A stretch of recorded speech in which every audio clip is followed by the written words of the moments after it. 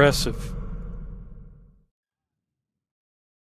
We are live broadcasting from the beautiful Legacy Hotel at IMG Academy. We welcome you to the 2026 Suncoast Media Day as sponsored by the School District of Manatee County. I'm Brian Varnador, and I'm joined by Ken Burton Jr. and the incredible production staff of TigerVision is presented by Conley Buick GMC. Hey, Ken. Good morning, Brian. Great to be here at this beautiful facility. We're blessed to be here on another year and just talk 941 football all day. Thank you, Manatee School District, and thank you, Conley Buick GMC, for your support. We have 20 or so teams that are going to be joining us today. We have Dr. Breslin coming in, our school superintendent. We're going to talk to her. We have some local media guys that cover the area and cover the country that are going to be here today. Also, we're going to do a piece on TigerVision. That's our 15th year. And to tell you the secrets behind all the great things that make our job easy, Brian. You know, it's that time of the year. It's always tough for us where we struggle, but it's finally here. You know, you're watching old football tapes, you're watching old film, and you know the wives are getting crazy. What are you guys doing? But it's finally here, and we want to thank our local, national, nationwide, and international audience for watching us here today at the beautiful Legacy Hotel here just outside of the campus of IMG. You know, Ken, you and I have been working together for over 15 years now, and I have to tip my hat at, and especially this production today as I've been occupied. You've always providing the information for me here.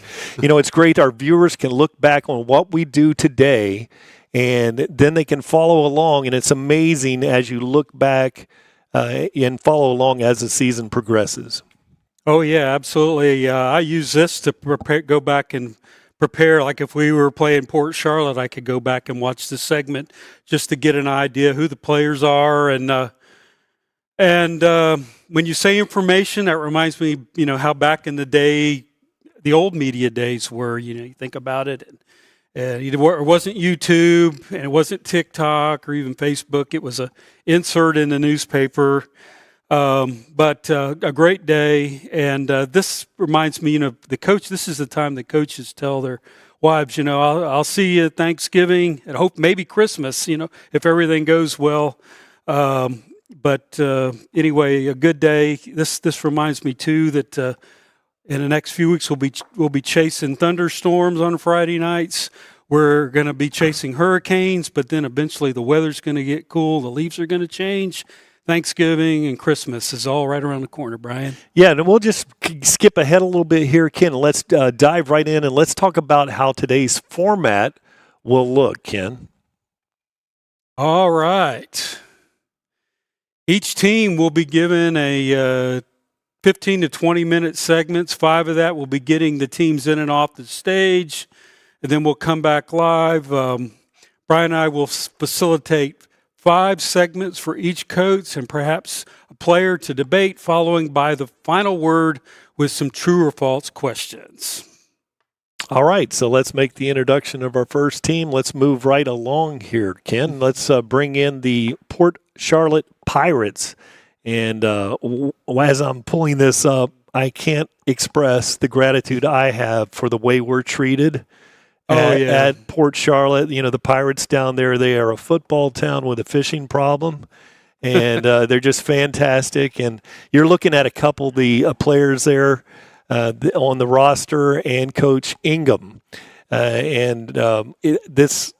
We'll do some introductions and stats here. And the coach at the Port Charlotte Pirates is Jordan Ingham, and we've known each other for a while. Coach, why don't you introduce your players and maybe their positions?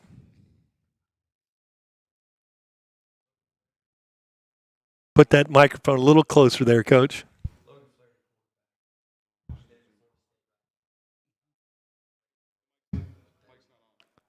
Turn it on.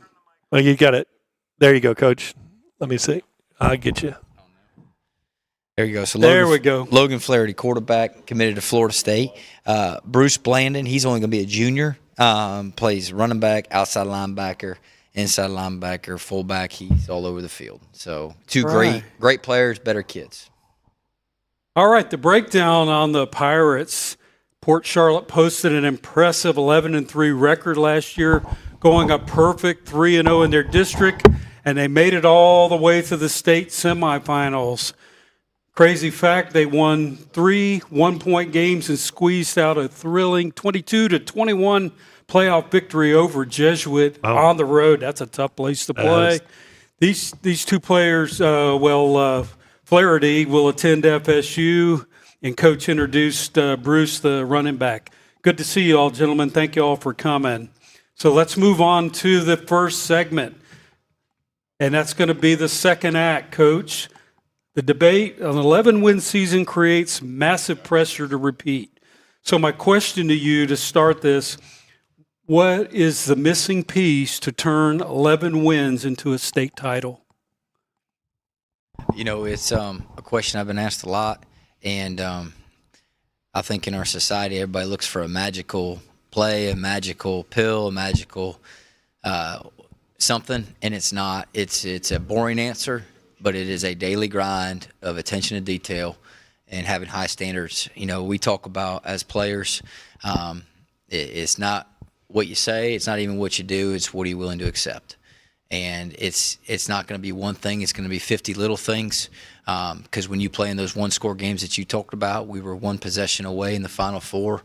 You know, we were up going into the fourth, and, you know, we were close. But I know it's a boring answer, but it's not one thing. It's 50 little things getting better at each day. All right, I love it. I love it. And Bruce, question for you with the second act here.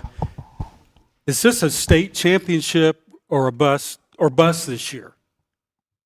Can you elaborate on that question more? Is it all or nothing? State championship or nothing? Oh, it's all. We're going all in this year. Like, we have to win it. Like, last year, it was like a grind. Like Coach said, it was a grind that we went through last year. Went through a lot of ups and downs, but I think this year we got it together, more chemistry, and we're looking for a state championship this year.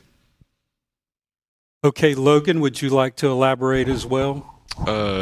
Yeah, I would definitely say as far as football, you know, as a team, we're looking to win a state title. I think, you know, as an organization, reaching the Final Four was the first time for us last year. So I think it was a bit of kind of like testing the waters almost. Like, you know, we're finding out what teams we're going to seeing the best talent. I think as a player I've ever seen in the Final Four.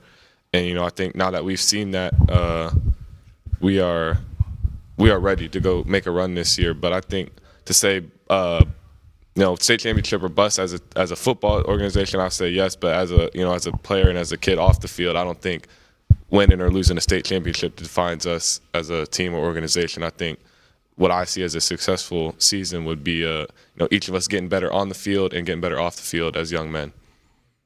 Love it. Love it. It's a fantastic answer. Yes.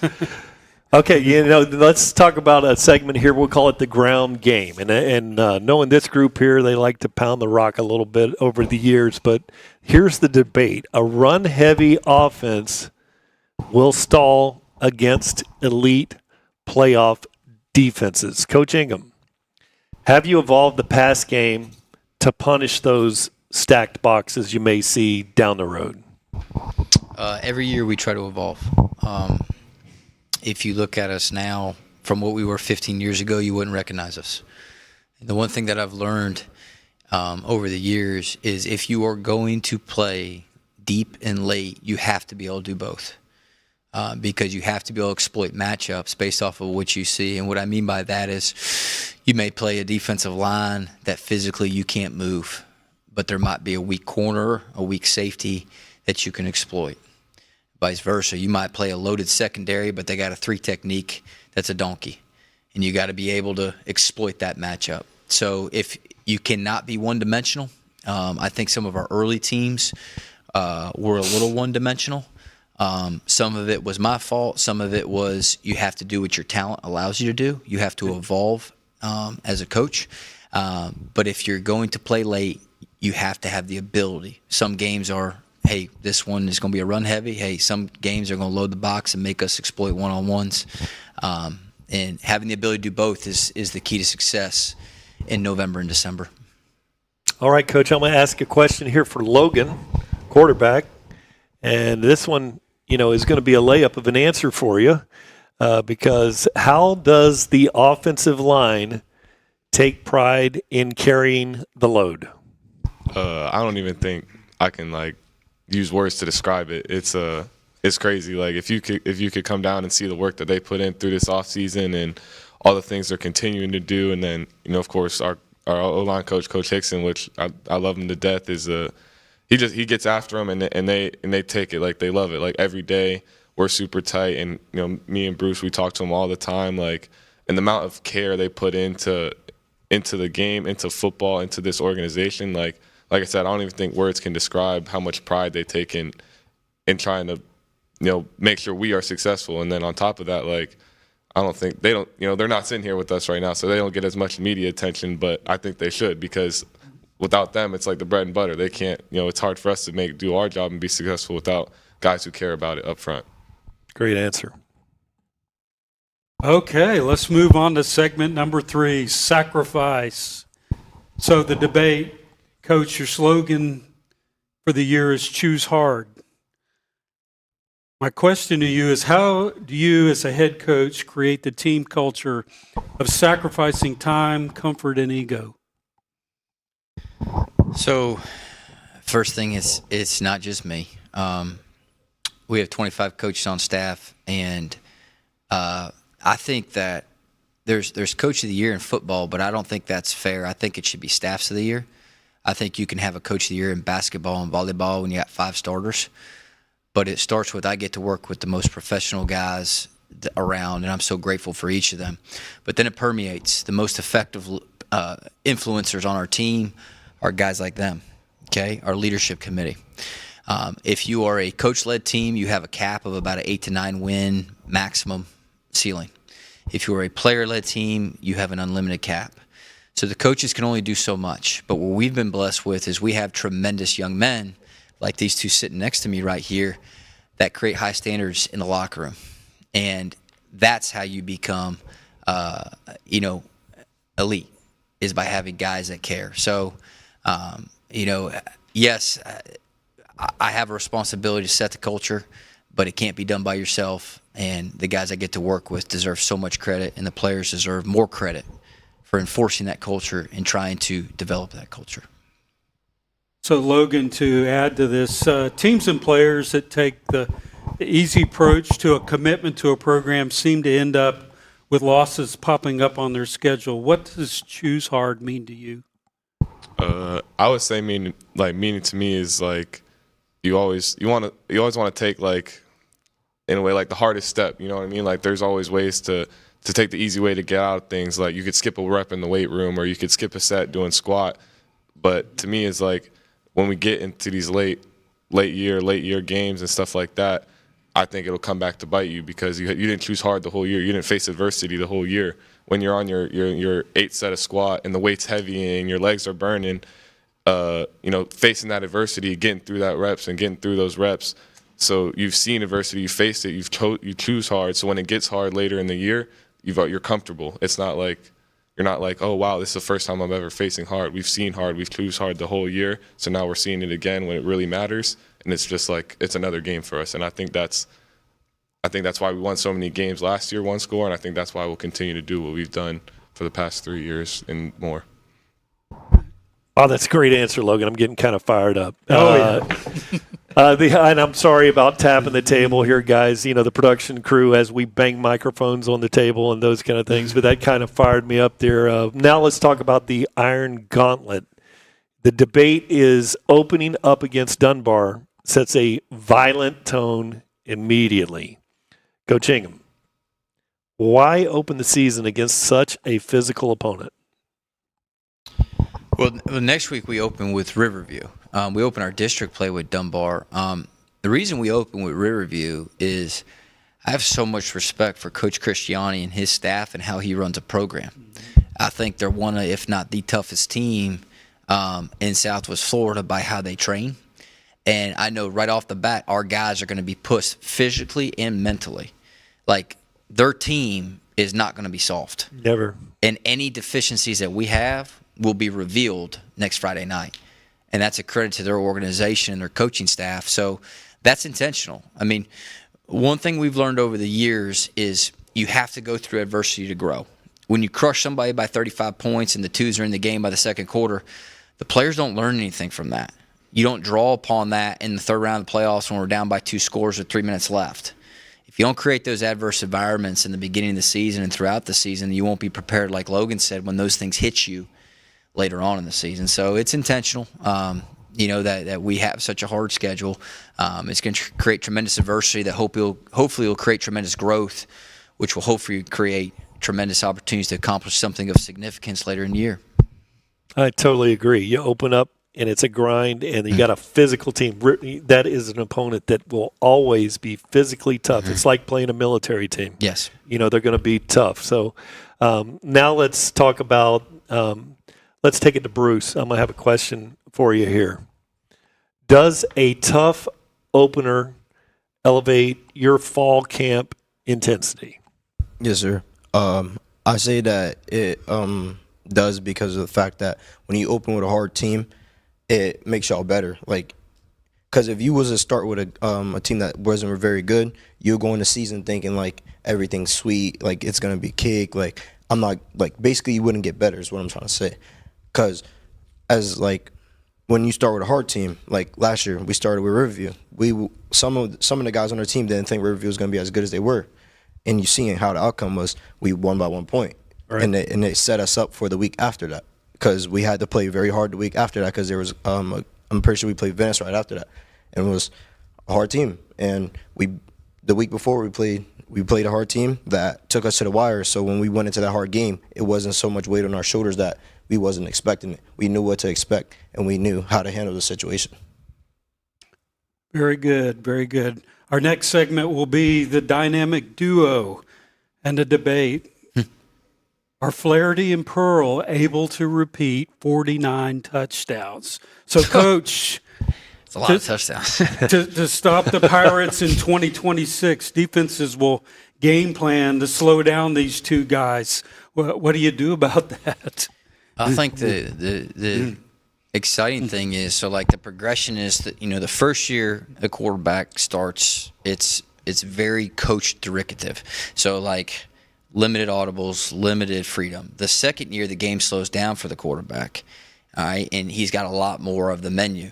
The third year, as Logan's going into his third year starting, the quarterback can run the show, okay? And he's a high, as you've seen by his answer, he's a high processor. So the answer to that question is, going back to the beginning question, is matchups. So if they double Eli, quarterback has a full menu. He's a high processor, takes a lot of pride in his preparation. He has the ability in the menu to hopefully get us in a better play and a better matchup. So that's how, Eli, it'll be hard for him to generate. He kind of bursted onto the scene. Everybody knew he was good, but number 7 in the country good. Mm-hmm. He's got so much targets on his back this year coming in. It'll be hard to duplicate that production. But as a team, I think the production could come in a different form, such as Mr. Blandon, such as another receiver that's got a one-on-one because Eli's got a double, things of that nature. So hopefully the production stays. The production may look different. And the young man right here with the ball in his hands will be the key to that success, in my opinion. Which leads me to the question here, Logan, how have the two of you and perhaps all your receiving core improved your game since the end of last season? Well, first off, I have to give props to our quarterback coach, Coach Marsh, on that, because every day after weights, every day after practice, we're spending extra time throwing routes, gaining chemistry, working time and stuff. Just getting to know each other better. As long as Coach P, our receiver coach, they both do a great job of preparing us. And, I think that's the biggest thing is like continuing to just build chemistry and like talk about like, hey, if the corner's doing this on this route, I'm going to put it here. Let's do this. So like when we see it in game, I'm like, okay, well, this is what the corner's doing. Hey, Logan, this is what I'm seeing from the corner. All right. Hey, we've talked about this before. Now let's do this. And then we win a one-on-one matchup somewhere. And, I think that's how we've taken the next step year in and year out, is like we continue to not only get better just playing football, but understanding football, understanding that, like, hey, when a safety's in cover 2, this is what we have to do, or when a corner's press, this is how the ball is going to look, or this is how the route's going to look, and continuing to get better at that and gain chemistry there is just continuing to help us be a better team overall. All right, guys, we're running a little bit short on time, but we're going to come up to, and fantastic answer there, we're going to come up to the final word. Now, this is where we try to trap you guys and have you say something, and we're going to give the questions to you in a true and false format, and it's very difficult. You're supposed to answer true or false here. So I'm going to start this one out with Coach Ingham. True or false? A regional championship is guaranteed. Couldn't be more false. We got a monster target, and we got a lot of good teams we're going to see, so extremely false. Coach, this might be a little easier. Your offense will score more than it did last year. Honestly, that could be false because we talked about playing more complementary football. So there will be certain times where if that offense that we're playing is phenomenal, like Jones was, we have to do what it takes to win the football game, and that might be playing a little bit more 4-minute offense that game. All right, so my question that I have here is true or false, and I was going to direct this question to Eli here, and so he's not here today, so this is even better. We're going to direct it to Bruce, who's going to be the beneficiary. You want the ball thrown to Eli down there, what does that do? That opens up the door. Now you got a third-year quarterback that's going to see that soft front, and he's going to see the coverage out there, and he's going to be cognizant enough to hand that ball off to you, because that's great. In year number 3, that opens things up. So here, the question was, is he going to catch 15 touchdowns? Are you going to score 15 rushing touchdowns this season, Bruce? True. Okay. Great answer. Okay. Logan, Port Charlotte will play for a state title.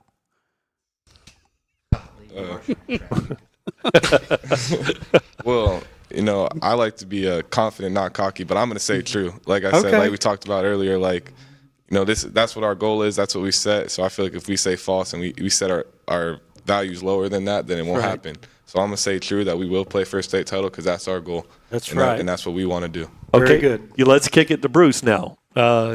You will repeat as undefeated district champs. True or false? True. I like it. So we got a little bit of time here, and then I'll wrap it up. I got one more here. Logan, you'll throw for 30 TDs this year. Humbly true, yes. Okay. I believe I will. That is fantastic now. So, we especially thank this team here that we've had such a great relationship with over the years. So now let's go to the sign-off here. Thanks to Coach Ingham, and thanks to the Pirate organization down there. The process, you guys are fantastic. And we'll be back momentarily with the Sarasota Christian Blazers. Thanks, gentlemen. All right. Good luck. Thank you.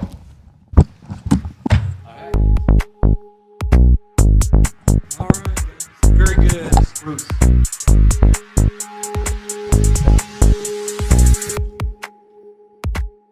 Good luck. But ladies and gentlemen, we have another interview here with one of the amazing contributors to MSTV, someone who's not only contributed, but contributed at a high level, Mr. Parth Tripathi. It's nice to be here. Thank you for having me. It's crazy, Parth, to think, because usually you're on the mic, but behind the camera as the director, and now you're on front of it. How's it feel? Yeah, it's my first time being here. It's nerve-wracking, but I'm getting used to it slowly, so it's been fun here. Parth, you've been able to not only be at MSTV, but thrive at MSTV. How does it feel being able to get so much experience? Yeah, no, I love the program. It's done a lot for me, both personally and technically. I've learned a lot of skills. I've also learned a lot about myself with different qualities of myself. I didn't know I could pursue this. I didn't know I could go this far with this program, and it's been really cool to see myself grow that way. When you first started, what were your expectations? Expectations, I always thought it would be stressful like it was at school. We would always be scrambling around getting internet or whatever it may be. But starting now, it's I've grown so much that it's just become a normal thing for me. And seeing that growth makes me think like I could also pursue different like careers in the same way, where it'll be really hard at first, but eventually things will smoothen out and get easier. Speaking of future endeavors, looking at a bird's eye view from MSTV, you know, when you're adult, you know, college, everything in the future career, what do you think you're going to remember most, and how, you know, how MSTV impacted you? Yeah, I think the people are definitely like the most memorable. Being here and learning from like Carl, from you, from Jim, from all these different people, it's not even like exactly the technical skills that I've learned, but also like the personal skills that each person has brought to me with like working a kind of a new job where I have to learn how to adapt and learn how to communicate with these people, and it's something I will never forget. I'll go back and be like, oh, I learned this skill here at MSTV. It's such a cool thing to have. Well, thank you so much, Parth. We appreciate you taking some time out of the van to get on camera. Much. I appreciate it. Thank you so much.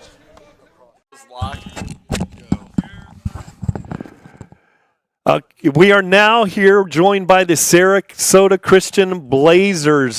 This is a group that we've known for many years, and it is a fun group of players. And if you have not been exposed to this team, the culture, it's a great place to watch a football game. So we welcome Coach Jacob Spinn and the Blazers, and now we're going to meet the team. Coach, why don't you... It's great to see you again. Why don't you introduce your players for us and their positions? We had 2 seniors today, so I left Noah Spence. Turn your mic on, Coach. There we go. We have 2 seniors with us today. So Noah Spend to my left is a wide receiver and a DB. In fact, both these guys are wide receivers and DBs. So and Kale Zeltwanger, and both of them have had just the great leaders on our team. Been doing that for multiple years, and play a lot of. They play both of them play all over the field. So they're almost always out there, whether it's offense, defense, or special teams. So. All right, very good. Sarasota Christian finished with a 6-5 record last year, losing in the opening round of the Sunshine State Athletic Conference Class 3A playoff to Masters Academy. So as we hit segment 1, the next step, the debate. Coach, you've made the jump to the 11-man football in recent years and have made the playoffs 2 seasons in a row. Congratulations. My question, is this squad preparing for a deeper run in 2026? I think so. We have a lot of seniors. We're kind of to the point where we always have a lot of seniors, which is nice. You know, this first few years we didn't have really any. I mean, we had 1 senior, then we had 2, and then we had like 4, and last year we had 10, but we've got 15 this year. And really, all 15 of them played pretty substantial minutes. So there's not guys that didn't have opportunity last year. So they're excited. They're a real cohesive group, and there's solid leadership, and there's a bond. We have a lot of fun, and you know, culture is a big thing. That's a big buzzword, and everyone will get up here and say all great things about everyone's culture.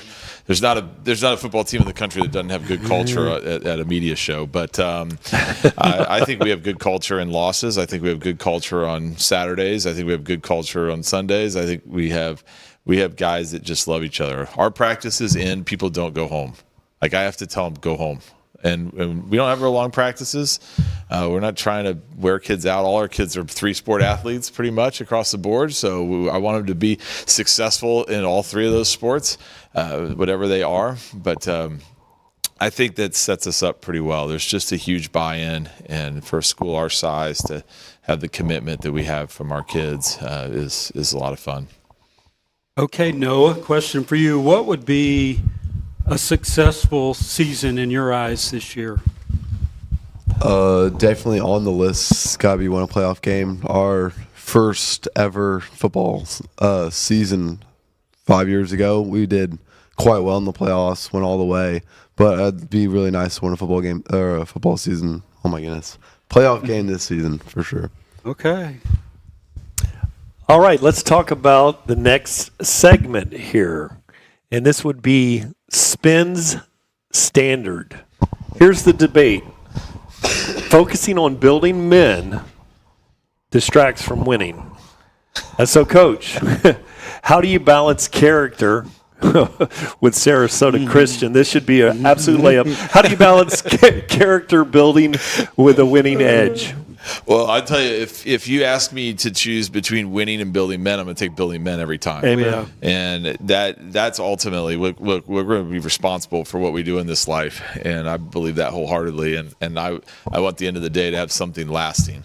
You know, I've lost and won football games based on things that were so minute and uncontrollable, right? I mean, I've been on both sides. We've done this a long time, you know. So at the end of the day, though, man, I want to have men that then they show up. People are glad they're there. When they're glad they're there in their families, in their workplace, in their churches, in their communities.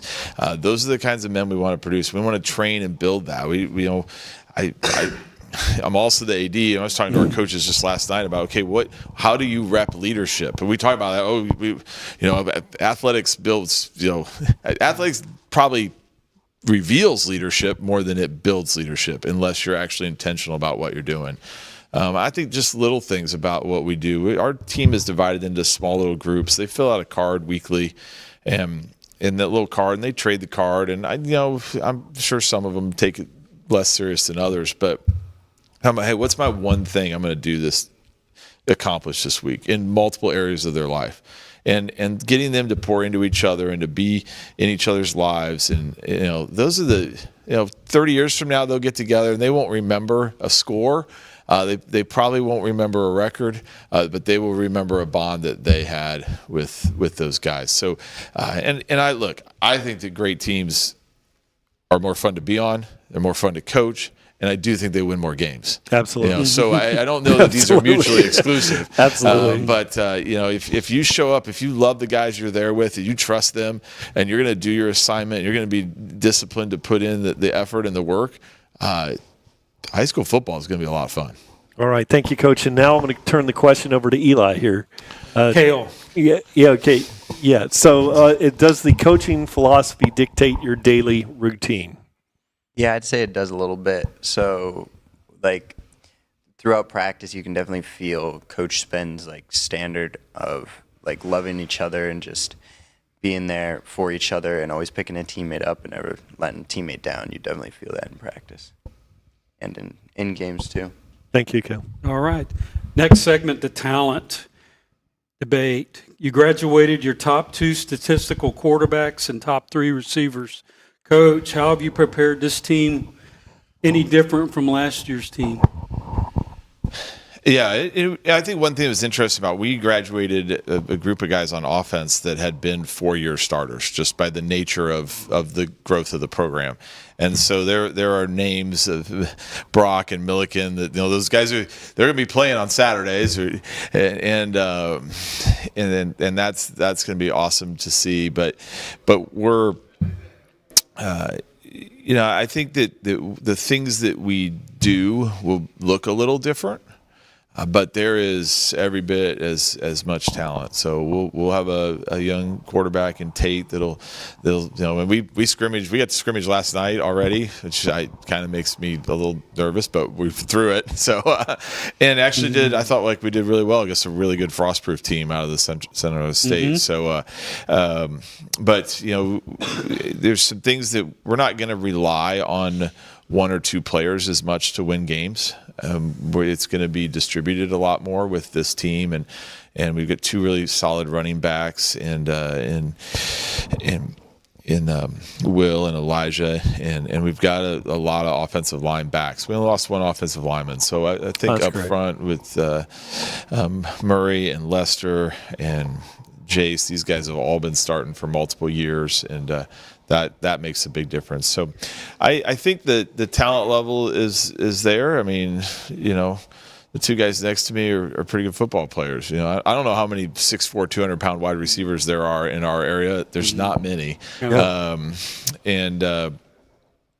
And so I think that aspect of it exists, and certainly for our level, when you look at our roster sizes and just different things also that we do, we really don't have a whole lot of true 2-week players. These guys both play on both sides of the ball, but we're always preparing that next group of guys. We're getting them in and been doing that for years, and you get more people involved, and that helps as well, and they're going to stick with it. So I'm excited about where we're at.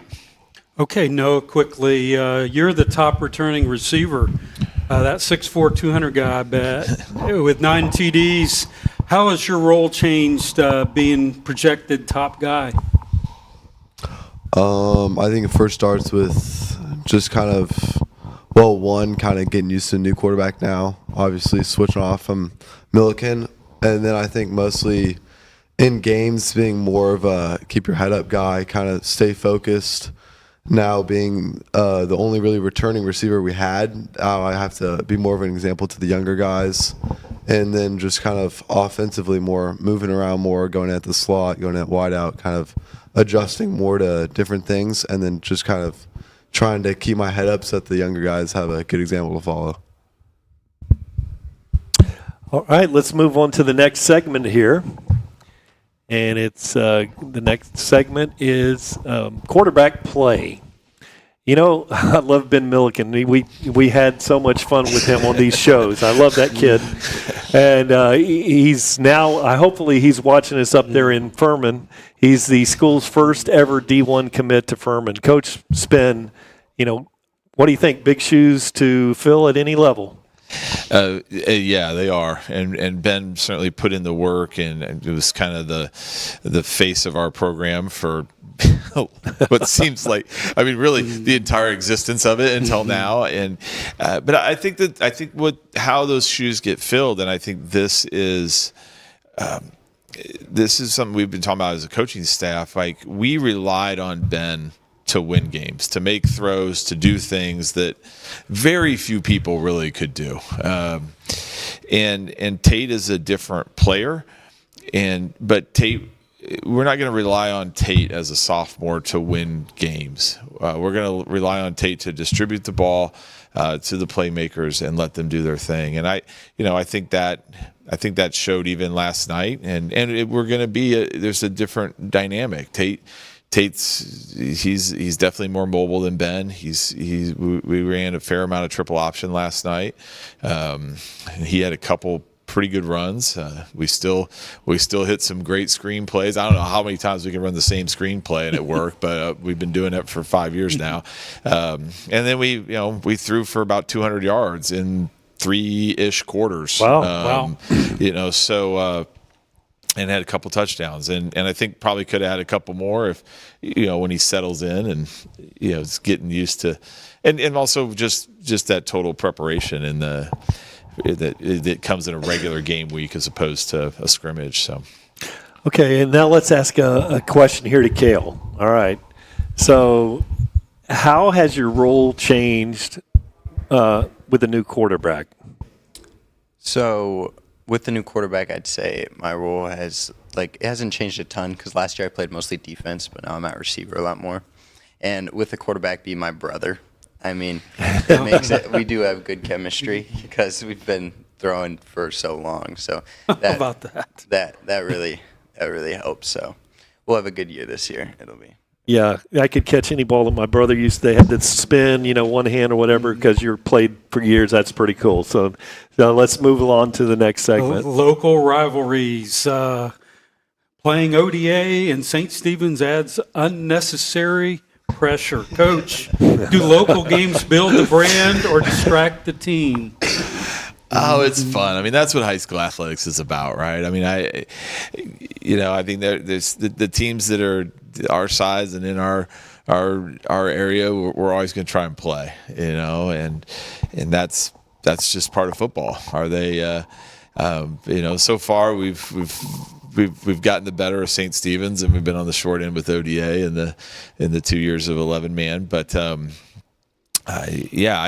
they're fun and exciting. We've got some other new teams on the roster, and then teams that are like Keswick Christian and Cambridge Christian. We play in a lot of sports as well. They're not quite as local, but those are schools that we're familiar to seeing and being on their campus. So those are big games as well. So yeah. Noah, is the energy completely different against ODA?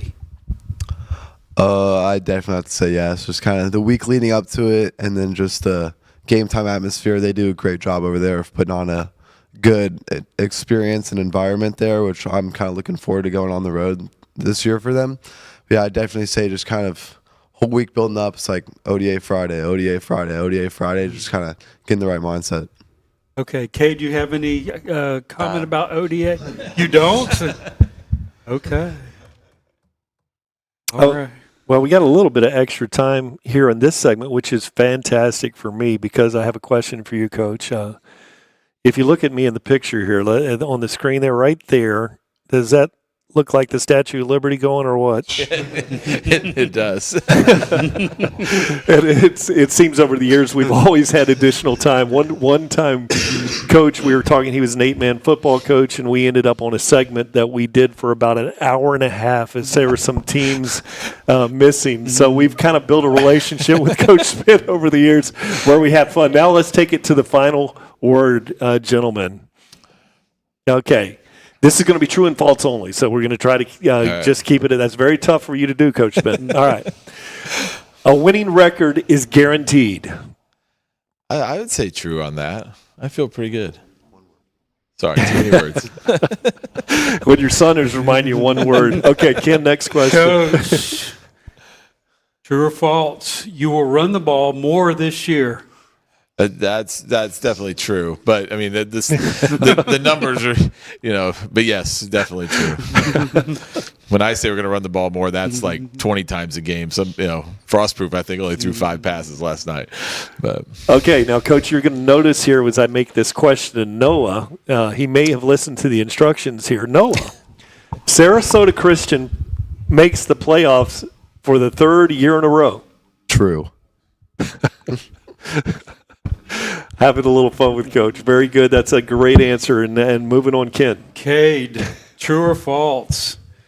You got to answer it now because you didn't before. ODA is your biggest rival. True. Okay, he knew that. True.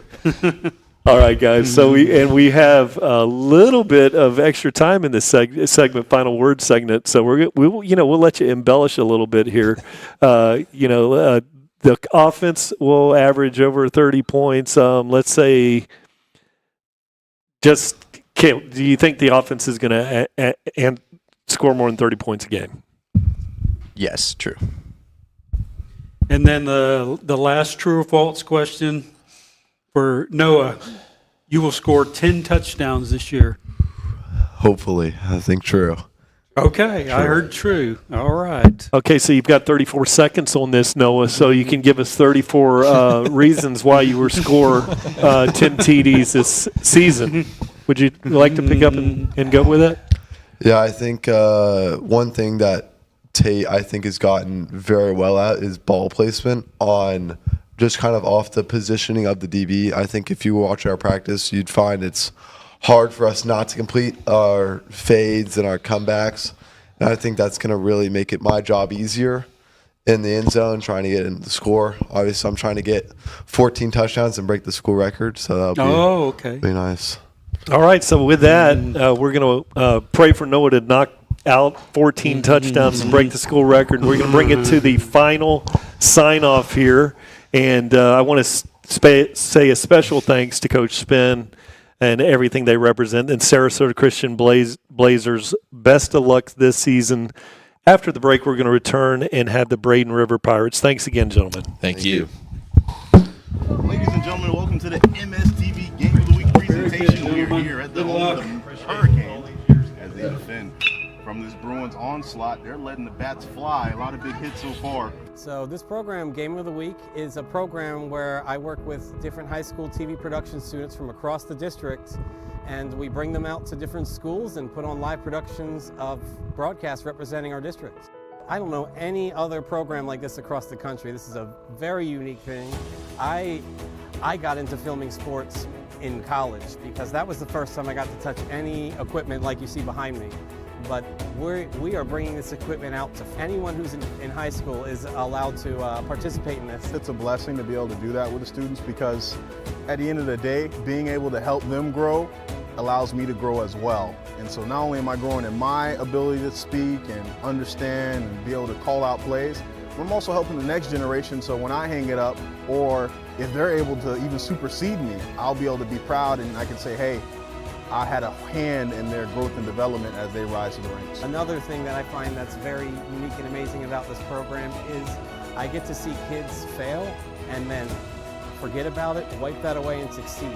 This is, in a live program, there's no such thing as a 3-hour shoot that just goes well. We are troubleshooting, we're constantly making sure nothing goes wrong for our audience to see, but little does our audience know, we're constantly having little problems here and there that we're tweaking.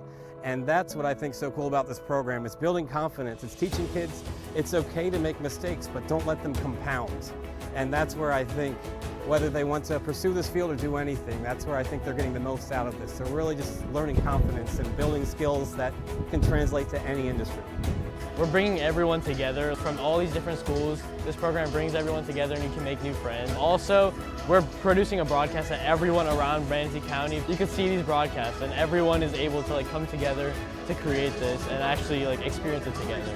Really enjoy this stuff, and it also gets me out more. It also helps socialize, because I am typically a shy person. So any chance I get to improve my socialization skills, it's always helpful. I think what's best about it is it gives the opportunity for all the high schools to really get a look at it, and all the students who have considered it. You don't really have to have all the experience. You could have no experience and just show up and shadow someone and meet these amazing people.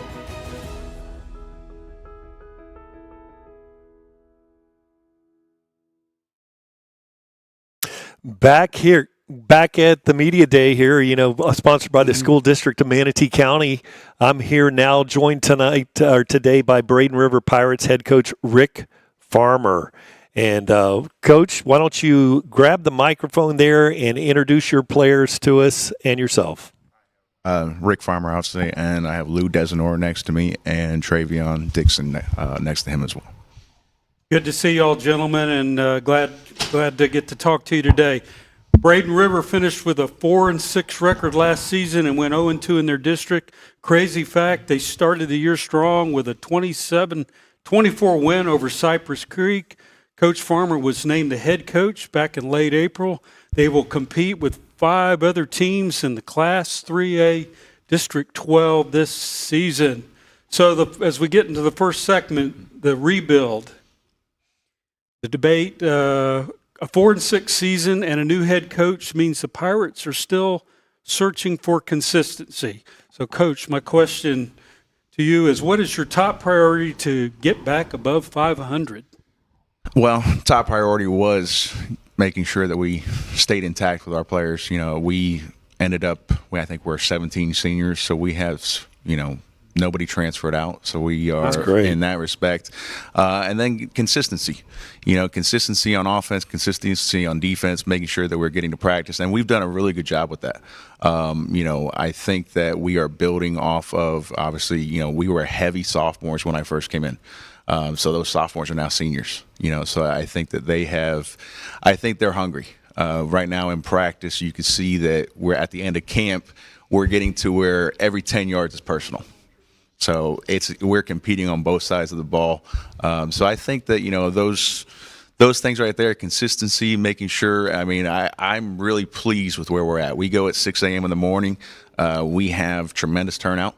Guys understand, the culture change is that you are early, that you are 5 minutes early to everything you do. So being 5 minutes early to a 6 a.m. practice takes some time, takes some work. But we're getting there. So I'm really impressed with our camp so far. Okay. See, I got to sleep in a little bit today.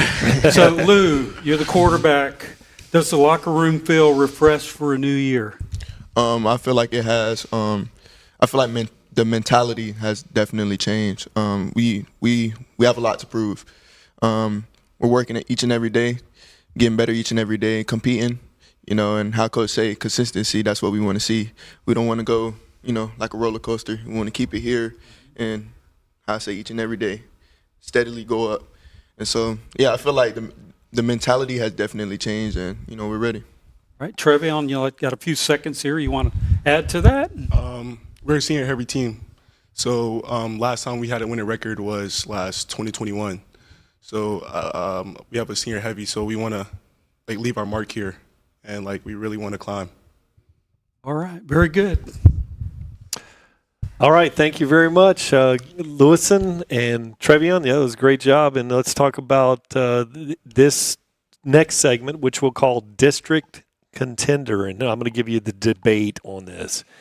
The team went winless, 0-2 in a tough Class 5A district last year, but you have several returning players that we've talked about that have started for 2 years. Coach, and I don't write all these questions. So, Okay. Are you a contender in Class 3A District 12 against the likes of Bayshore Southeast and Cardinal Mooney? I think we definitely are. I think we're definitely a contender versus those teams. I think that we are not the same Braden River. So I think that we will show that very soon. The intensity is a lot different at practice. Like I said, the competition is a lot different at practice. I think that we're going to surprise a lot of people this year, to be honest. And it's going to be, it's going to be earned, not given, obviously. But I think that we have put the work in, and I think as long as we continue to put the work in and continue to get better every single day, I think that we will be competing versus those teams. And, I look forward to it. All right. So, Trevion, is winning the district games the top priority?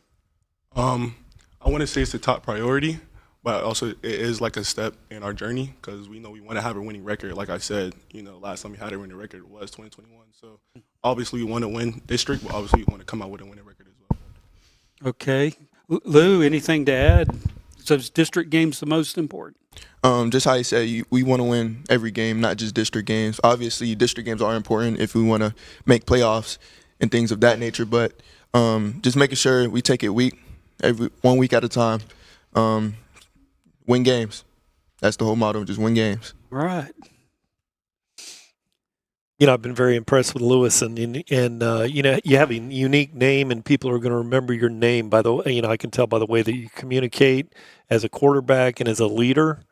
And it's easy for folks to say Lou because it's easy for you, but they're going to remember the whole deal because you're going to put it together next year.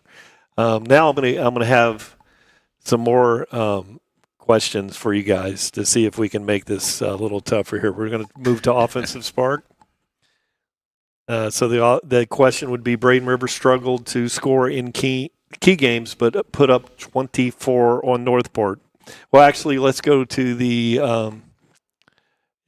let's go to the Southeast game last season. How does that motivate you? Why don't you take that question for Coach? Sorry for messing you up here. Okay. Good. So segment 3, the Southeast rematch. 28-15 lost to Southeast. Stung. So, Coach, how do you prepare for that physical rivalry rematch? I think you prepare for like every other game. I'm not going to necessarily put emphasis over one over the other. I would say, and I won't go further into it, but Southeast has become a personal game for me now. Again, that could be a question that could be addressed to Coach Bradley. That's something that we'll talk. Probably that'll be something that'll be handled differently. But that has become a little more personal recently. But I'm going to prepare for it like I'm prepared for every game. We are just. I don't think there's anything different you do. Every week preparation needs to be the same. So, Lou, does last year's loss to Southeast motivate you in the weight room? Most definitely. I feel like that game, we went through a lot of adversity. No, we didn't get the outcome that we wanted. But this year is definitely will be a different outcome, for sure. It's considered a rivalry. And so I feel like we're going to go into that week, motivated. How I say, we already competing each and every day. And that's just going to help us hold the standard. We want to win each and every week. So I feel like that week will definitely we'll turn a lot of heads that week, for sure. Right. Trey, would you like to Trevion, would you like to add, does last year's loss to Southeast motivate you in the weight room? Yes, sir, most definitely. I think it motivates a lot of the team, not just us two. I think it motivates everybody in the locker room. We all get ready. Like, we compete every day in practice. Like, offense versus defense, we always have a debate on who won the day, but no one always, like, offense doesn't just win the day, defense just doesn't win the day. We each have, like, an argument on who won the day. So, like, we're ready and, we're going to turn a lot of heads. All right, we got about 16 seconds, but let's jump ahead to the offensive spark. I got in front of myself a little bit there earlier. The debate here, Coach, is Braden Rivers struggled to score in key games but put up 24 on Northport. So being the DC defensive coordinator in the last 2 seasons, what will be the identity of this offense? The identity of the offense, we are going to be a little more air raid based, so we are going to be more horizontal before we actually stretch the field. We are very ruled up on the offensive line and what we're doing. So I know that I'm a defensive coordinator, but I've spent all of my time with the offensive line. So I'm with the offense on a very consistent basis, and that is to make sure, because at the end of the day, we got to score points. So I've been spending all my time over there making sure I'm with the offensive line every day, making sure that we are ruled up in everything that we're doing, making sure that we're communicating. The finer details, even, I have offensive coordinators over there as well, but I just think, all hands on deck when it comes to offense, because we have to put points on the board, and we have the athletes to do it. I think that we have a really good skill position right now, and we have a senior-heavy offensive line as well. So I have really high expectations for the offense. It's part of the reason I went to more of the air raid, that we can kind of spread the ball out and get the ball out in space and let our athletes make some plays. Speaking of athletes, let's turn that over to Travion Dixon here.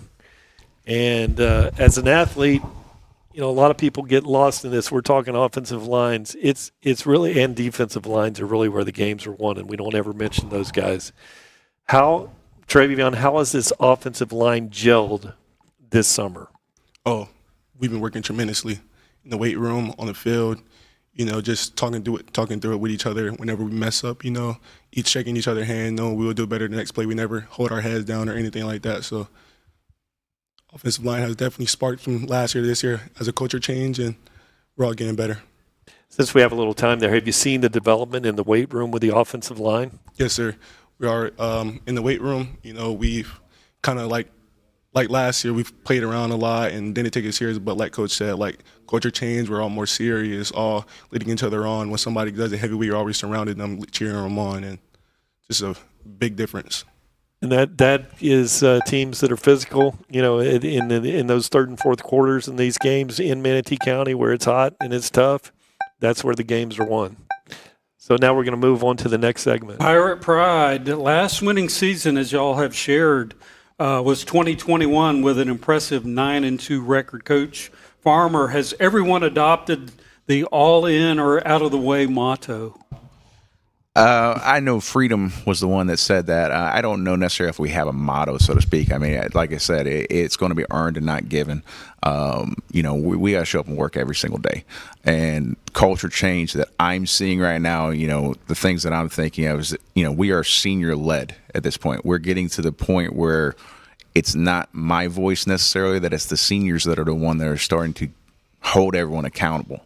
Whether it be through their own group chat that they're making sure that everyone gets to practice, they have high expectations for this year. So I don't necessarily know if I have a motto, so to speak.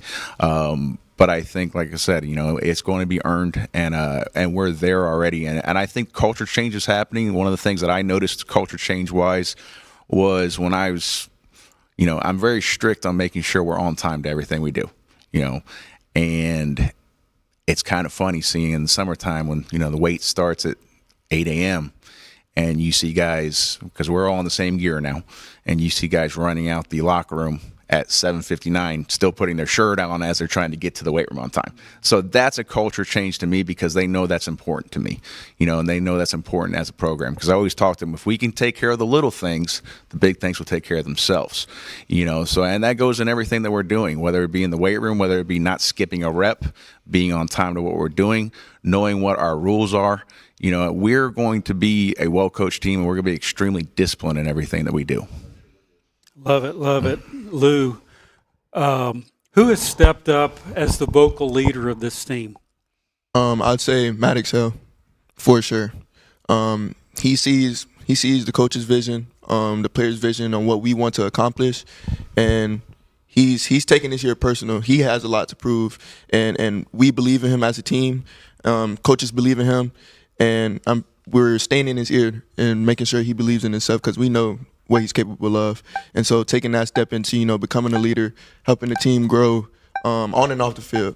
We talk a lot of things on the field, but off the field, our personal lives, whether it's, mentally, whatever it may be, keeping each other uplifted is a big thing that we do, as a team. And so he's definitely became a leader, and we appreciate it. Thank you, Lewis. And so we're going to break it to the final word, which is a fun segment that we do, and we're going to ask you guys to go with a true or false answer. Kind of tough to do, and, we're trying not to trap you guys with this, but I'll start it out with Coach Farmer. True or false? Okay. You will make the Class 3A playoffs this season. True. That was pretty quick. That was the way to go. Yes, Coach. True or false? The offense will score more points than last season. Definitely true. Okay. There's no doubt in my mind on that one. I know I'm expanding on that, but yes. All right, Travion. Coach is so nervous, I'm going to ask a trap question here. Travion. They're all fun. You will secure a district win against Southeast and/or Cardinal Mooney. True. Like it. Okay, Lou. True or false? The defense will pitch 2 shutouts this season. True. Okay. All right. True. Right answer. Right? Yeah, that's always a good answer. For sure. All right. Now, this year in particular, this one is a complete layup for Travion. Southeast is your biggest rival. True or false? True. You sure? True. Okay. Definitely this year. That's true. And Lou, the last one here, true or false? You will win at least 7 games this year. True. All right. All right. We still have a little bit of time. You guys actually followed the rules. That's a reflection on the coach here. Got here early. They got here early, the 5 process, and they reflected. But let's round this one up. And I want to say, if you ever go to a game at Braden River, it's a lot of fun. And Coach Farmer and the Braden River Pirates, we thank you for being here today. And we hope you have a great season, and we'll be back momentarily with Northport. Okay. Thank you. Thank you. Thank you, guys. 1, 2, 3. Great job, gentlemen. We're really excited to be here breaking ground on the new Rye Ranch Elementary School, which will open in August 2026. We're at the new site of Rye Ranch Elementary, and we're in the middle of a new subdivision. And the exciting part about this is we're getting ready to provide new construction for almost 1,000 student stations out here. So a great new facility education-wise, a lot of great new technology going into the building with a really welcoming learning environment. Adding this to the community is a very big privilege for Skanska. We're super happy to be here, and we're looking forward to turning this facility over for school next fall.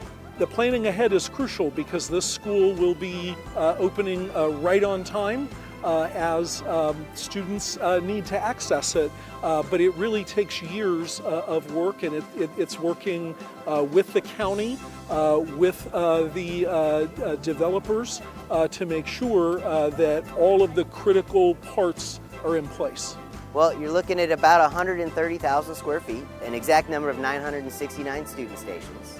You've got common learning areas such as media. You've got gathering areas in the cafeteria. You've got a great technology package. Manatee County Schools has a focus on that equipment for their students. They have a very distinct standard that is proven and it continues to advance, really focusing on making sure the students are ready for the next level of technology. All I can say is thank you again to the district, the school board members, everybody who was a part of the selection of Skanska for the project, and we promise we won't let you down.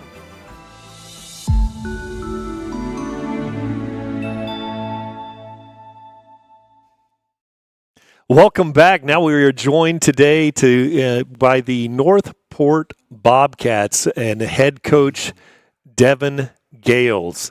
And Coach, why don't I turn it over to you and you introduce introduce us to your players, and we'll get started. So we got two guys here with us today. We have senior center and offensive lineman Lucas Clark, and we also have sophomore quarterback and defensive back Cameron Wilson. All right, welcome. The breakdown, North Fork finished with a 1-9 record last season and will compete in Class A District 12 this season. So, first segment, year 2, Coach. Coach is entering his second season as head coach after a transitional years. Can the Bobcats turn close fourth quarter losses into wins this fall? So, Coach, my question for you is, you've established your standards now. What is the single biggest cultural change you've seen in the locker room this summer? So we've definitely come in and set the standard on what the coaching staff expects, and the players know what that looks like now. And the biggest turn that we're going to see this season, especially, you talk about fourth quarter, we're getting close on some of those games, is we're going from having about 9 to 12 seniors, all right, last year, and only some of them had even played football before, to this year we're walking in with 22 seniors. So we're walking in with a lot more experience. Most of those guys were with the team last year, a few additions in the offseason. And I just think we're going to see that experience show up in big games this year as well for us. All right, love it, love it. Lucas, does the confidence in the field house feel on a completely different level than it did a year ago? Yes, sir, absolutely. We're all ready to get back in. We're ready to play each other, or not each other, different teams. We're ready to start winning again. We all believe that we can do this year. We're not trying to do everything like a repeat of last year. We believe we can cut these close games down and win again. Okay, very good. Cameron, would you like to add? Yeah, I mean, the culture has changed a lot from last year. Whether we had injuries, whether we were arguing, no, we're all one team this year. We're ready to compete with whoever. Don't matter who. We're ready to compete. We're a lot different from last year. All right. Lucas, really, what do you find as far to progress here? We have about 40 seconds in this segment here. What have you done as personally to get prepared physically, weight room, those kind of things? Really, we're all just pushing each other harder in the weight room. We're trying to get bigger, faster, and stronger. It's the whole plan of this. We're trying to go out here and just compete with everybody we know we can. It's the big goal of this. Pushing everybody in the weight room, pushing everybody on the field. Everybody's just doing it together as a team. What we're hearing through here is the team concept coming through, what the players are giving us to. Now we're going to go to segment 2. We're going to call this the Rocky Mountain Adventure. Here's the debate. Northport is hosting Bear Creek, Colorado. Am I reading this right? On August the 28th. Is this a major distraction, or is this the ultimate team-building experience? Coach Devin Gales, what is the competitive and cultural philosophy behind bringing in a Colorado team on the schedule? So there's a lot of pieces to it. First one, so we're going to meet them in Orlando. We're going to stay up there for the weekend. We'll play them there. Obviously, team building wise, it's going to be awesome. Kids are excited about it. Staff's excited about it. It's the first time that our football team has ever played an out-of-state team. So bringing that opportunity to our players, and we talk to them every day about we want to go 1-0 every day. We want to be able to compete with anybody on our schedule. And we had an opportunity to bring in a team that wanted to come down and play that rankings-wise, you look at Max Preps, all of our fancy ranking systems, that is ranked a lot higher than our Sarasota County teams outside of, Venice and Riverview. So we had that opportunity. I spoke with their coach, and I kind of brought it to a couple of our senior players. I brought them in. I said, hey, this is the team we're looking at. These are the conversations that are being had. And every senior that walked in the room, it was without hesitation, yes, we want to play this game. We want them to come down. And I think I can speak for all of us that we're very excited to play. Well, I'll just turn that to Cameron then. Okay, Cameron, how excited are you about this game playing we never played an out-of-state team. How excited are you about that, Cameron? I'm really excited. I feel like it's a good opportunity for not just the seniors, just the young kids to have an experience of playing a team out of state. Like you said, not very many people get to do that. So it gets to show our talent. It helps show our talent a lot more than we like. Playing out of state is a lot better competition, and we can show more. That's great. I mean, that's a great opportunity. Let's keep continuing to move on here. Would you like to add? We've got. Oh no, we don't. We're going to move to the defensive backbone. Coach, the Bobcats defense showed physical flashes last year, but must carry the team early. Can the defense establish a shutdown identity in a physical Class A district? So that's the debate. Coach, you've returned some serious defensive playmakers. How are you structuring your schemes to let your athletes play fast and physically?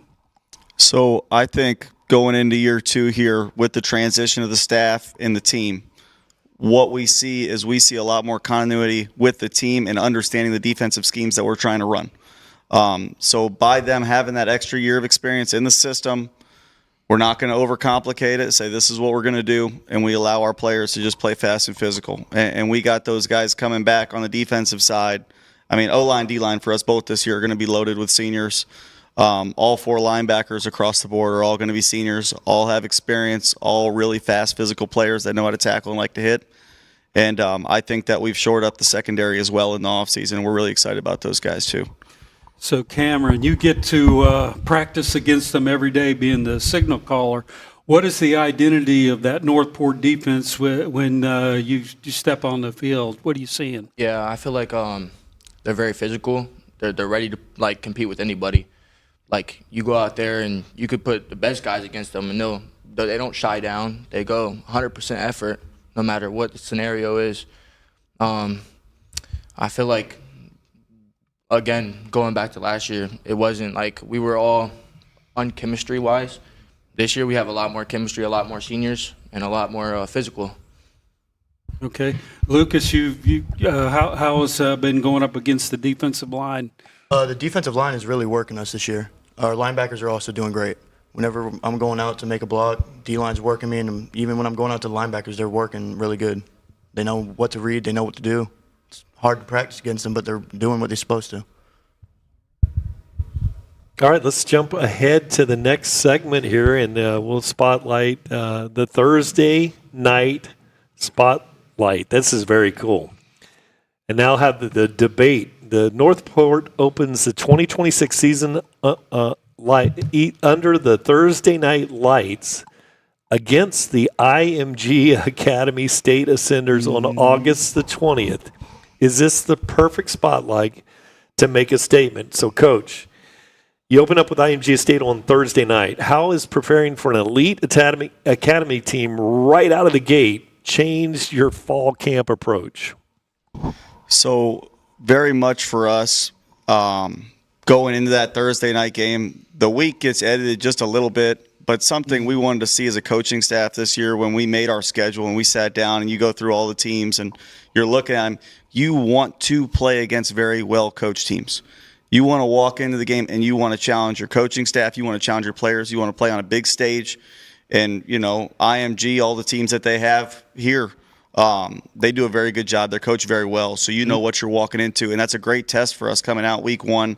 It's exciting that we get to play on Thursday, so we're going to get to play one day before everybody else gets to open up their season. So like I said, the schedule for the week changes just a little bit, but I mean, we're extremely excited to play. And do you like the extra attention of being the only game in town on a Thursday night? Absolutely. All right. They know where to find us. You have a question for Lucas? Yeah, Lucas. Let's break it down here, and I've got the question. Do you love the extra attention of being the only game in town on the Thursday night? So I'm going to ask you the same question. Yes, sir. I mean, everybody knows where we're at on Thursday night. We're going to be the only game. We're going to be the only ones playing. They know where to find us, where to come see us. I mean, we're all going to be showcasing our talents that Thursday night. All right, thank you. Next segment, overcoming close calls. Northport fell short in tight physical battles last year, losing 4 straight by just a total of 26 points. Is finishing games in the fourth quarter a physical hurdle or a mental one? Coach, your team was right on the cusp of several victories last season. What situational drills have you run in camp to teach them how to close? So there's a lot that's going to go into that. And I'll address the first part of it first. So the physical portion of it, we were riddled with injuries throughout the season last year. The kids didn't get to have a full off-season conditioning and strength program. They went 3+ months without a football coach. So I think them being in a system now for a full year is going to help us be more physical, be prepared for those games. They go through contact prep every week. We're lifting every week. We're conditioning. So we're going to be in better shape for those games. We're also in a better place because these games are something that we talk about on a regular basis with the kids. We don't shy away from it.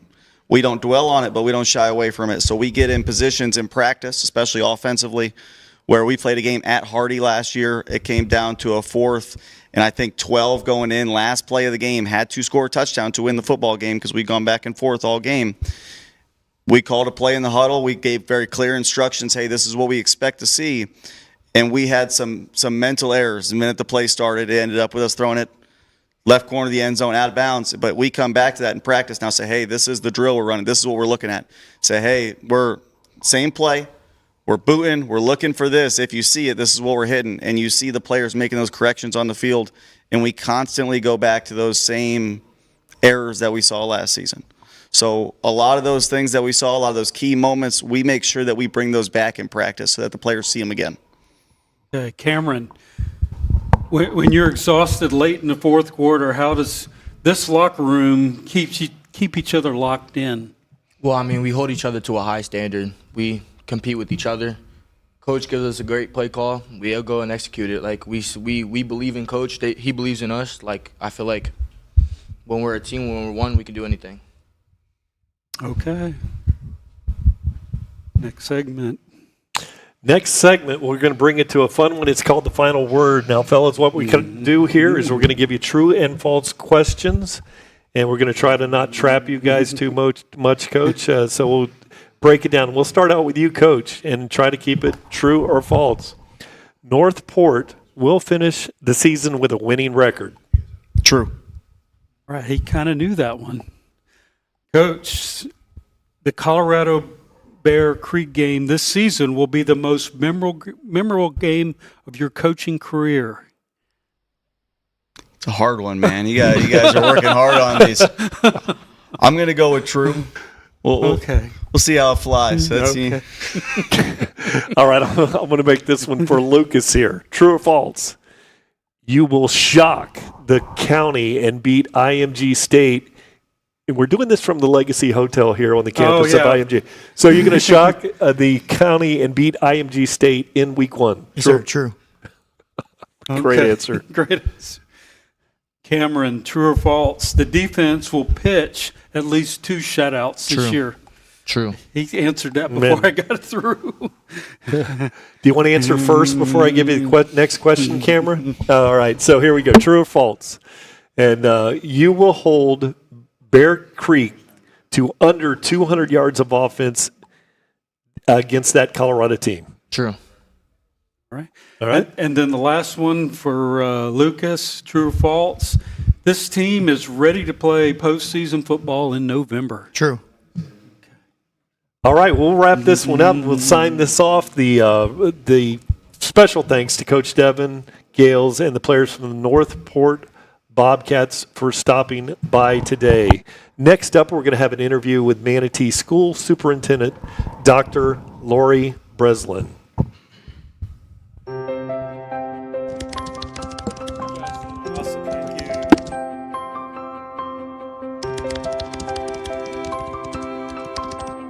Something good that's happened to me lately is I have a new baby brother and I'm getting better at skateboarding. I woke up early today and got to school early.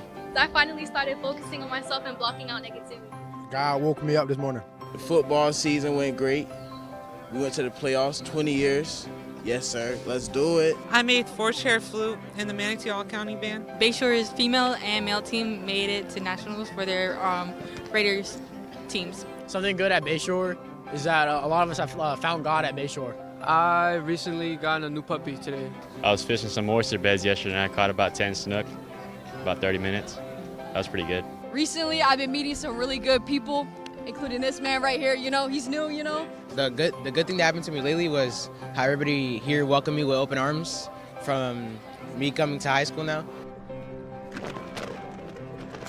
I've made a new color guard team at Lakewood Ranch High School, and it's been such a big impact on my life, and I enjoy it so much. I turned 16. I recently started a Bible study group. I don't know. I'm blessed to be here. I'm a first-year weightlifter, and I made it to regionals this year. I got my grades up. I want to give a huge shout out to my soccer teammates because they made my season great. Something good that's happened to me lately is probably gaining self-respect for myself and learning who I am as a person and my emotions and just understanding myself. I'm a straight A student, and recently I've made the softball team. I've decided to try multiple new things here, being that it's my first year, and I'm very thankful for God and the support of my family and friends. I've made a lot of new connections and with a lot of really amazing people. I got a job and I'm getting my money up. We both got dual enrollment. And I'm looking at colleges right now.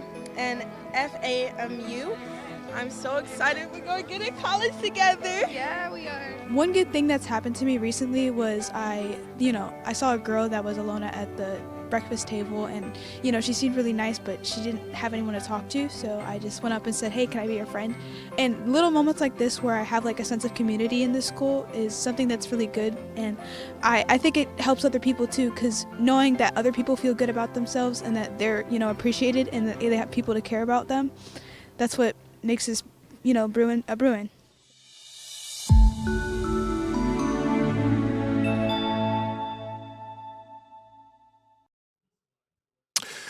Hey everyone, I am here with our superintendent of Manatee County School District, the lovely Dr. Lori Breslin. Thank you for having me. We are very excited to have you, and as you and I were talking, we were trying to work this out last year, but you had a situation where you're coming in and there was a lot of things going on, and so we're glad that we finally got you here, and very excited to talk about all the things that are going on with the Manatee County School District. So, Lori, we'll start out with the basics. How did you get to the point where you have become superintendent? Tell us about your journey. It has been a great journey. When I was a student in this school district, I never thought I would end up in education. And my mom was in education. And at that time, growing up, you don't really see yourself joining in the same path as your parents always. You want to go out and set your own path. And I did for a while. And I just felt a little bit uninspired by the work I was doing. And so I came back home and started subbing at Southeast High School. My first opportunity was at Southeast High School, believe it or not, as a PE sub.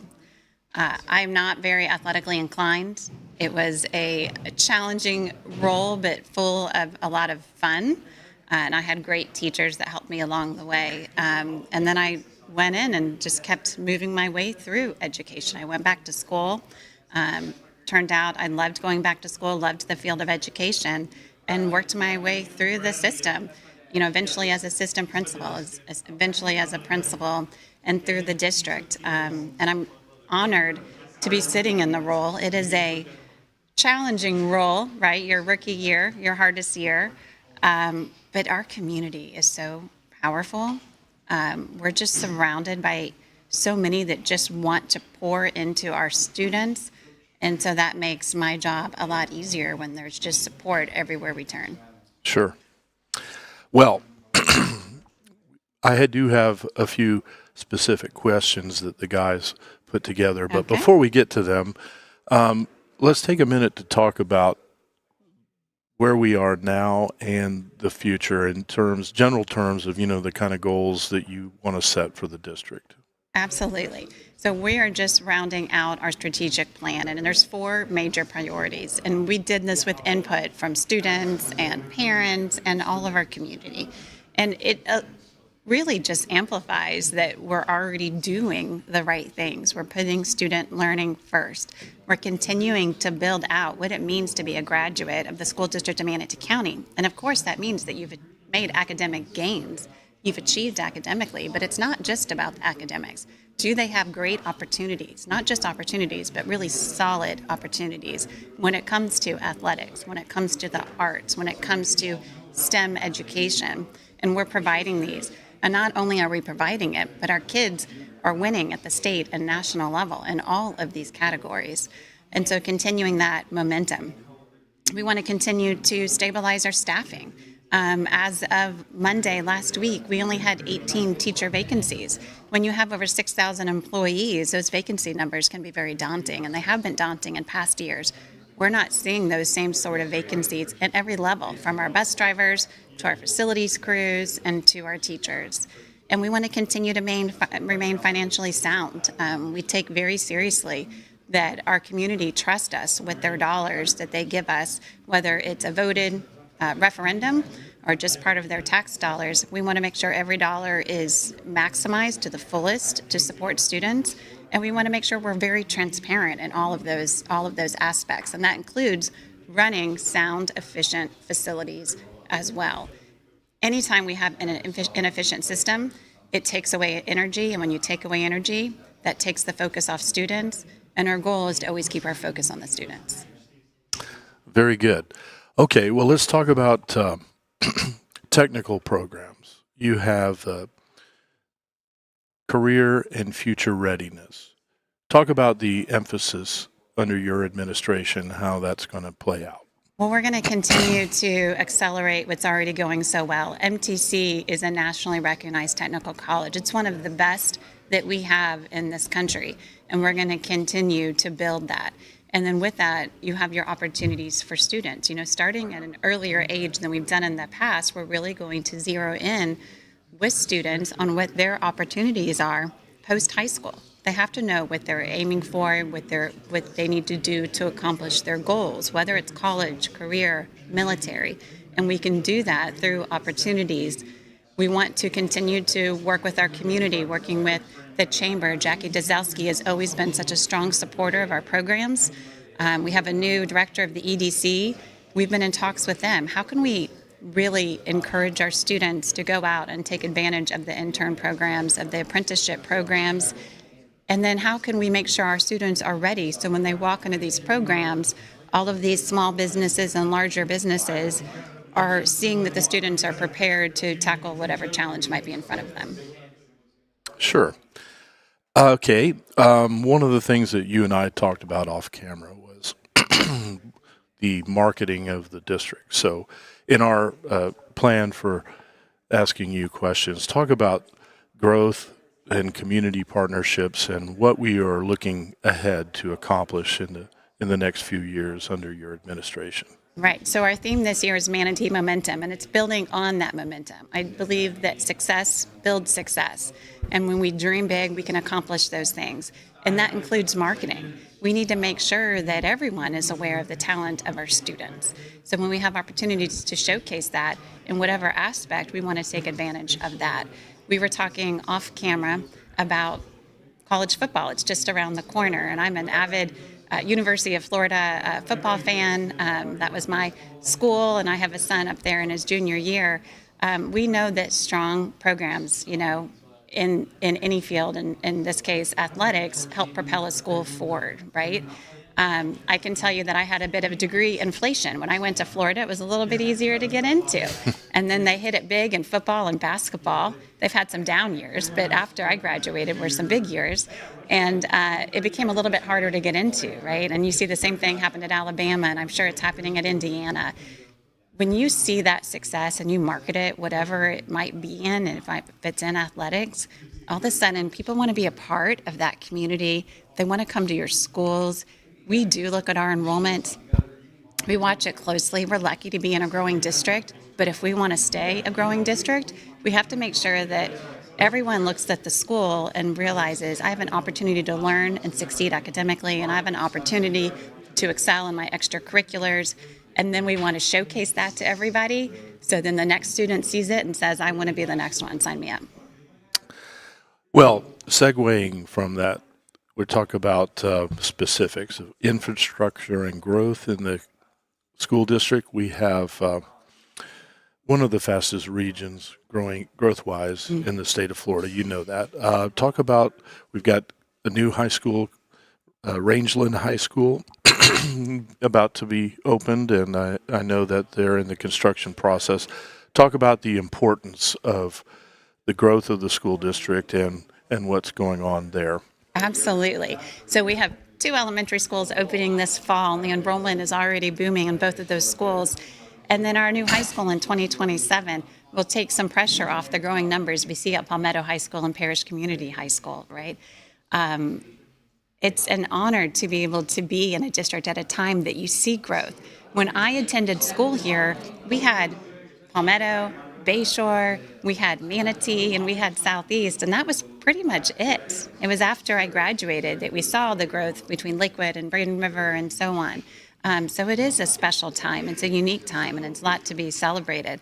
Dustin Dahlquist, our new principal at Rangeland High School, is sending out a survey this week to potential students in the area to talk about who is our mascot going to be for Rangeland. And let's build those programs, those whatever programs that we might offer there, and getting student input already on that. It's so important to have the student voice represented. When we see that we've got these, Palmetto High School, its student numbers continue to grow up and up and up.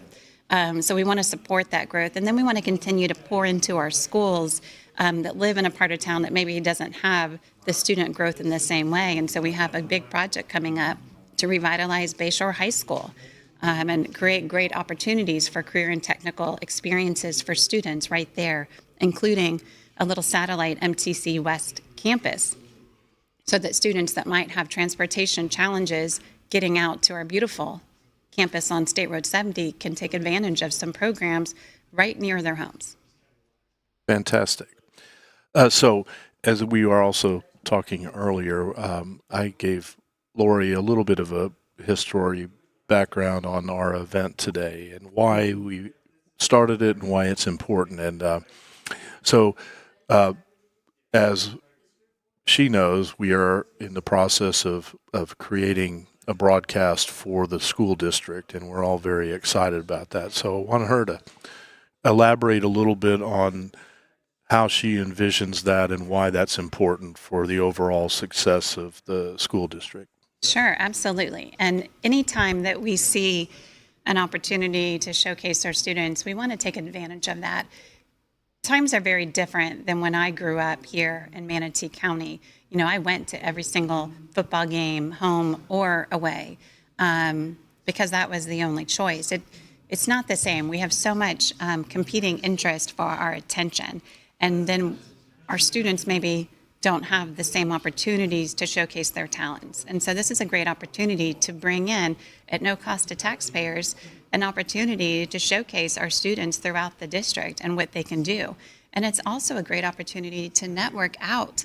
Manatee County has grown, but we have some great graduates living all over this country who are still interested in what's happening here. And I know that because they're my former friends from high school that still dial in to see what we have going on in Manatee County.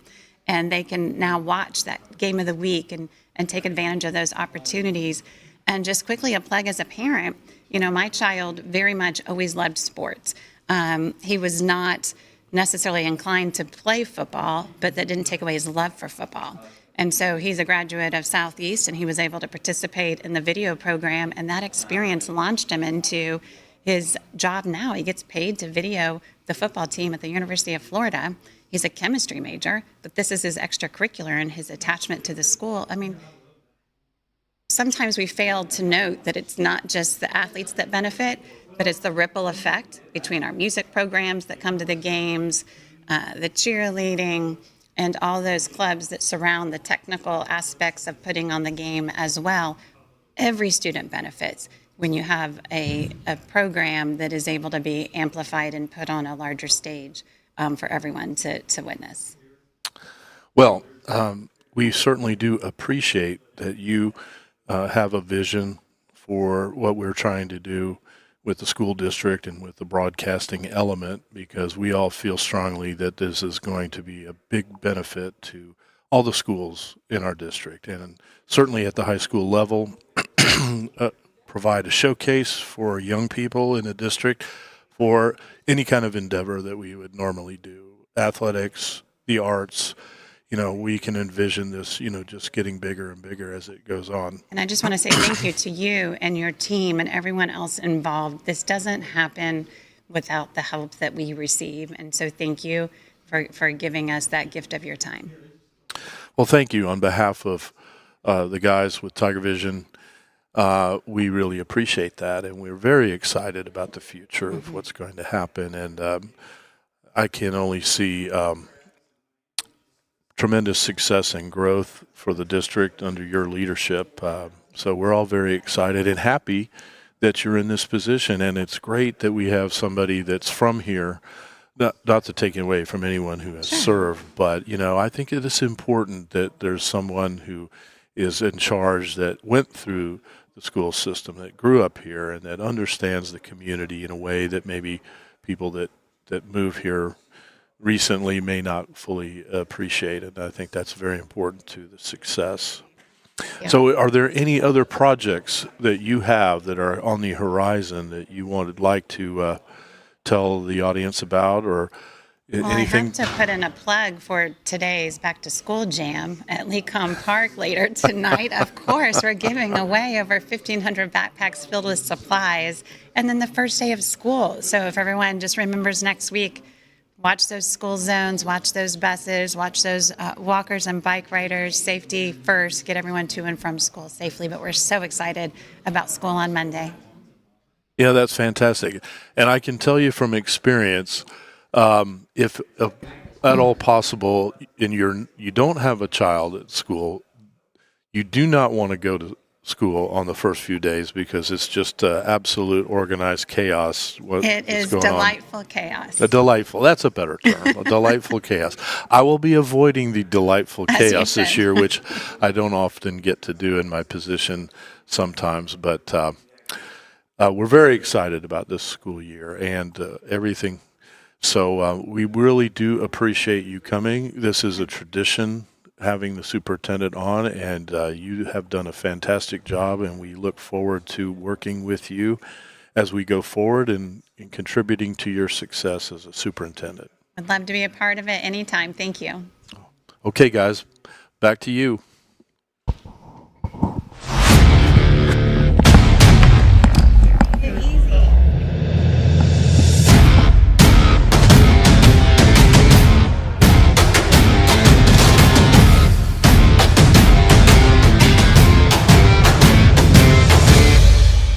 Today we had a United Way fundraiser in which we ate as many chicken nuggets, school chicken nuggets, in 5 minutes as possible, and I came out victorious, as you can see. I officially ate 29 chicken nuggets. As you can see here, Mr. Cuervo not only had to clean up his mess, but he has to wear a chicken costume for the remainder of the day. United Way, hands down, is one of the most sincere and genuine organizations we have in town, and being a native of Manatee County, I appreciate all that they do for the community, even our students. And so it was a worthy cause, and it's always fun having a great time, even though we joke around a lot, but for the kids, because we remember those days when we were at Bayshore High School.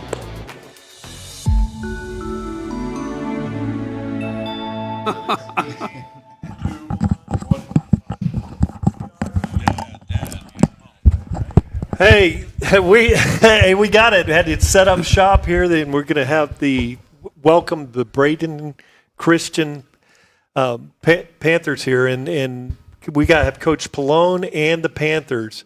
So let's meet the team, Coach. Yes, I'm Coach Pallone. I'm in year 2 with the Panthers, and here we have Holland Hume. He's our quarterback. He's a senior, and we have Mark Tassi. He is our wide receiver and safety. Okay, welcome, gentlemen. The breakdown on the Panthers. The Panthers are competing in the Sunshine State Athletic Association 8-man this year. Last season, they finished with an overall record of 13-1. They were state finalists, and they've got some massive matchups lined up against district rivals like St. Stephen's and ODA. Crazy fact, the Panthers rode an incredible 13-game undefeated winning streak last season for falling in the state championship. So segment 1, the title chase.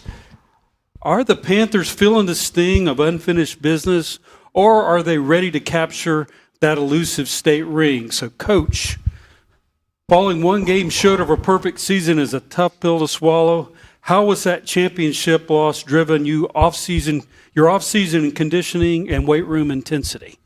Yes, this was my first year with the off season with these players. We lost 10 really good seniors, so we have a really young group that is very hungry, and we were able to hire a new strength coach to help me. So he's really been doing an awesome job in the off season to prepare these guys for this upcoming season. These guys have really bought into the program from having such a great year last year, and they understand what's at stake, especially Holland going into his senior year. He was part of that team last year. I know he's super hungry. We were right there. We had some key injuries in the state championship that held us back, and so I know, like, with some leadership from Holland and some of our other seniors, they're really excited and really can't wait for the season to start. So, Holland, question. Sir. How long did that final game sit with you in the locker room before you guys turned the page to 2026?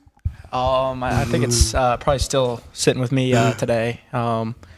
As Coach says to me about every day, if 4th and 2 goes in the back of my head every day, and I made a wrong read, and it was my decision, and I held that every day, and I held that myself accountable for that and what I could do better.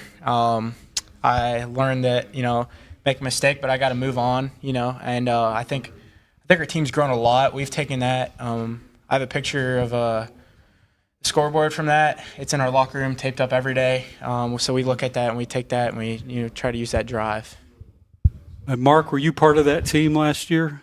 No, sir. I wasn't there for the state championship game, but seeing my teammates out there just battling it out and me not being there hurt me more than anything. And ever since then, I've just been working hard to just try to help my team make it back to that position, but win that state championship. All right, let's move on to the next segment here, which would be Gridiron Magic. The debate, Coach, in 8-man football is known for high-scoring track meets and wide-open spaces.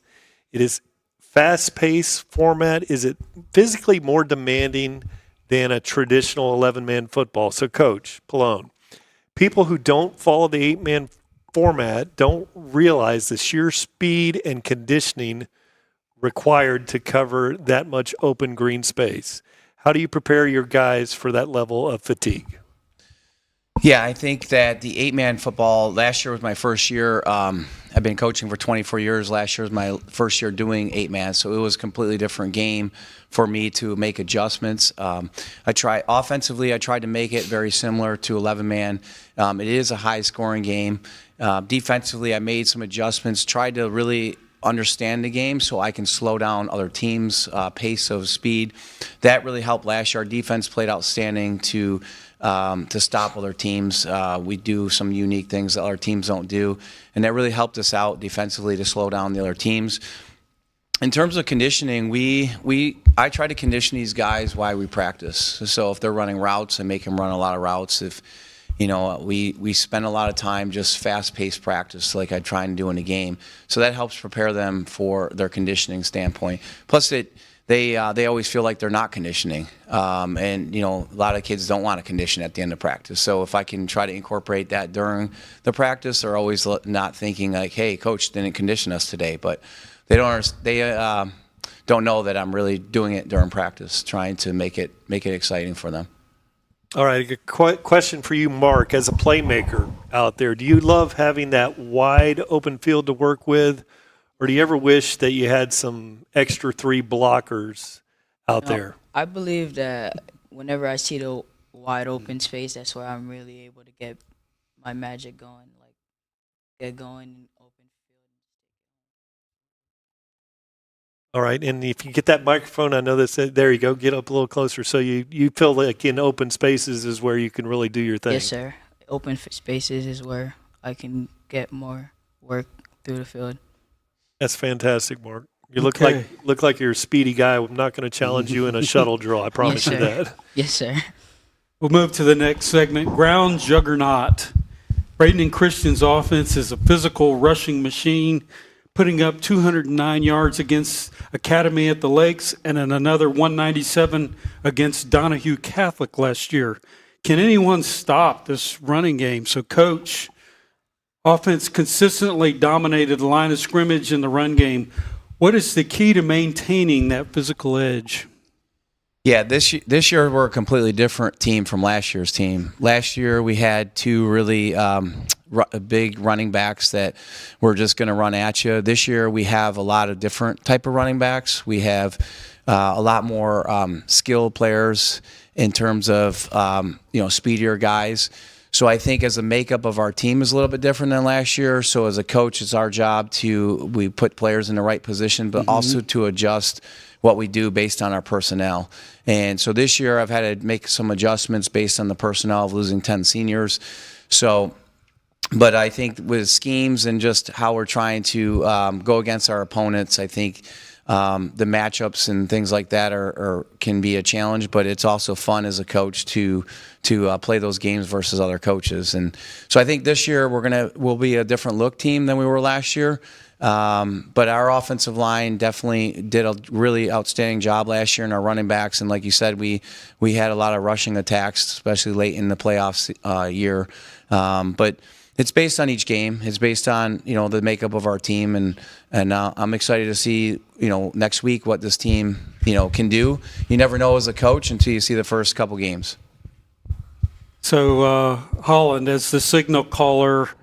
And if the game plan arises, how much pride do you take in physically wearing down the defense by the fourth quarter?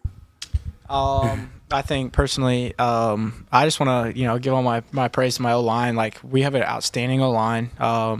Zach Vikema, Landon Biggs, who's back there, Josh Benson, like, they're just outstanding. They work hard every day. Receivers got to catch the ball. Our running backs, like, working hard on blocking, especially Cohen Fuller, lots of people like that. So, I mean, like, instead of, taking the pride to myself, I'd rather, send it my coach, and it's his way. I mean, it's his offense and his defense too, so. Yes, sir. Okay, very good. All right, then we're going to get to the final segment. I want to appreciate you guys. As we got set up here, I had my wire over this side of the microphone and my whole headset and gear. You were respectful. You didn't laugh. And then I know our sons will have that on a meme for me. It's probably already out there on X.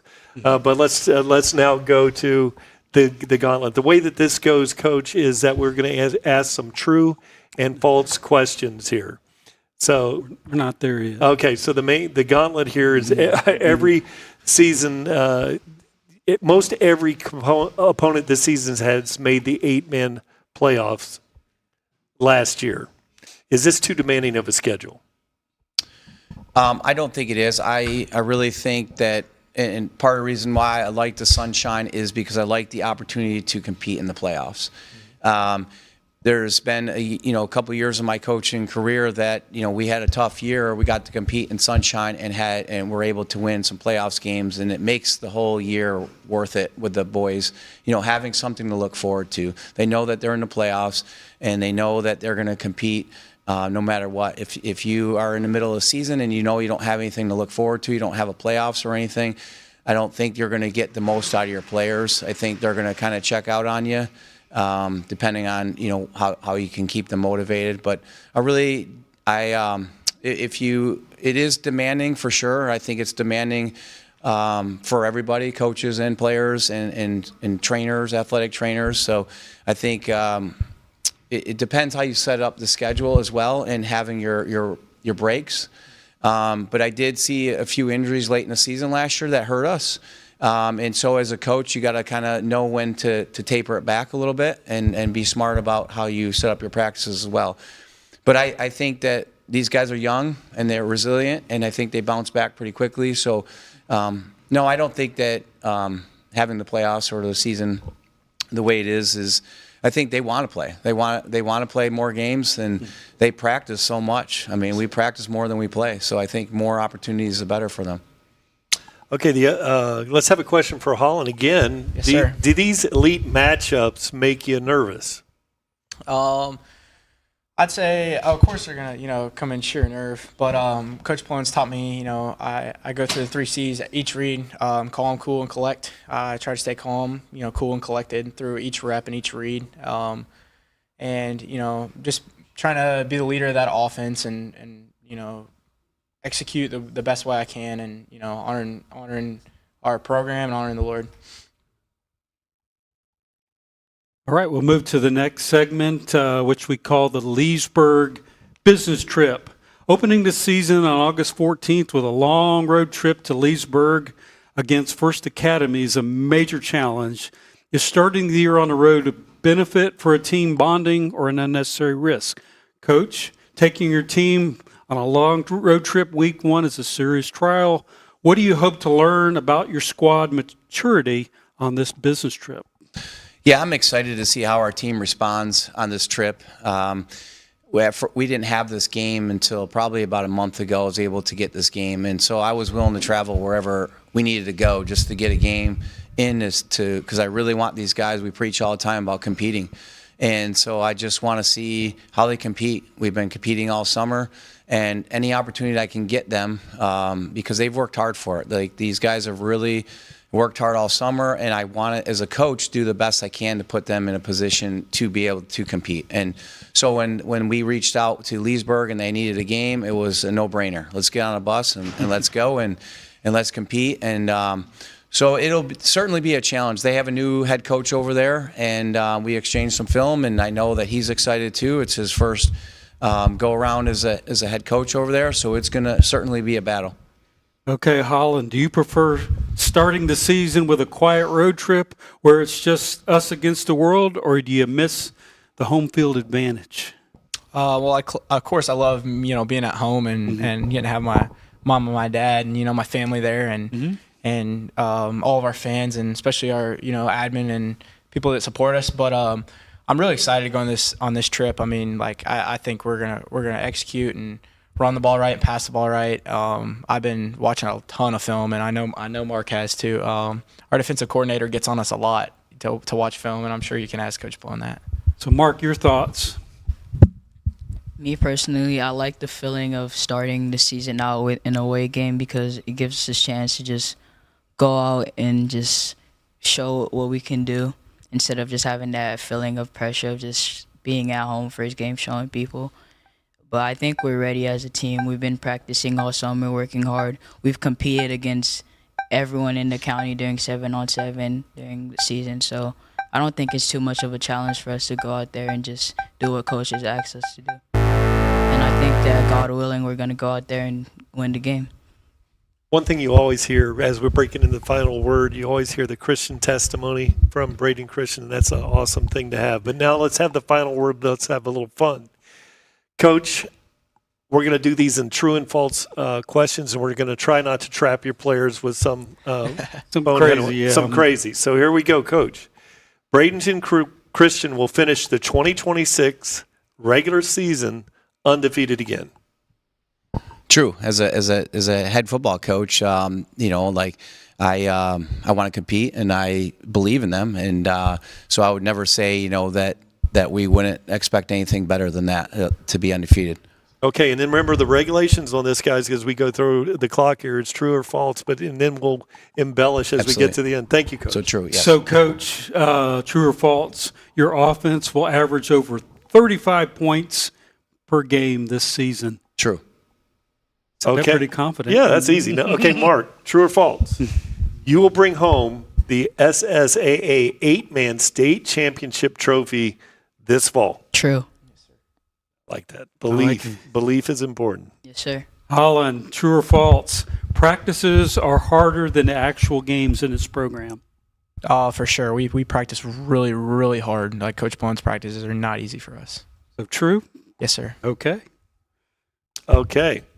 So the long road, I'll go with Mark on this one. The long road trip to Leesburg is your toughest test of the regular season. False. Okay. And then lastly, back to Holland. The defense will force at least 15 turnovers this year. I think for sure. Coach White's defense, absolutely true. We're working really hard on defense too, especially. Okay, we got about 40 seconds here, Coach. One final statement, maybe about the culture of that, and I'll wrap it up. Yes, I just thank our Lord and Savior for having us here. Being a Christian school, I'm very thankful for these guys. Are really preaching, being locked in, and having servant hearts, and we're just really thankful and grateful that you guys allowed us to be here and represent our school. And we're just grateful, and we pray for all the teams in the area that everybody has a great season. Thank you very much, Coach. We're going to thank the Bradenton Christian Panthers, and we will take a break, and we'll be back with the Riverview Rams. Thank you very much, guys. Thank you, guys. Thank you so much. Mr. Burton. Wait, do I speak into here? Okay. Am I smiling too much? Good luck. Okay. I got a new job. Maybe. Yeah, Mark, it's a pleasure. I'm on. Yes, I saw that. Monday night, Manatee girls lacrosse won against Parrish 20-10. My dance team went to nationals and we made it to finals. I wrestled yesterday for the first time in a year and I won. We planned a volleyball fundraiser. The best thing that ever happened to me recently was to be able to impress my coaches during a private workout. Something good that happened to me recently was I got a good grade on a test in one of my hardest classes. I got to hold a baby. I'm getting my relationship with God right. We had a good volleyball practice. I've started going to the gym a lot more lately, and I'm seeing a lot of that progress, and it's really been helping me out self-esteem-wise. I beat my 1 mile run in Georgia C. I got a Valentine. I stepped out of my comfort zone and I tried something new. God woke me up to see another day. I got an A in my class because the teacher loves me and I do all the work. We won districts! Yeah! Man, my favorite music artist is dropping this month. Bruno Mars is dropping this month. Joji dropped this month. And Bad Bunny was on the Super Bowl. That was so beautiful. Oh my God.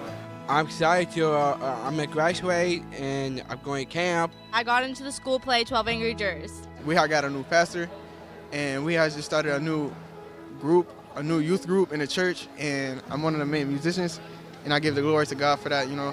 I had a lot of my friends be really nice to me, and it was a great experience that I had with them, and I'm glad that I have great friends like that. When I was on break, I got to meet my sister in Texas. Something good that's happened to me lately is my math teacher taught me how to do actual math. Yeah, Ms. Walter taught us how to do math. Algebra 2 honors. I got a promotion at my job to become a trainer. And I feel really great about that. That's $1 raise. That's more money for me. Miss Crosby came back to visit us, and I got to hold her baby. I've been getting good grades. Very proud of myself. We made it to states, and I got 5th place in the state. Yeah, and I am a 2-time state champ, and I broke 2 records. The best thing I got into is cooking. And I just want everybody in life, because people battling different things in their life, and I just want to sort of keep y'all heads up and keep fighting through it. And no matter what, just keep going. No matter what anybody say, you can be anything you want in life, and if you just keep grinding for it, you'll achieve that goal. So I hope you guys have a great day at school, and happy Wednesday. Go Canes.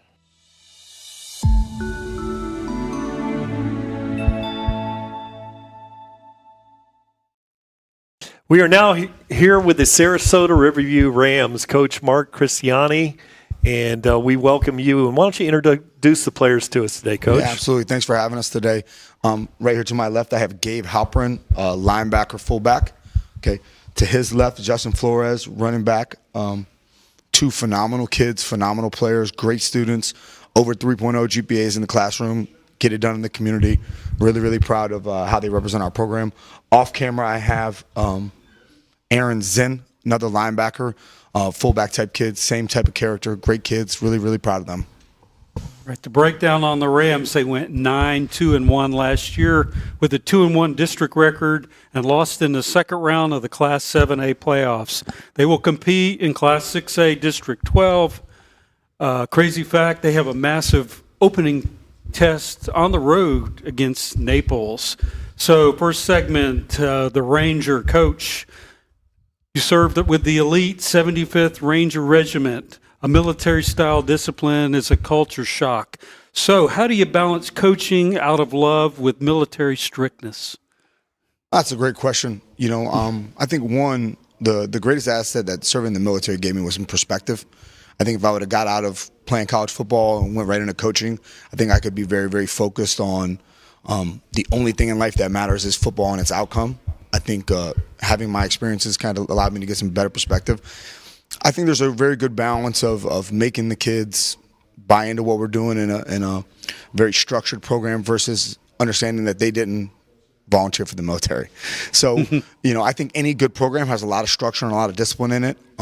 Maybe we do a couple other things that are maybe a little bit more aggressive in that area.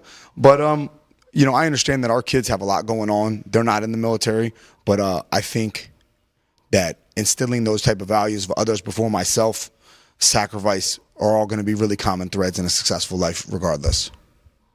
Right, love it, love it. Gabe, has the level of accountability completely changed? I would say yes, 100%. The amount of toll that we've been taking on as to be leaders is a lot. Like we're a student-led team, as Coach says, not really a player, or a coach-led team. We have leaders in every position group. So yeah. Would you like to add? No, you pretty much said everything that needed to be said. Okay, so in that, Coach, we got to we'll move on to the next segment, which is the new direction. Now, this one I was struggling with because the debate is implementing a new identity takes years. Now, this is a question that's going to an elite 75th Ranger Regiment, and he's seen what can happen to boys to men in 60 days through boot camp and things like that. So I'm gonna throw it out there to you, though, Coach. Does it take years to change things? Absolutely not. Not with this age group. I think maybe when you got 35, 40-year-olds, it takes a long time to change how they approach things and how they solve problems. I think with young men, I don't think we give them enough credit for being highly adaptable and resilient. I think what my job is as a coach is to foster those environments where change is required and the desired outcome is accomplished. And if not, then we have to have a little bit of remediation. I think it's a process you have to continually work on and refine. But I've seen some amazing things, both in the game of football and outside the game of football, when you give kids credit and empower them, which I think our staff does and our administration does a great job of, not only on the field but in the classroom. So, no, I would not say change takes a long time. I mean, why don't you tell that to Kurt Signetti at Indiana? He's done a pretty good job in a pretty quick time, right? Great point. Yeah, so I think that anymore with the way football is, and I think you can really accomplish some special things quickly if you approach them the correct way. Okay, let's ask a question to the player here. How has things changed from one year to the next, accountability-wise? I would say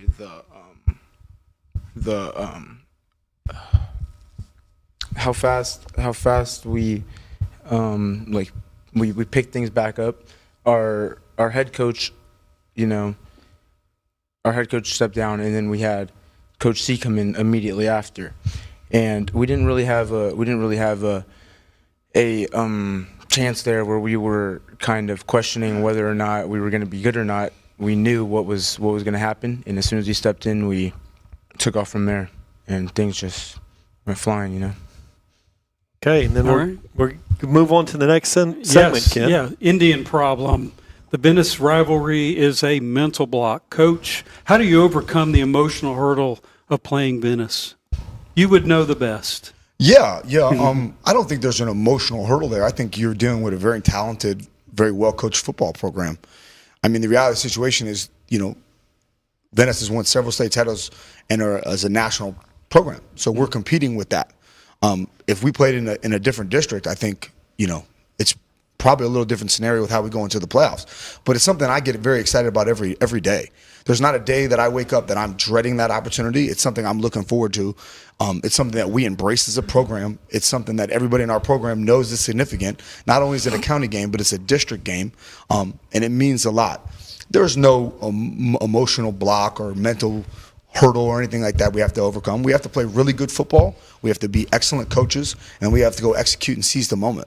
It's nothing we're shying away from or nothing we're not looking forward to. Okay, Gabe, is Venice the most important game on the schedule? I would say, yeah. I would say after we play Venice, then we have to worry about the playoffs and stuff after that, and then those games are important. But yeah, constantly every year we're underestimated, and I think this year that will shock a lot of people. So, yeah. Would you like to add? Is Venice the most important game on your schedule? I would probably say yeah. I'm looking forward to it. I think everybody is excited to play Venice and prove that we're a much better team than people think we are. Very good. Okay, let's move on to the next segment. We can do that, and it will be the Iron Gauntlet, the debate.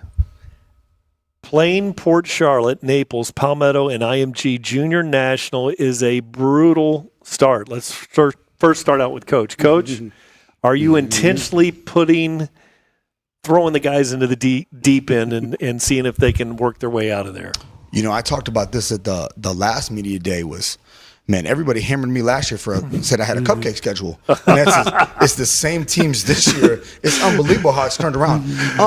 Yeah, I don't believe you get any better by not doing hard things. Amen.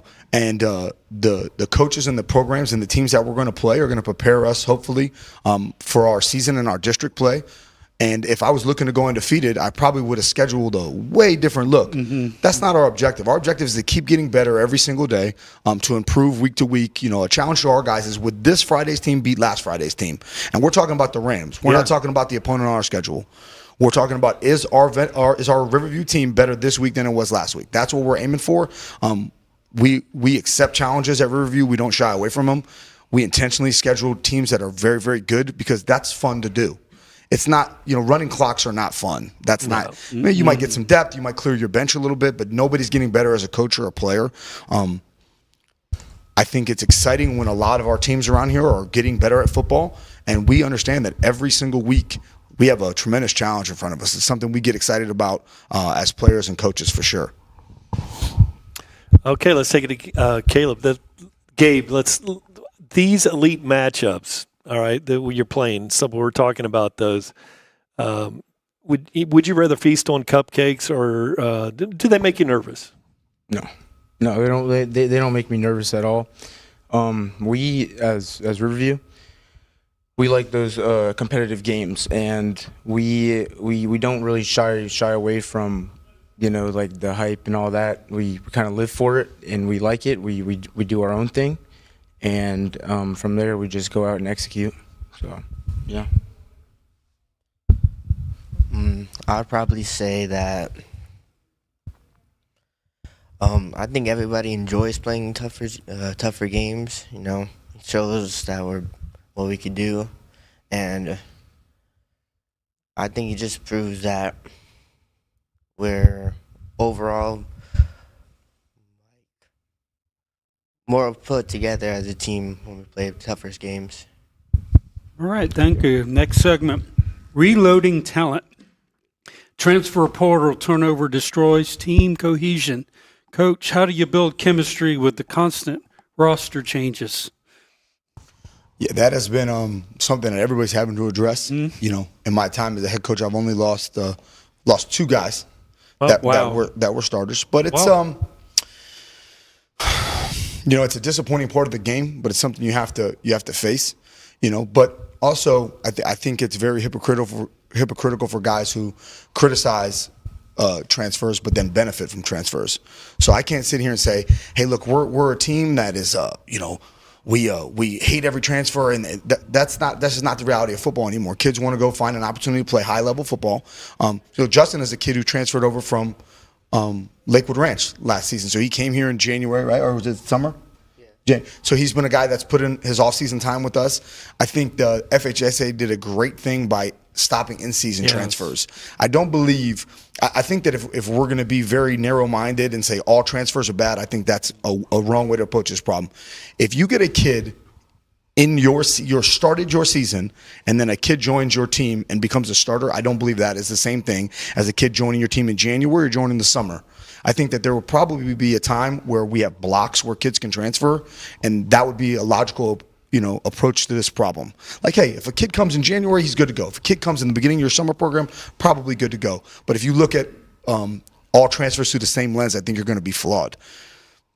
you have to have, when you get incoming transfers, is you need to incorporate them into your program. But the only way you can do that, at least the only way I have found a successful way to do that, is putting kids through adversity.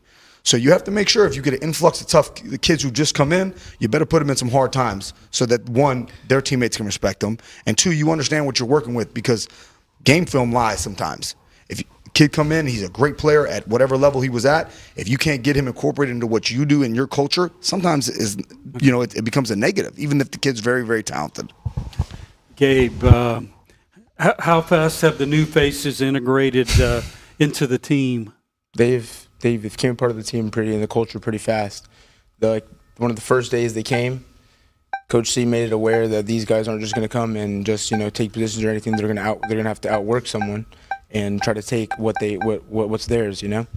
So I would say super fast, because first day we ran a bunch of gassers and see who was actually we saw who was actually about that, or who was going to quit. Yeah. And from there, I think these guys actually figured out that this wasn't a program that we could just relax in, and we actually have to go 100% in every day. Yeah, these practices that we have been super mentally challenging these last couple of weeks, or last couple of days, I should say. Mm-hmm. Okay, well thank you for that. Let's break it down to the final word. Now this is where it gets tough, guys. So we're going to set you up with some questions there. And so I'll start out with Coach, and these can only be answered true or false. Okay. And there's a little bit of time on the clock, and you can kind of manage the clock over there too. True or false, a district title is the only measure of success? Unequivocally false. Okay. I mean, I'm just going to elaborate on that, because I see I got a 2-minute warning here. Our program is measured by how we are making men. We are going to not know the fruits of this labor fully till these kids are 25, 30 years old and successful people in our community. Is our goal to win a district championship, a county championship, and a state championship? 100%.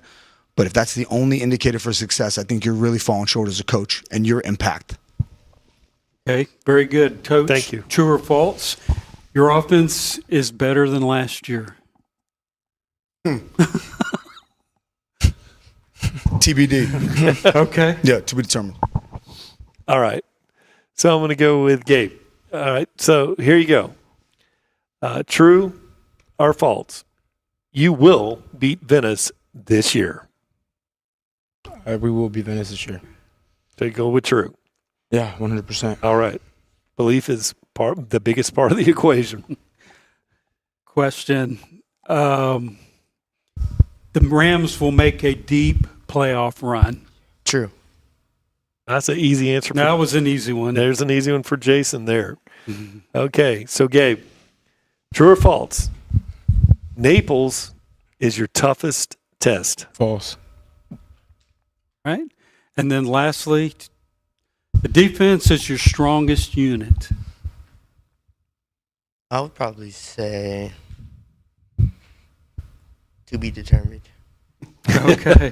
I gave him a caveat. See, I gave him a caveat, and now they're all going to pivot to that. Yeah, no, we've got 30 seconds, so we're going to bring this to a wrap here so we can move things around. I want to especially thank Coach Cristiani and the Riverview Rams. We're going to take a break here, and then we're going to go over to the Hardy Wildcats. Thank you very much, Coach. That is awesome. Thank you guys. You guys run a first-class operation. Look forward to seeing you guys in a couple weeks. And go Rams. Appreciate you guys for watching. I mean, these Hardy kids look good, don't they? Holy shit. Interest, but now joining at STEM, it really gave me an opportunity to learn about the hydroponic system and how it worked, and it really did spark an interest within me. Our school was selected as one of 5 schools nationwide to receive the hydroponic system as a sponsorship from Rayan. They just wanted us to expand our research efforts and use the hydroponic system as a way to do research and learn about science. With our hydroponic system, we got lettuce seeds of Skyphos and rice, which is green and red lettuce, and we wanted to see if the different chemicals that we were using on it affected how the lettuce grew. It has been so rewarding to see them be so excited. Every day they come in and they're like, oh, our lettuce babies! And they're so excited to see them grow from little sprouts into these big heads of lettuce. So they're really taking it on as their own. I think it's really cool how far we've been able to go. This research program is a really new thing. And I think that this hydroponic system sort of represents how expansive the research is going to be for the school and how we're going to like develop students as people who are like working on research. Like they're going to be the next people like in the fields doing the innovations that we want for this world.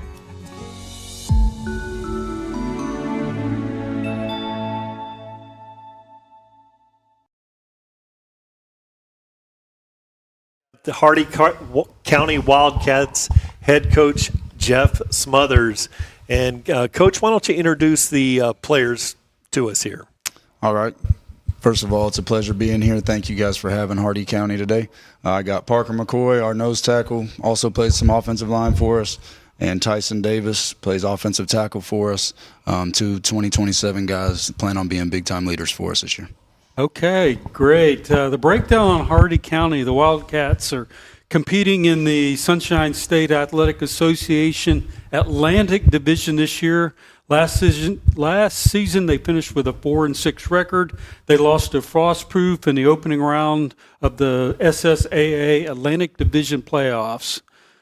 Hardy County plays in the historic Clash on 17, the longest continuous high school rivalry in the state of Florida.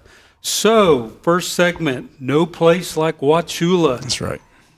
Coach Smothers was the defensive coordinator on the 2024 Toombs County, Georgia Class Division I State Championship. That's a mouthful. Yeah. And served as the offensive coordinator for Hardy County like 6 years ago, something like that.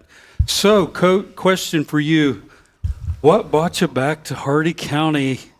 Man, it's a great community, first of all. You know, part of my next step for me and my wife planned on, you know, what our next move was, becoming a head coach again. You know, we explored different places, explored different options, and I've had the opportunity to coach in a lot of different places and some different school districts and see how things are ran at different places. And something just kept drawing me back home, and I've always felt home. We say Wildcat for life, and it means something. It means a lot to the community. It meant a lot to my family. The 6 years I spent there, built a lot of really good relationships. So it really worked out. God's plan. I just kind of God orders my steps, following along with it, and it turned out to be a great situation. All right, Parker. What makes you excited this year to put on the orange and blue and play for Coach Smothers? I think having a whole new scheme and a whole new game plan and having a coach that's really made us buy in to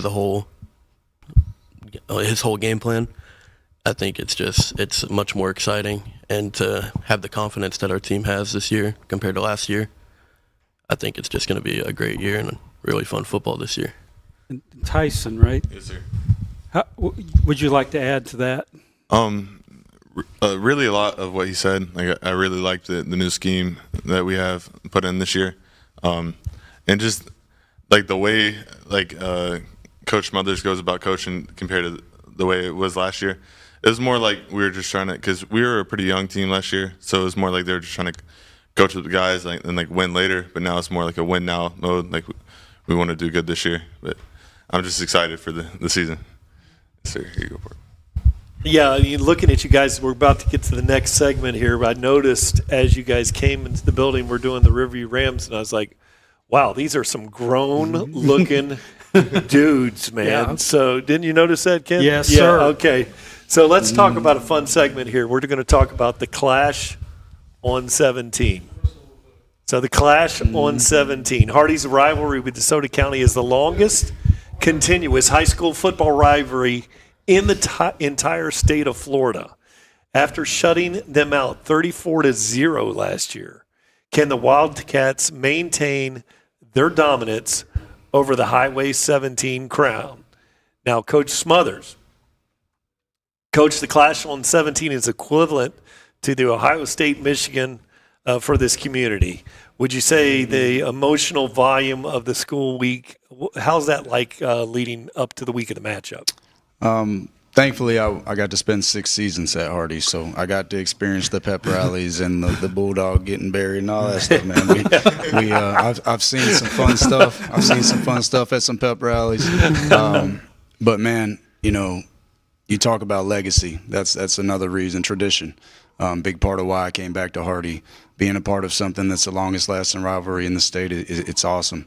And you always respect those rivals. You ain't got to like them, but you always respect them because everybody knows every team you're going to play plays up in a rivalry game. So we're always excited for that game. The community's excited for that game, and that one always matters a little bit more. Oh, that's fantastic. And then let's ask a question to the players. What does it mean to step onto the field and participate in a rivalry that is really here in the state of Florida as historical as you can get? I think there's a whole different attitude and a whole different mindset going into that game. I think you come out there and you know it's going to be a game of football. You know it's going to be a good game. This team's not going to lay down. And it always matters. You always got to win that one, And I think we have a really good chance to continue our dominance this year, like these past couple of years on them. Thank you. Quickly. You want to add? No, I'm good. Okay, you sure? We'll pick it up on the next one. Okay, we'll move on to the SSAA Atlantic Standard.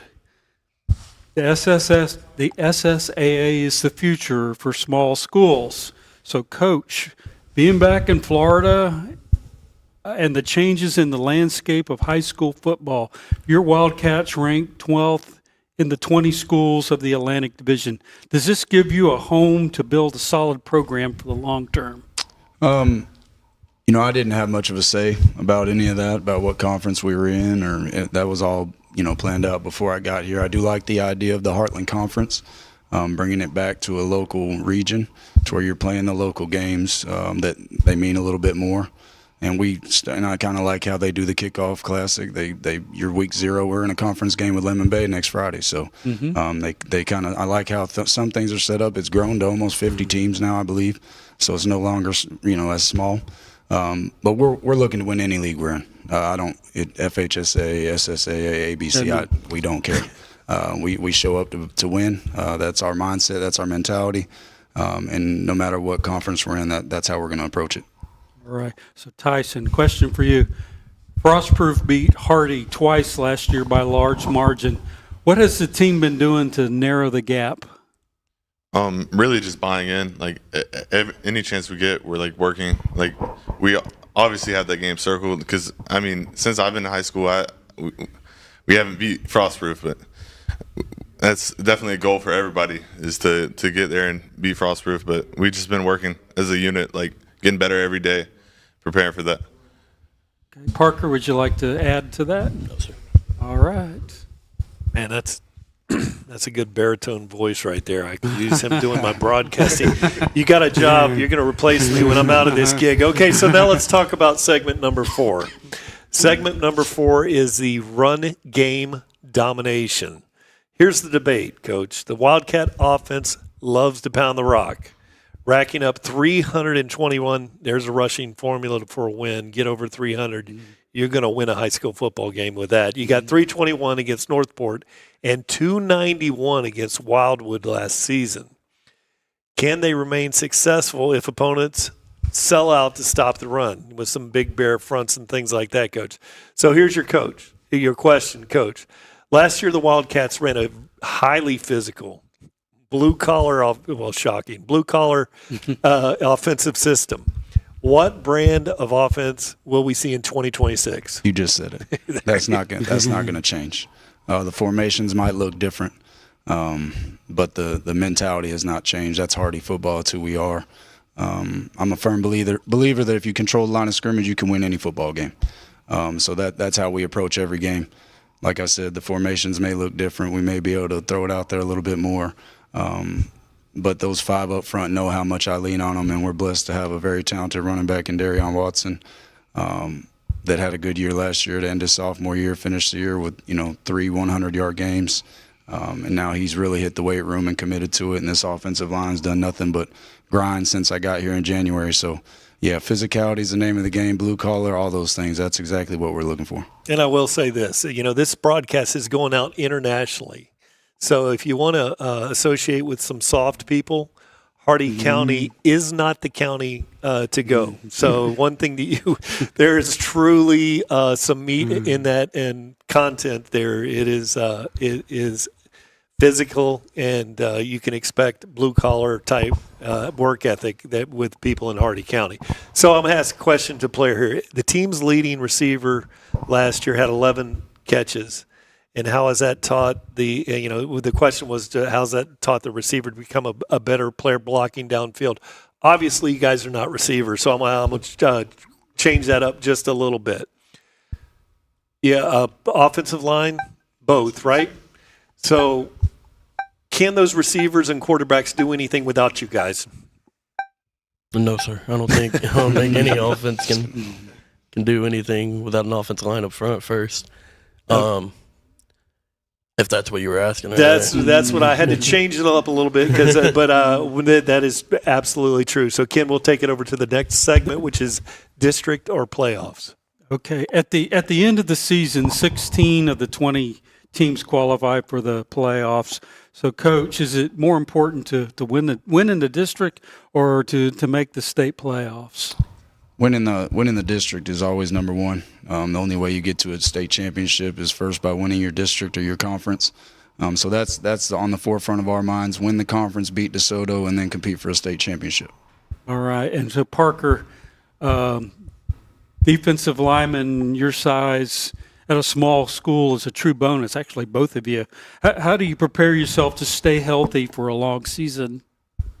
I think a lot of what we did during the summer with a lot of conditioning work, because especially going, both ways, it's a lot on your body, But I think just having your breath throughout the whole game, you kind of need it more than anything. So I think a lot of, like how they said earlier, gassers. I think a lot of hundreds. I think that's what you need as a D lineman.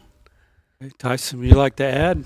I really just focus on doing if I say I had something like hurting last year, like an injury that was nagging me during the off season, I just work on getting that fixed to where it's no longer a problem going into the next season. Just week to week, I make sure that my body's perfect and ready to go for Friday. Okay, since I've got a little time here, let's first go Tyson. I'm going to ask you a question. You like blocking against the smaller, quicker guys, or just the big bubbas up there? See, my favorite are the bigger guys, just because I don't know. I like drive blocking them. It's just fun to lock in with them. Now, pass pro, I enjoy the quicker guys because I like to compete. I feel like against the slow, stronger guys, it's not the same in the pass game as the quick guys are. But okay, very good answer. Now we're going to break it down to the final word. That was just an additional biscuit in there. So these questions are supposedly to be answered true or false, Coach, which is very difficult to do.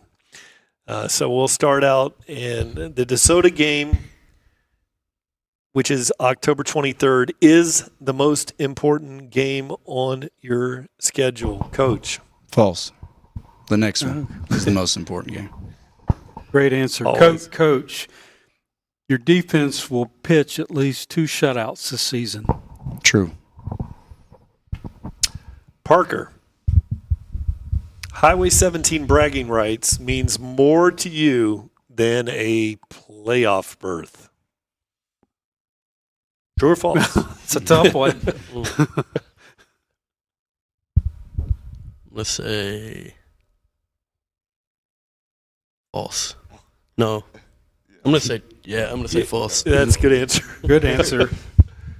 All right, Tyson. Hardy will win the SSAA state championship this year. True. Okay. Let's say let's go here, Parker. Yeah, we're jumping around here. You will hold Lemon Bay to under 20 points in week 1. True. And then lastly to Tyson, this offensive line will produce multiple 100-yard rushing games this fall. Absolutely. True. Okay. Yes, He had 3. Yeah. Okay, so I believe that was the easiest one when I'm hearing backs are running for 300. So we'll wrap this up. 100's nothing. Yeah. We thank Coach Jeff Smothers and the players from the Hardy County Wildcats for stopping by today. And we'll take a break, and then we'll come back and be joined by the ODA Thunder. Thanks, Coach and team. Thank you guys for having us. Hello. Hi. You guys didn't know you were going to have a dog, did you? Project Teach is an interesting opportunity. When you go into the classroom, especially if you're newer to this, you don't know what to expect until you experience the interaction with the students. You realize it's not an intellectual exercise, it's not an analytic exercise, it's being able to react, to understand their vision, and you walk out of that with a great set of stories to tell. Yes, challenges. And the dog, they would choose their dog and bond with it, and it would be exactly how you explain it. So I am the CEO of the Lighthouse Vision Loss Center. I walk the walk, I talk the talk. These kids are awesome. They were so engaged, they were animated, they were interested, which is so, I love kids that are interested. They ask great questions. I love when they were doing the business cards, and they were really being creative about what they wanted to be when they grew up and really putting all of that into the cards. So it was like they really took the activity and the exercise to heart. My favorite part was just, of course, the questions and the interaction and just how their eyes sort of lit up. I felt it, right, as opposed to saw it. When they're answering the questions, you're going to get a glimpse into their future. And that's ultimately going to be important because those are the future leaders and business contributors in our hopefully local community. The reason why I thought it would be a good idea to come to the school, not only to talk about the Lighthouse and what we do, but also because I think it's really important for kids to learn about different types of career choices they might have never heard of. We do have a shortage of professionals in our industry, and for my part, to show that no matter what challenges you have in life, you can be anything you want to be.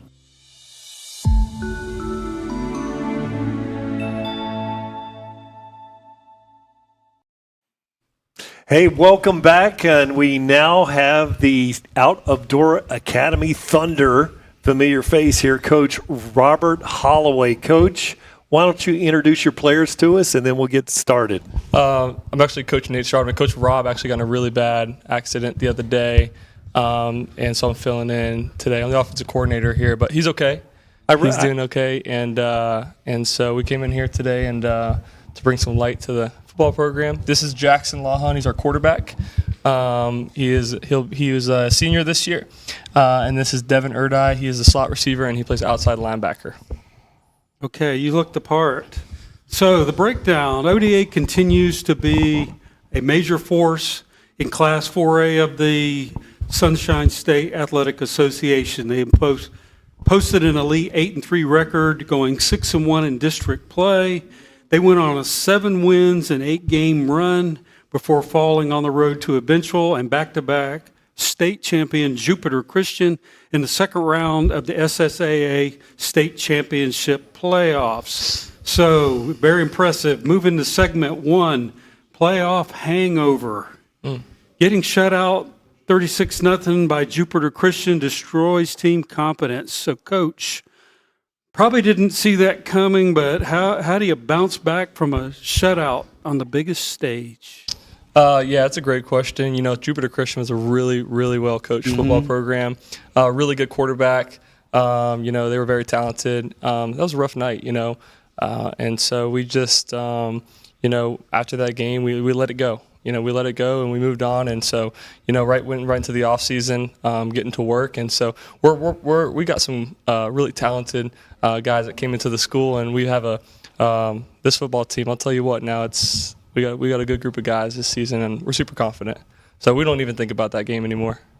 Okay, well, Jackson, does this loss drive you during your daily workouts?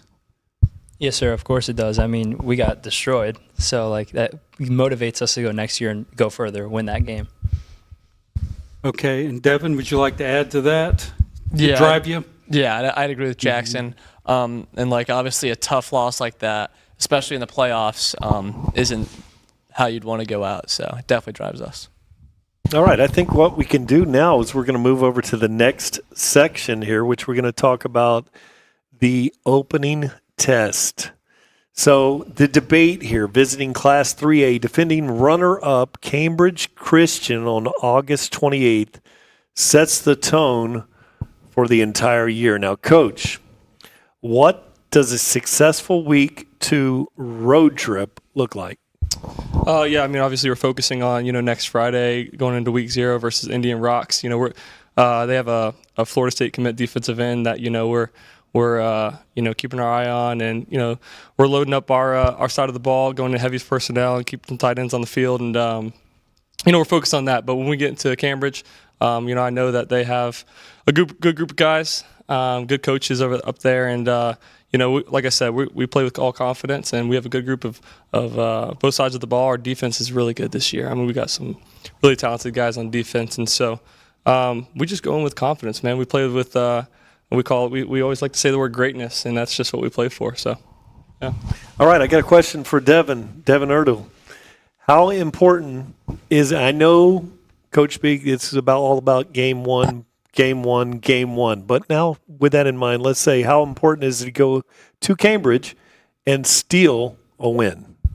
Oh, it's definitely important. And, of course, as you said, we go week by week. But obviously, with it being our first road test, we're going to go in there, have a good week of practice, and give them all we got, really. Thank you. All right. Would you like to add anything to that? I just know we're a confident, good group of kids on this team. Like, we're going to go into that game and show them what we've been working on. Okay. So we'll move to the next segment, coaching code. Emphasizing ride for the brand distracts from win at all costs mentality. Coach, how do you balance character building with a killer instinct? We do ride for the brand is our thing, right? And so, our brand of football, our brand of play is, we're tough, physical. We always like I said, we're always on to the next play. I love Kirsten Eddy at Indiana. What he does is, we don't look at the scoreboard. We don't look at, any of the outside factors. We play, with toughness on each and every single play. Whether it's we're down, 21-7 or we're up, 28-0. We don't let up. We don't give up. And we play one play at a time with just full toughness. And so that's just the brand of play that we play at. Okay, and quickly, Jackson, do you feel pressure to win with perfect class? I mean, nobody's perfect. So obviously we're going to give it everything we have, and we're going to perform and execute every single play to the best of our abilities. But we're going to go in and show them what we got. All right. Now we're going to go into, I've got rivalry week here, Ken, right? Next segment. That's you, buddy. Yeah. So the debate, St. Stephen's matchup is a high emotion trap game. Coach, how do you keep the players grounded during this rivalry week? And a little something about St. Stephen's. Yeah, everyone loves rivalries. It's what makes football, what makes sports fun. St. Stephen's is definitely marked on our schedule. Just, to us, it's another game. We play with the same amount of toughness. We look at it as we play every single play the same. But it's fun, and so I know that a lot of the word on the street is a lot of kids from, Parrish went over to St. Stephen's, and, they have a lot more guys. Last year it was 44-0. We put up against them, and we don't want that to be the rivalry. We want to be tough, man. We want get some guys out there, and they're going to be good this year, and props to them. But we'll be ready for St. Stephen's. There's no doubt about that. All right, now I'm going to give a question to Devin, and keep it safe, G-rated. What does beating St. Stephen's mean to you? Obviously, as a senior, it definitely means a lot. I remember the last 2 years we've won, and so hopefully we can continue that trend. And yeah, it means a lot because it's rivalry week. But yeah, we'll be ready. Yeah, there's some there underneath the perfect answer. That's what I'm going to say there. Okay, let's talk about the next segment, Ken. Okay, replacing key seniors is impossible for a small roster. So, Coach, are you rebuilding or just reloading talent? Right now we have another heavy group of seniors. We got 15 seniors right now. We lost Alan Clark, a running back. We have a really good running back, Mike Garcia, who put up some really good numbers last year. We had a 3-back system last year. We'll have a 3-back system this year again, but Mike will lead the way along with 2 other really good guys. We run the ball 65% of the time, I think it is, and I wouldn't say we're rebuilding. We're just reloading, man. We're getting ready to go. With a great group of guys, some guys transferred in from out of state who came to, very fortunate that we got some of these guys, and like I said, we'll have a really good football team. Okay, Jackson, who's stepping up into the leadership void? I say because we had a bunch of seniors last year that were like our main leaders, but our left guard, Trevor Kovac, he's a really good leader on our team. He leads the team. He's one of our head leaders. Devin, really good leader on our team. We have a couple underclassmen. Our middle linebacker, Bo, he's a good leader. And our receiver room, Kingston's a good leader. Then Mikey coming up from under Allen is leading and teaching all the other backs our system.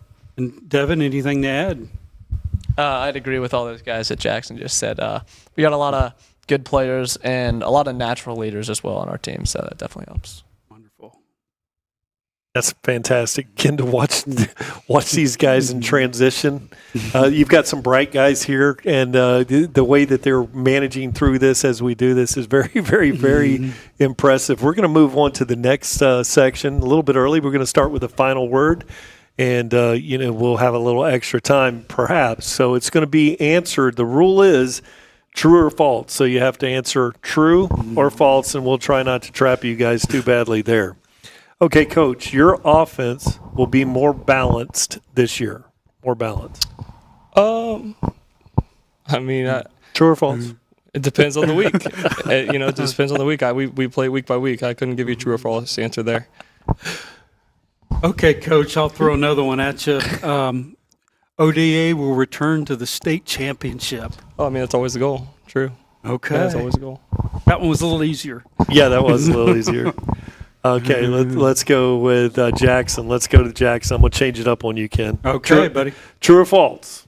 St. Stephen's is your biggest game. True or false? True. Rivalry. Means more. Right. So Devin, the new running back that's replacing Alan Clark will rush for more yards than he did last year.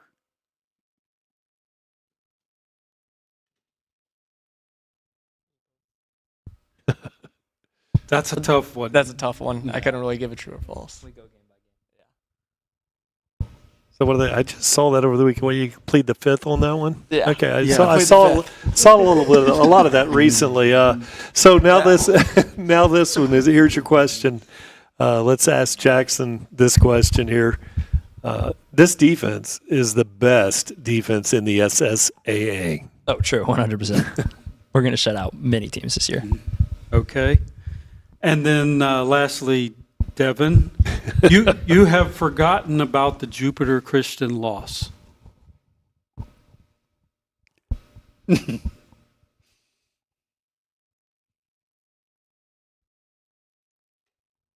I'd say true. Okay, he had to think about that a little bit. That was good. It's good to see. It's better to do that than to just throw out the wrong answer or have somebody have something on there. The thing is that this is only going to be out there, and potentially you could have tens of thousands of people watching that. So it's okay to be careful. So let's go to the final word here, guys. So I just want to say the ODA. It's just a fantastic place to go. You guys still play on grass, right?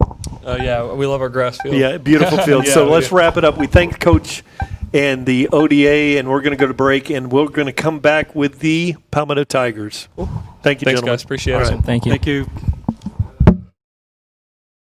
I'm Dan, and I'm Allie's grandmother. The Grandma Club started 3 years ago with me and Mia kind of talking at our house with her mom and saying how none of our grandmas went out and made friends or anything. So we kind of made a club and just started bringing grandmas together so we can let them have fun once a month. Well, I moved here from the Midwest, Indiana, and I miss all my friends that I had. And so my granddaughter, Amelia, signed me up for this. And it's been so good for me to be with these ladies. Now I feel like I have friends again. Me and my grandma used to actually make crafts for like the special needs kids every Christmas to put on their Christmas trees, and like it actually made us happy. So we kind of thought, okay, once a month we will start doing crafts with grandmas to bring them together. Since it's April, we're doing a sock Easter bunny, and we've done Christmas trees, gingerbread houses, and cookies. The women are all different ages, 50s, 60s, 70s, 80s, so it's nice to have the variety of ages. I like listening to their stories, the different women. We talk about their stories and how they grew up and, all of that. So that's fun to hear. I feel younger when I come here because we're all different and we have different personalities, but we all mingle together. It's fun. It makes like all of us happy knowing we've helped the community and help them like kind of come out of their shell, because some of them were really like scared to come and like didn't really talk the first few times, but now they were actually really happy and always look forward to coming for the next month and knowing like, okay, we're going to do a craft and meet with other grandmas, because most of them kind of form little groups through the grandmas club and they like hang out and stuff. It makes me happy all through the month, just looking forward to it. And because I had nothing, it made me feel like I belonged. Like I joined something that I belong to. I'm just happy about it. I'm just very happy that I joined.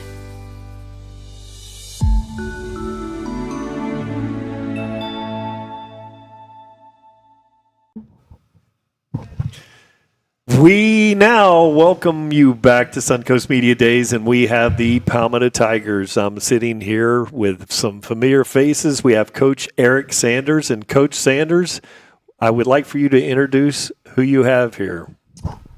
We have senior wide receiver number 5, Maurice Carter, and senior quarterback number 11, Matthew Hennessy.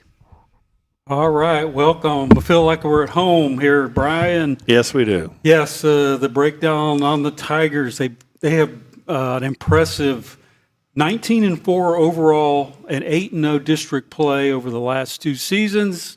Their season ended in a nail-biting 9-7 defensive slugfest and the second-round playoff loss to Mitchell. So as we open up segment 1, 5-8-10. An undefeated three-peat is a tall task with Manatee, Parish Community, and Sumner. That is a tough district. 3 returning teams all getting at least to the second round of the playoffs and a rival Parish on the road. So, Coach, what are your thoughts on the district, and could 3 teams make the playoffs? First, the district, is very tough. Obviously, Manatee's a huge rival for us, and then you throw them into a district that makes the game even more. Sumner, I've obviously had a past few years of being extremely successful, and then Parish has won a lot of games as well. So, three-peat's a tall task. However, that's one of our first goals that we have. Certainly, we think we can do that. It'll be, a tough road, but I think our team is built for it. Okay, definitely. So, Mo, question for you on that. You've been part of 2 district championships. Do you guys actively talk about repeating? We don't really talk about repeating like that, but we talk about getting farther than that. We talk about going to states and taking it far. But that's on my mind, too, getting the last district champ for my senior year. That would be good at three-peat one more year. Matty Ice, would you like to add to that? I'd say last year was a very fun moment, winning that district championship, and I'd say having another district trophy in Coach Sanders' office would be an amazing thing to have. Yeah, good problem to have. Oh, yeah. You want me to move on to the county clash? So we'll move along and get started with that. The debate. This is a ridiculous one here, but beating Manatee is the only metric of success this town cares about. Okay, I'm going to turn it over to Coach Sanders first. I care about more than just that. So how do you prepare for the emotional toll of the Manatee game? That's months, of building your team up for moments like the Manatee game. Luckily, this year we have so many guys returning with experience that have been a part of that week and part of that game that it shouldn't be that difficult to handle emotionally. I think we have 17 or 18 seniors that this year that played in that game last year. So shouldn't be too difficult for us as far as emotionally handling that week. It's an awesome week, a fun week. The whole community, the whole town comes out. It's exciting. I hope it's a huge crowd this year, and we should be ready for it.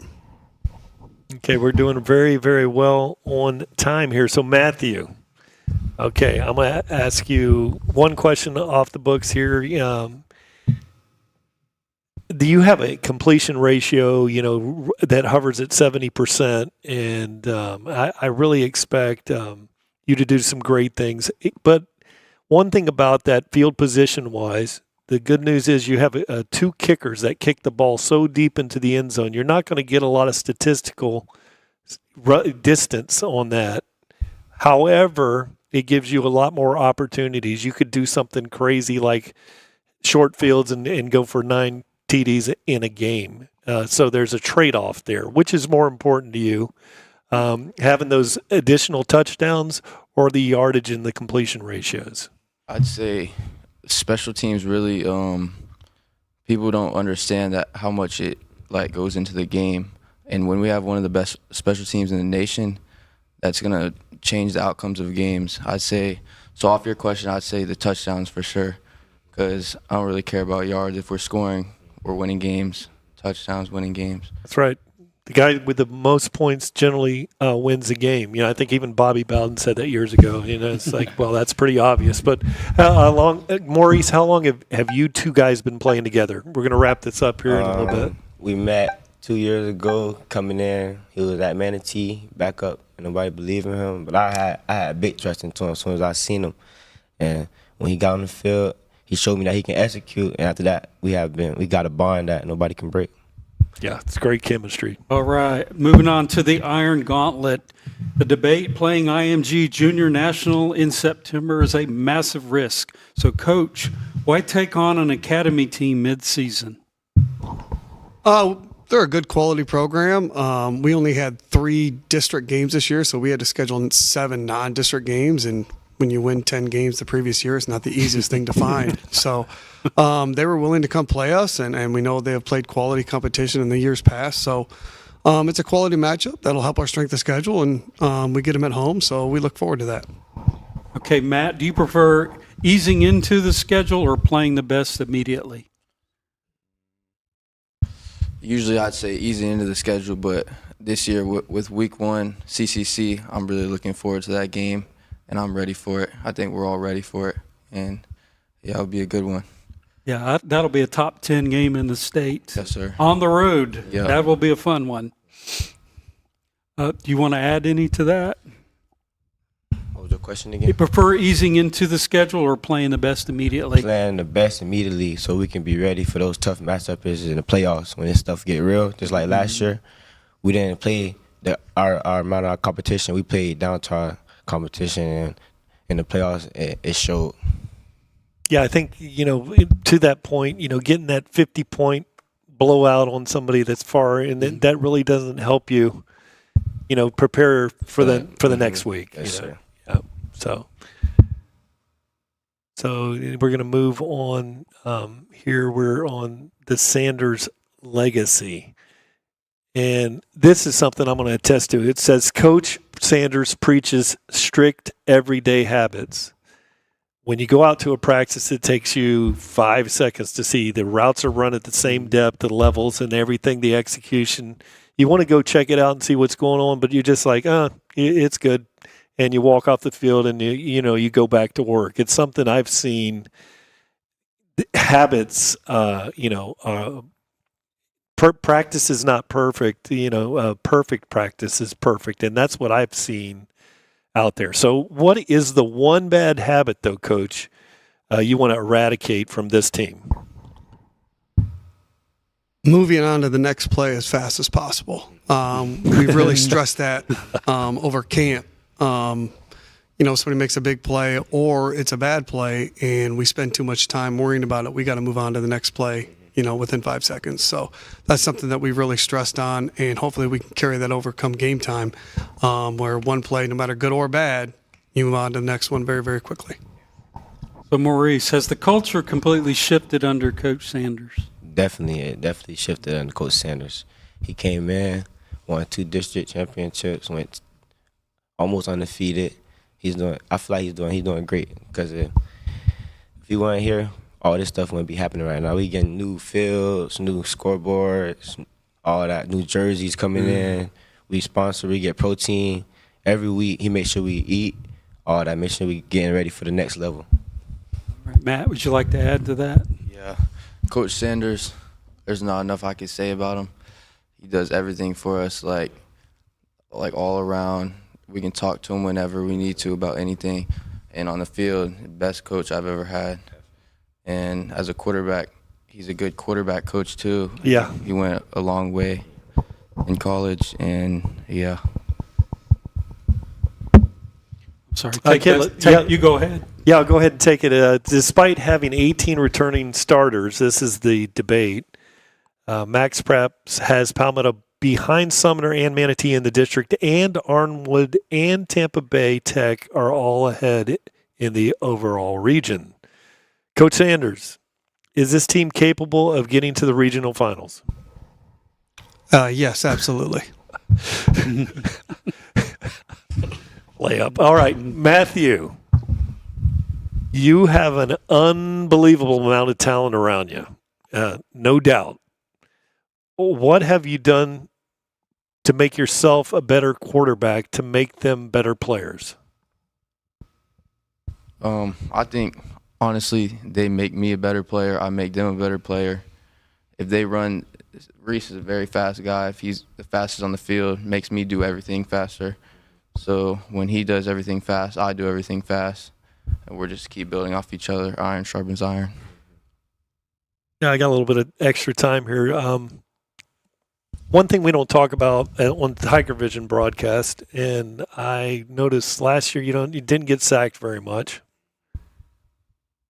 Do you feed those offensive linemen, and do you take care of those guys? Because we never talk about them, but they have done an awesome job for you. What do you think, Matthew? Are they pretty decent up front? Yeah, those are my guys. I'm very grateful for them.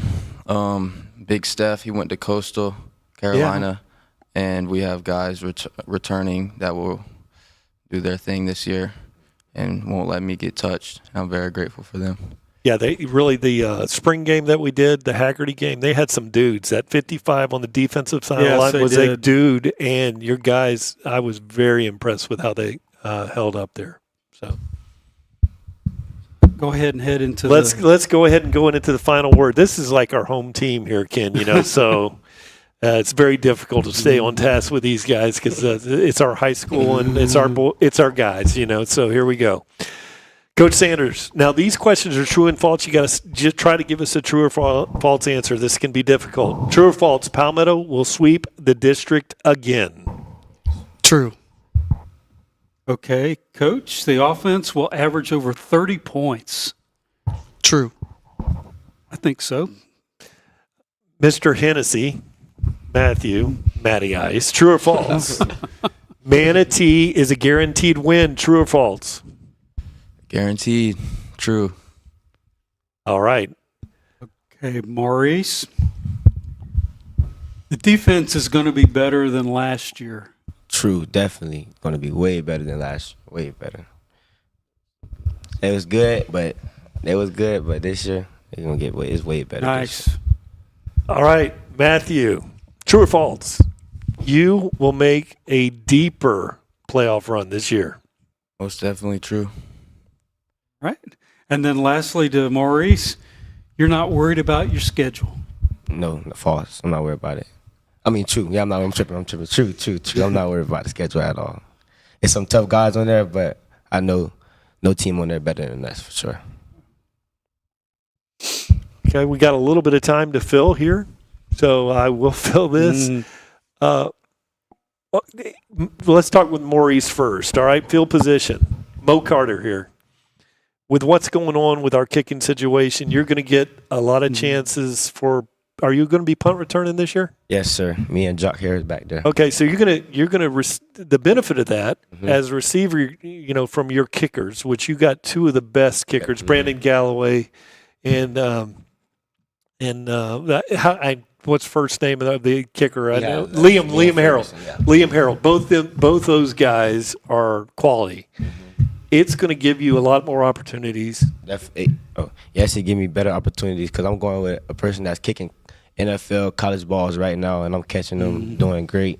So the more I keep practicing with him, the more better I'm gonna get. And I'm glad we got Brandon Galloway because he's a big key to the team for sure. Yep. So let's take it to the final. And the other things that it will affect is your yardage, because those guys are so effective. But let's take it to the final word here. We thank the Palmetto Tigers for coming into the game. We have Coach Eric Sanders, Maurice Carter, and Matthew Hennessy.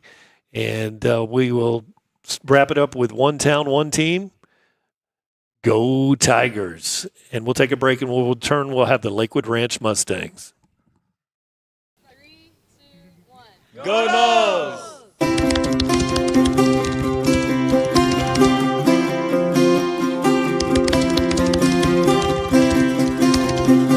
Something good that has happened to me lately was probably getting all A's. I learned how to block out the negative energy out of my life and be more positive in general. I helped her around on her first day here. On my first day here, anyone I asked would help me to class. Something good that's happening in my life right now is I have the ability to play college football. I got first place in my 400 at the meet. Got a high score on my math test. Got second place in a 4x1 for track. I got all my grades up in time. I recorded my solo for State Solo Ensemble. I got a new dog. Yeah, it's really nice, really cute.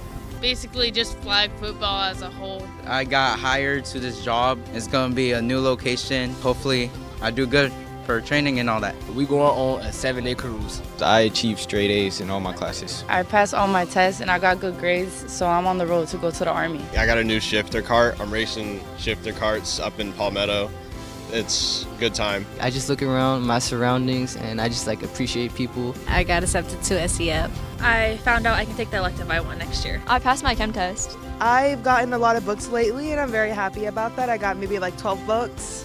We both got the same college offers and we're ready to move on to the next level of football. Lately, I think that I just made a lot of friends, especially this quarter. I just found out yesterday that I got hired at a new job. I joined TV and I started doing the news, and I think it opened up more opportunities for next year. I got my first car. I got a cupcake in my third period. I got a donut because I got all my grades up. My niece was born this week.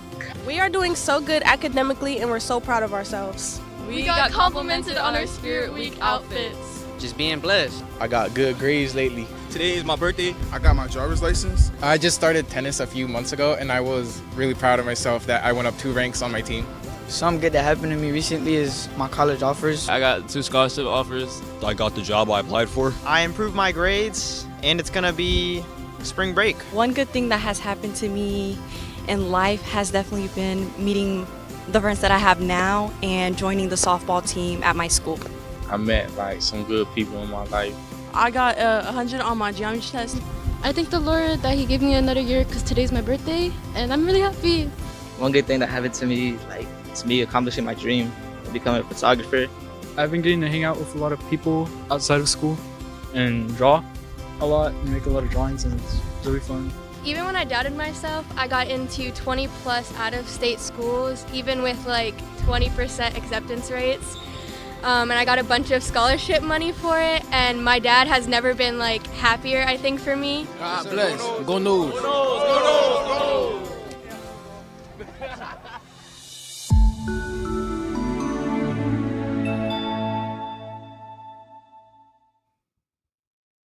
Back with Suncoast Media Day. Now we have Lakewood Ranch Mustangs head coach Scott Parafacini, and he's got a couple players here with him today. Coach, why don't you introduce us to the players?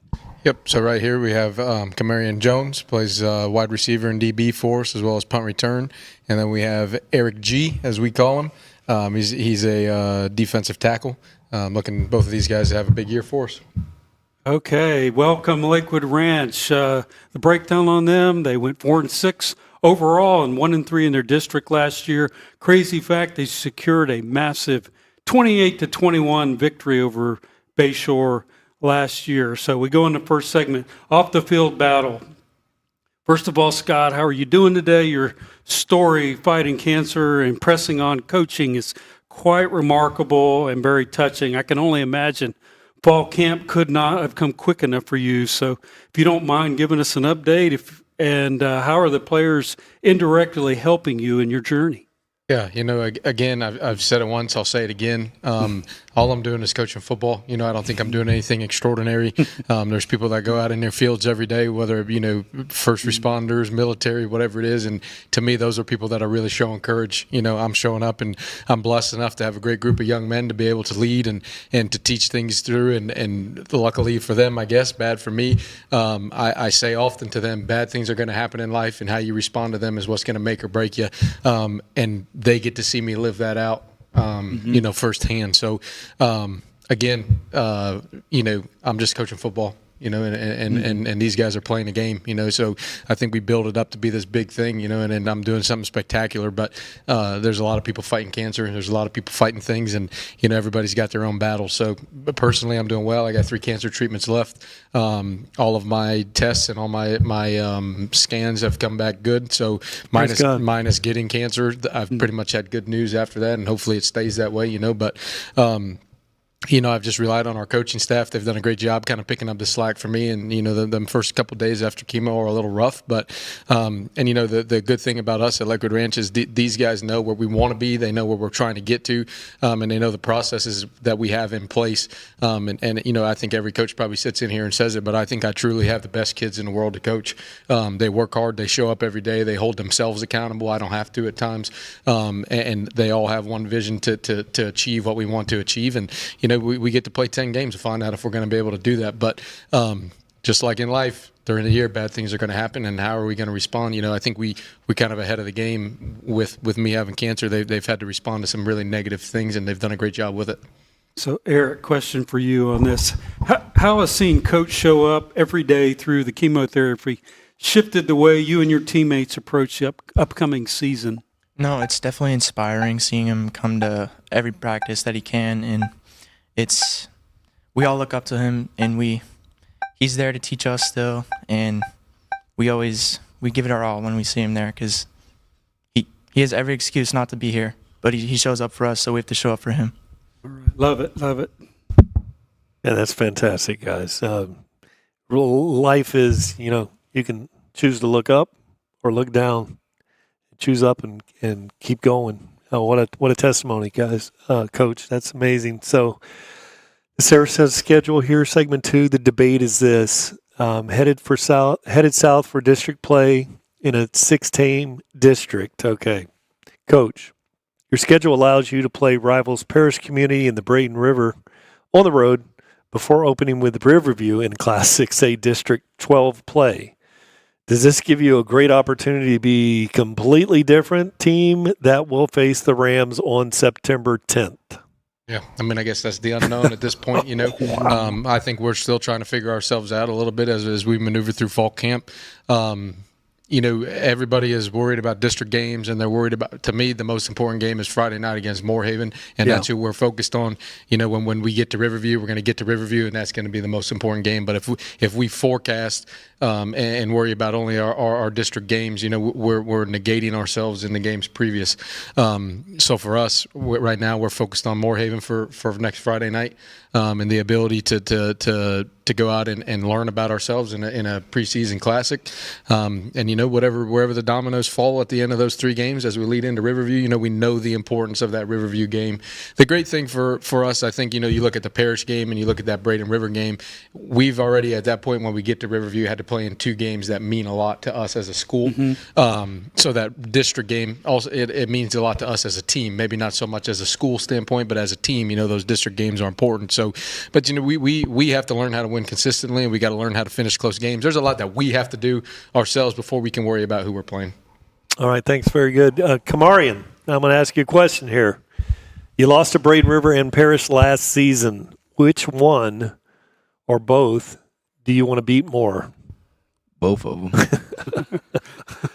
But I would say Parish even more because I got injured, fractured collarbone before the half. So first week, that's like, I get another chance, thank God, and I could bounce back for our school so we can play Parrish again week 1. But Bradenton River, when we go week 3, that's going to be even better because that's the rival team, and we want to beat them. So, and I've seen this young man go.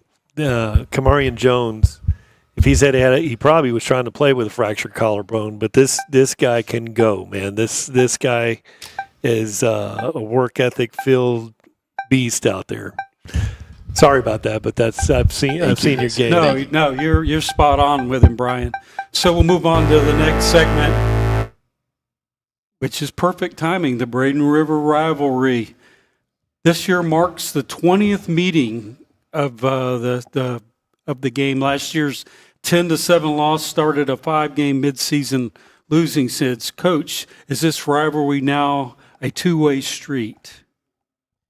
Yeah, great question. I don't think we've won enough games to call it a two-way street. You know, if you look at that 20-year period, maybe in the beginning we won some games, they won some games, and then all of a sudden it became a landslide of Bradenton River against us. You know, we were able to sneak one out a year ago with that 41-3 game. Yeah. You know, or 2 years ago, whatever it was, and you know, I think that we're getting there. We're getting to the point where we need to be. But in my opinion, it's hard to call it a rivalry when it's been dominated for so long by one side. Some fun stuff. Our special teams coordinator and strength coach is now there as their defensive coordinator. So, you know, we wish him the best of luck. But also, I know our kids are going to be up for that game. You know, they loved him and they were sad to see him go. So, you know, they're excited to be able to compete against him. And yeah, I mean, again, it's another game on our schedule. You know, we got 2 games before that we got to be ready for. And, you know, when we get there, we get there and we'll put the best product we can on the field. And whatever happens is what happens. Okay, Eric, getting back to Bradenton River just for a moment. I know Moorhaven's more important this week, but what does keeping the pirate wheel mean to you? It means a lot to us because, I mean, it's probably one of our biggest rivalries. And to keep the wheel, it just shows that we dominate, and just keeping it means a lot as a team. Well, Ken, I think let's move to the next segment because eventually you and I are going to get a cup of coffee today because we're going to need it. The next segment is Culture Club. So here's the debate, Coach. We do it the right way, culture. Takes too long to show results. How are you getting, Coach, the players to completely buy in to what you're selling and the culture? Yeah, I mean, I think it's kind of a crazy comment that it takes too long. I mean, if we build a house, I don't want somebody that's going to cut the corners because the first time we get a hurricane that falls, everything's going to fall apart. I don't want my cancer doctor to cut corners. I want him to do it the right way. You know, so I mean, I think that there is one way to do it, and it's the right way. And every place success looks different at where you are in your journey and where you are as a program and where you are as a team. You know, if you look traditionally at Lakewood Ranch High School, they've had a losing record as a program since the school opened. So that's something that we are trying to change, and I think we've been close. We've been on the cusp. You know, you look at a really close game last year against Sarasota that we lost, a really close game against Bradenton River that we lost, which is what I talked about earlier. We got to win those close games, but had we done that, and we didn't, so it's a big had, that would have been the first back-to-back winning record in 14 years at Lakewood Ranch. So I don't think that I have to sell these guys anything. I think they know what they want.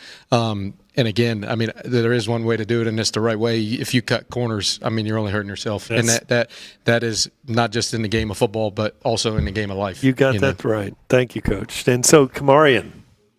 And, Sir. you know, by the way, they write a little bit of my questions here, so I maybe could have pulled that one out. Kamarian, does the brick by brick motto actually motivate the locker room, or is it just something that people talk about? I would say something that people talk about. Our motto every year, especially, of course, the right way, but we always overlook. So I tell the locker as a team, I tell them, like, you know, we go to a school that everybody think they could beat us on the schedule, but we can change that. It's not up to them, it's up to us. So I just tell them in the locker, we say, don't buy into the hype and don't look on the newspaper, social media, whatever they say, just stay focused, because when the game day come, it's past and you got to do all the talking on the field. So I just say, stay locked in, don't buy into the social media, stay focused all season. Great answer. Yeah, that's probably one of the best one of the day. So we'll move on to the next segment called The Test. Hosting Community School of Naples in late October is a brutal late season opportunity. So, Coach, why schedule a physical game right before the playoffs? Yep. So we, in the way that our district schedule shaked out, we had 3 home games in a row. We were supposed to play Braden River at home on week 11. That was the original schedule. And with that, if you look at the flip, you signed a 2-year contracts. Our senior night would have been like week 8. So we moved that game of Braden River back up to week 3, and Community School of Naples was looking for a game, and like I say, every game on our schedule is going to be a tough game for us, and I think one thing that we want to be is a physical football team, and for us to be able to turn the corner and be known that way, you have to beat physical teams. And my year at Bradenton Christian, we played Community School of Naples, so I got a little bit of experience against them. They're well coached, they're a hard-nosed football team, and we're just excited for the opportunity, to be a senior night game for us. But they were willing to make the trip, and we're willing to host. And again, every game is going to be a tough game. You just got to put your best product on the field in that moment and lay it on the line. Okay, Eric, are you excited or nervous for that late season gauntlet? I'm excited. I don't really think about too much who we play. I just go in every game the same way. We just got to beat them, be the better team. So, yeah. Marion, anything to add? Yeah, I'm add on what Eric said. I think this is a big, especially our last year, so this is going to be even a big season for both of us. But, yeah, I don't care who on the schedule. I just want to go compete and be great. That's all I got to say. Yeah, I could hear, you're talking about things like all the lip service and the, talk is cheap, and it's where between the lines, in the classroom and between the lines is where it's at. On labor, there's profit, but mere talk leads to poverty, right? So talk is cheap. So that'll bring me right into the final word. Here we are during the talking season, and Coach is thinking, can I just get back out to the weight room in the field and get these guys going? So we're going to bring it down to the final word, which is going to be a true and false series here, guys. So are you ready? And you have to answer true or false here in the final word. Coach P, I can say your name, but most people probably call Coach P. True or false? A district title is your only measure of success. False. I mean, I think there's 100 ways to skin a cat, and success. Us having a winning season is successful for us. Us making the playoffs is successful. It doesn't necessarily. There's many ways to achieve the goals that we want to achieve. Obviously, our goal is to win a district championship, but we have a lot of goals that lead up to that point. And if we don't hit those small goals first, it's really not going to matter. Love the answer, Coach. True or false? Your offense will be significantly better this year. True. Eric. Yes, sir. True or false? You will beat Braden River and Parish Community this year. True. That's belief, and that's a good answer. So now, Ken. Marion. Lakewood Ranch will make the playoffs. Yes, sir, we will. Okay, I think that's a true. Yeah, and we're going to try to trap old Camarian over here, all right? No, you are not at all worried about your schedule. No, sir. I know we got a tough schedule, but I'm not worried. So the answer is true. Let's go. Yeah, all right. Okay. And lastly, to Eric, the defense is the strength of the team. Yes, sir. They're looking great. True. All right, so we'll sign it off now. We got a little bit of time, but we appreciate Lakewood Ranch here and the great-looking lid here on the table. Special thanks to Scott Parafacini and the Mustangs. We will return with the Lemon Bay Manta Rays. Will be with us next. Thanks, gentlemen. Hold on. All right, let me know when I start. All right, my name is Reggie Brown. So many good things have been happening to me. I don't know which one to pick.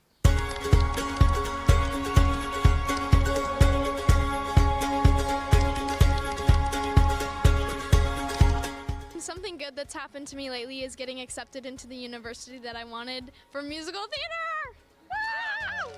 Woo! I read Project Hail Mary twice and then I watched the movie and it was really, really, really good. I got a job recently and it's been really fun and a really positive experience. It was my birthday yesterday, and we went to the melting pot. I made the school dance team, and I got off my chemotherapy meds. I recently got a new job at the same place that I learned how to swim at. I got a pet snake.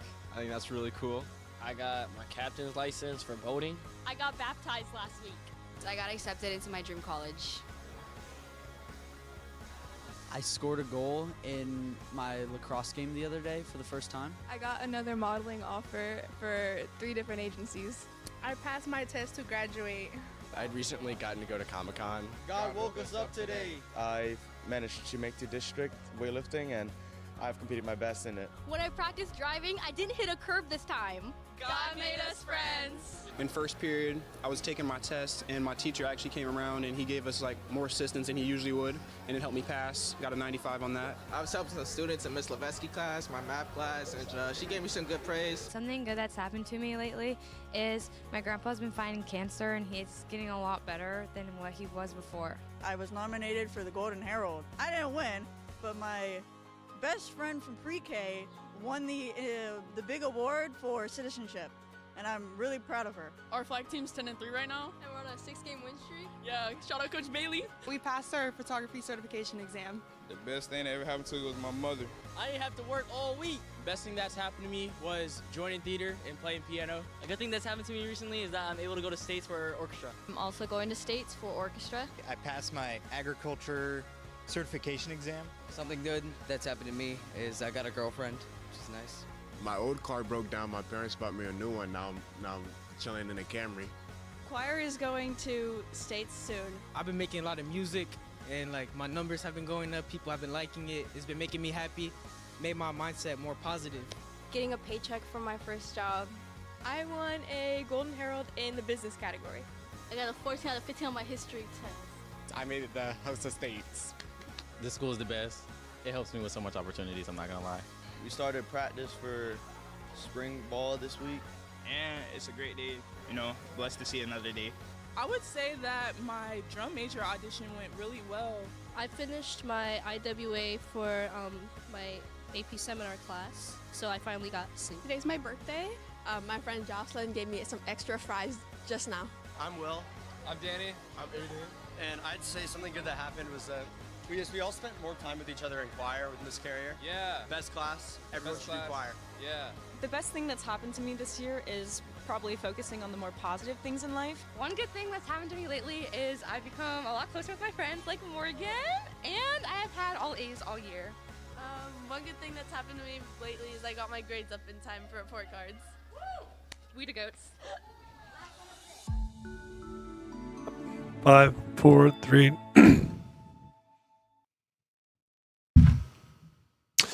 We are back, Suncoast Media Days here 2026 with the Lemon Bay Manta Rays. We've got head coach Jason Mincing with us, and we want to welcome you, Coach, and why don't you introduce some players to us? Thanks first so much for having us. This is a great event you guys do, and it's great for high school football, and we appreciate that. So with us, we have Jesse Hatcher, who is a senior offensive and defensive lineman. He started last year in D-line. He's going to be an offensive guard this year for us. Next to Jesse, we have Corey Baker.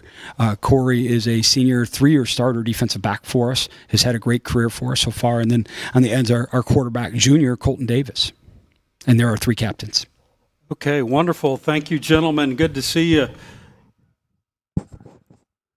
So the breakdown on Lemon Bay, the Manta Rays are entering a brand new era in 2026. After a 4-6 campaign last season in the FHSAA, Lemon Bay has made the transition to the Sunshine State Athletic Association. They'll be competing in the Atlantic School Division as part of the newly formed Hartman Conference.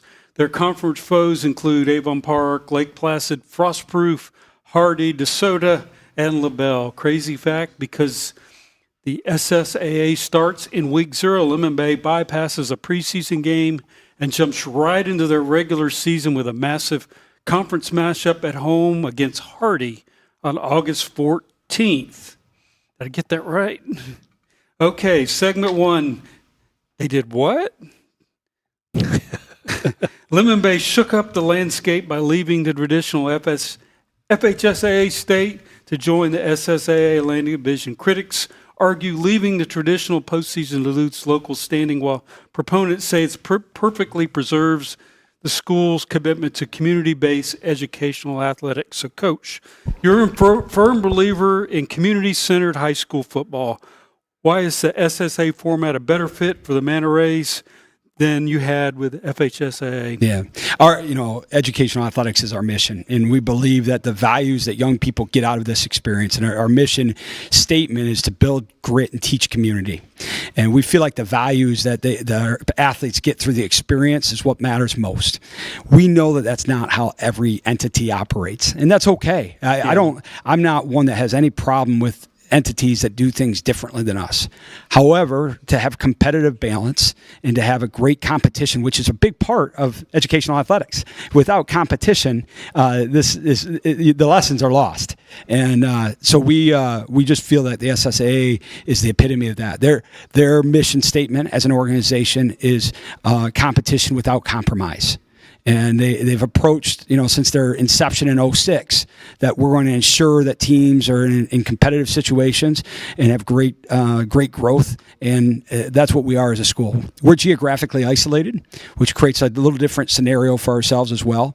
We think that's an advantage as far as the experience our kids have is playing with our youth program and going to school in elementary school together and middle school together and, being united throughout. That's a special thing. And it's something we're proud of, and it makes us unique. And we feel like the Heartland schools have that in common as well, and that we're going to build a pretty neat thing through it. Okay, very good. Jesse, to follow up on that, as a senior, how does the switch over impact the locker room? I mean, I don't think it heavily impacts the locker room in any negative impacts. I think, if anything, it's a positive impact. I think whenever we're going against competition that's more level-headed with ours, I think we have more correlation between the teammates and between the coaches, and there's better communication in most ways. And it's positively impacting the locker room in any way. Okay, wonderful. All right, let's go to segment 2, changing of the guard. The debate. With last year's starters graduating, junior Colton Davis is officially taking the reins as the starting quarterback of the varsity football team after leading the JV team in 2025. Can the Manta Rays offense execute at a very high level without varsity starting experience under center Coach Jason?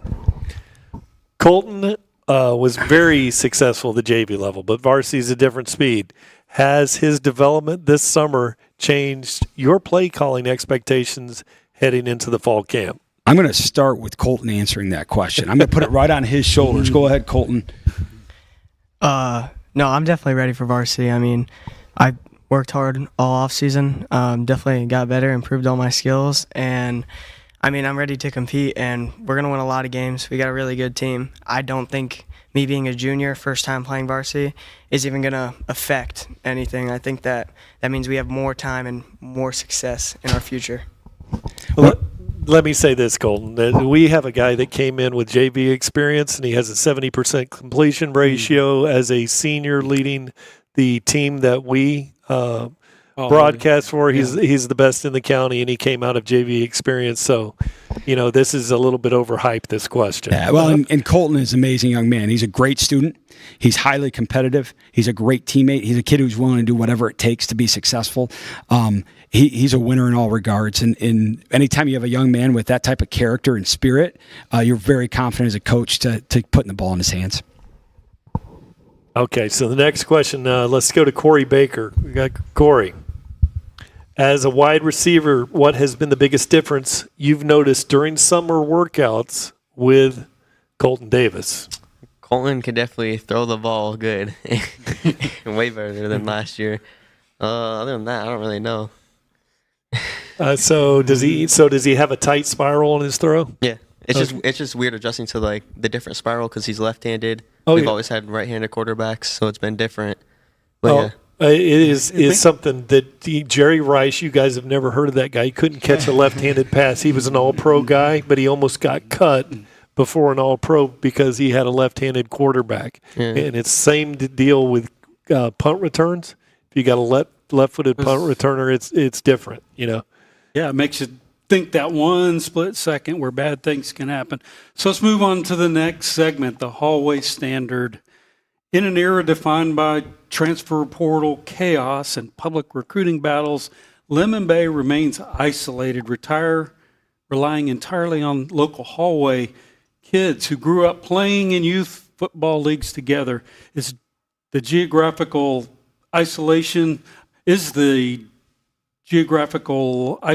a limitation in modern Florida football or the ultimate builder of team chemistry? So, Coach, you roughly mentioned 90% of your four-year seniors started together in the local youth football leagues, which is great. How does that lifelong familiarity translate to trust when facing a tough third and long? Yeah, and right now, currently, just a data point on that, we have 39 kids on our varsity team right now. 38 of those kids have gone to Lemon Bay since their freshman year. And, obviously the mass majority came through our middle schools. And the one that didn't move from Gainesville. So it wasn't as if it's a transfer student or anything like that. And just to that point, I feel like that's what makes us special. The depth of relationship is what matters when this is all said and done. 10 years later, when kids are back at a reunion and they're hanging out, the camaraderie and the experience and the memories, and they remember the silliest things sometimes, but that's what matters when it's all said and done. And that can only happen with time and toil together. Recruiting's illegal. It's illegal for everyone. Those who do it are cheating. And we're not going to cheat, number one. So I think it's a perfect fit for me as a coach, philosophically, and I think it's best for kids and what the philosophy of school sports is supposed to be. And if that were to ever change, we would change. If they made new rules or whatnot, but that would be the demise of high school athletics too. Yes, I think you're spot on. So Corey, you're a mainstay in the secondary for 3 years. What does it mean to represent a locker room where everyone is generally a homegrown Inglewood kid? It's great being with those kids, growing up with them. I don't really know what to say. But yeah, It's special. Yeah, it is. I've grown up with them. We have a good bond, and then we just get along very well. All right. One of the areas I love down there is that little park. And when I'm doing business, Port Charlotte, Inglewood, that area that has all the big iguanas in there, it's one of my favorite places on earth. Our school motto is "It's just better here." It's kind of a playoff of Venice's thing, and it got started through a rivalry basketball game, I guess 20 years ago or whatever. But it's such a unique and special community. It's awesome. I mean, it's between the water and we have some great parks in our area. Oh, yeah. It's a wonderful place to be. It's very obvious why so many people retire there. Oh yeah. Yeah, it is. So now we're going to go to the next segment, which is breaking the 500 ceiling. And here's the debate. Lemon Bay jumped from a 1-win season in 2024 to a 4-win campaign in 2025. While the upward trend is obvious, the program must prove it can close out tight fourth quarter games and establish a winning record. So, Coach, you're ending the third year at the helm. And it's traditionally when a coaching staff standards are fully submitted. What is the primary tactical area?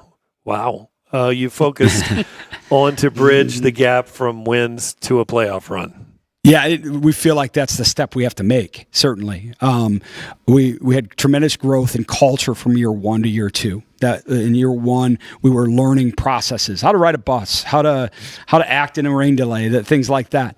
And we talked about that this morning even. And then year two last year, we had a team that really enjoyed playing hard together. They enjoyed competing. But we had some moments that were a little bigger than us where we didn't make the plays that we needed, as you alluded to. And we played a great game against Cape Coral and had a chance to win and just fell a little bit short. Another year in the weight room, another year of consistent effort in the weight room, more important. One of our mottos is work works, and it has to be done. Great. There's no other way around it. You have to do the work, but it works once you do it. So we're year three in that. Our strength numbers are showing that. We had 13 kids over 365 in the squad, 17 at 225 in the clean. Those numbers look like 2 and 4 in year one. So wow. the progress is there. The 39 kids that we have, of those 39, 35 of them have been in the program for the 3 years. And the other 4 kids are just new to the program. So that consistency consistency that I always call it the layered effect. When you're layering instruction on top of what you did the year before, the depth of knowledge gets a lot deeper, and then you get to a point where you're performing with unconscious competence. You're doing it without thought, and that's been the progress. And we feel like we're at that point where we need to have the results, and we need to prove to the people that we're going to be a great team and get in the playoffs and hopefully make a run from there. Okay, Coach. Now I'm going to have a question for Jesse. Jesse, you had a spectacular junior year on the line of scrimmage. What specific lessons from last season's close losses did the team take into the offseason weight room? I mean, I think these close losses have impacted us, and I think just being in a close loss such as a game as Cape Coral, it really came down to who's the harder worker. And I mean, in that game, I think we were the harder workers, and we got outskilled right there, but losing that game really gave us a mental impact, and we just wanted to get in the weight room and work harder. We have a lot of people who squat over 365. Our line has gotten significantly better over this year, I think, and I think we're going to have a great year this year. All right, Ken, let's move it on to the next segment. Selflessness and grit. While other programs rally around flashy social media slogans, Coach has explicitly avoided forcing a team motto, choosing instead to let the values of selflessness and grit develop organically. Can a team establish a championship identity without a singular rallying cry? So, Coach, you've spent 24 years as a head coach. Why do you prefer a more laid-back, organic approach to summer development over traditional high-pressure grind? I don't know. Aged wisdom, I guess. It's such a long road, and passion and enthusiasm matters, obviously, right? And where your spirit is when you're in the competition is what matters. And so it's more just trying to be smarter about targeting those moments. These guys would probably attest I'm not real laid back. It's a matter of getting to that moment where we have to be most intense and not being burned out, not being tired, being excited about that opportunity. And with our we do have a creed that we had developed this year. And so even though we don't have a single rallying cry, we have our creed that we say daily. That's a reminder of what our mission and purpose of what we're doing is. So, Corey, quickly, how do seniors define riding for the brand or establishing Manatee grit in the locker room without a printed slogan on a shirt? Take it. Jesse, go ahead and take it. I mean, I don't think the grit really means words on a shirt. I mean, I think it really just means hard work. Words on a shirt don't mean anything whenever you're putting in the work and putting in the determination whenever you're on the field. Words mean nothing. Another thing is we don't really have it as like a classified slogan or whatever.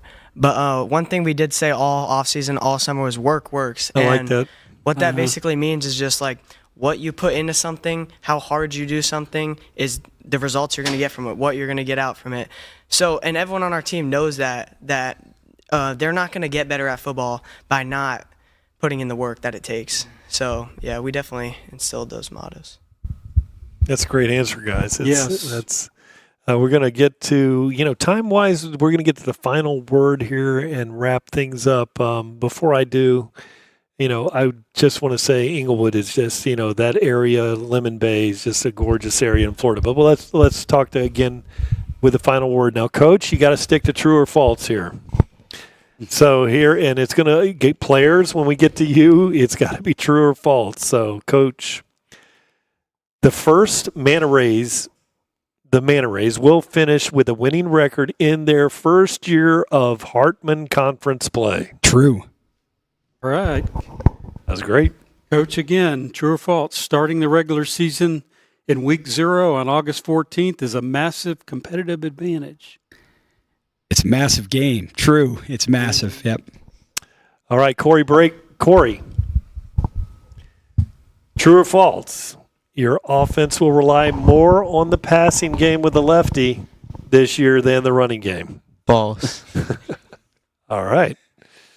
Ken? Okay, to Corey as well. The August opener against Hardy is the most important game on the schedule. False. Okay, I'm going to fire rapid fire to. We got to find one that's going to trap these guys. Ken, to Jesse. True or false? That was pretty smooth. He had the tape, and that made a little noise there on the microphone. But Jesse, true or false? You prefer playing on Lemon Bay's natural grass over any turf field in the state? 100% true. It is. It is the nice field. Yes, and lastly, Jesse, this defense will hold conference opponents to fewer points than last season. Also 100% true. Okay. Well, for all of you international viewers looking in, this is an area that the locals at Lemon Bay would not want to tell you how beautiful it is because there's, it's going to be a traffic problem in the future. But it's one of the most beautiful places on the west coast of Florida. And we want to thank Coach Mincing and the Manta Rays for sitting down with us today. It is going to be incredibly exciting to watch them battle on that grass at Veteran Stadium this August. We will be back with IMG Academy after the break. Thank you very much, Lemon Bay. Because I have some really fantastic news for you, and that's that you won this Coca-Cola scholarship, Miss Kimberly. We're at Bayshore High School today, and we were able to present a scholarship, Refreshing Mind Scholarship to Kimberly. So it was an amazing day and an amazing event.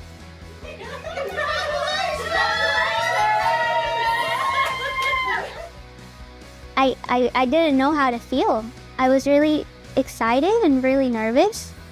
And then when they told me, I just took a moment to really breathe it in, and I was like, wow. Wow. Kimberly is the most deserving of this scholarship, not because it's a gift, not because she wanted it, but because she earned it. She has put in the work. She has done the SAT score. She's studied some of the things that she told me she had to work through as a junior and a senior. So I was so excited to hear that she got the scholarship. You are beautiful inside and out. And from the moment I met you, I was like, holy cow, she's either going to be president, she's going to do something amazing. So I'm so very proud of you, and you earned every piece of this scholarship. Coca-Cola Beverages Florida is all about giving back to the community. We do it through the Refreshing Mind Scholarship. So this is one of our 25 scholarships that we give away across the state of Florida. You did an amazing job through the whole process. She had you picked from the beginning. So amazing job, and congratulations on all of this. So we're super proud of you. A relief, a big relief. My parents don't have to worry about it. I don't have to worry about it. I was thinking of getting a job and doing all these things, and now it just feels like I'm not bound to that. And I can really focus academically on maintaining a high GPA and doing the best to become the best nurse I can be.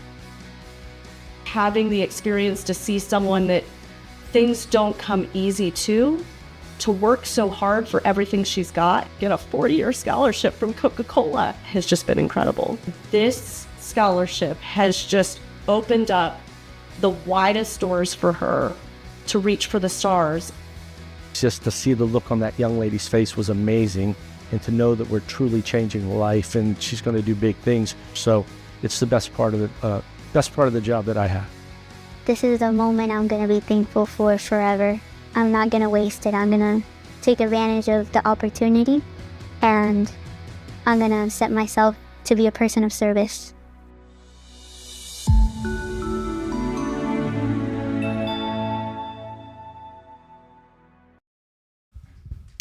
Welcome back to the Legacy Hotel here just outside the campus of IMG. And now we've got a special group for us. I'm Brian Varnadorn. I'm joined by Ken Burton Jr. And we've got the IMG postgrad. And I want to express this as a guy that made significant changes in my body type and that kind of thing, and being a 17-year-old sophomore in college. Absolutely, I would have been thrilled to have an opportunity here in Manatee County to be a part of a postgraduate situation here. This is an exciting program, and it's interesting as you see, Ken, as we grew up, young men grow up at different times, and bodies change, and there's 12-year-olds that can throw the ball 65 yards that are and 200 pounds like my brother was in dunking basketballs. And he's about the same size that he is. And then there's the 5'6", 120-pound guy, freshman in high school myself. Now I obviously have had a few body changes. So I see the postgraduate program as quite the opportunity to develop players. And why don't you introduce yourself and then the players? Sure. Yeah, I'm Coach Dan Devine. I'm the IMG Academy postgrad head coach. Came down here. This is a program that has restarted. We had it 3 years ago, and we restarted it this year.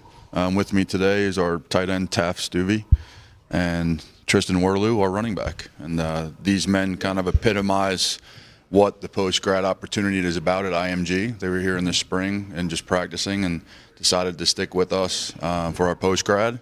And, that's why they're here, for that extra opportunity. And hopefully a future awaits them. So that's the plan.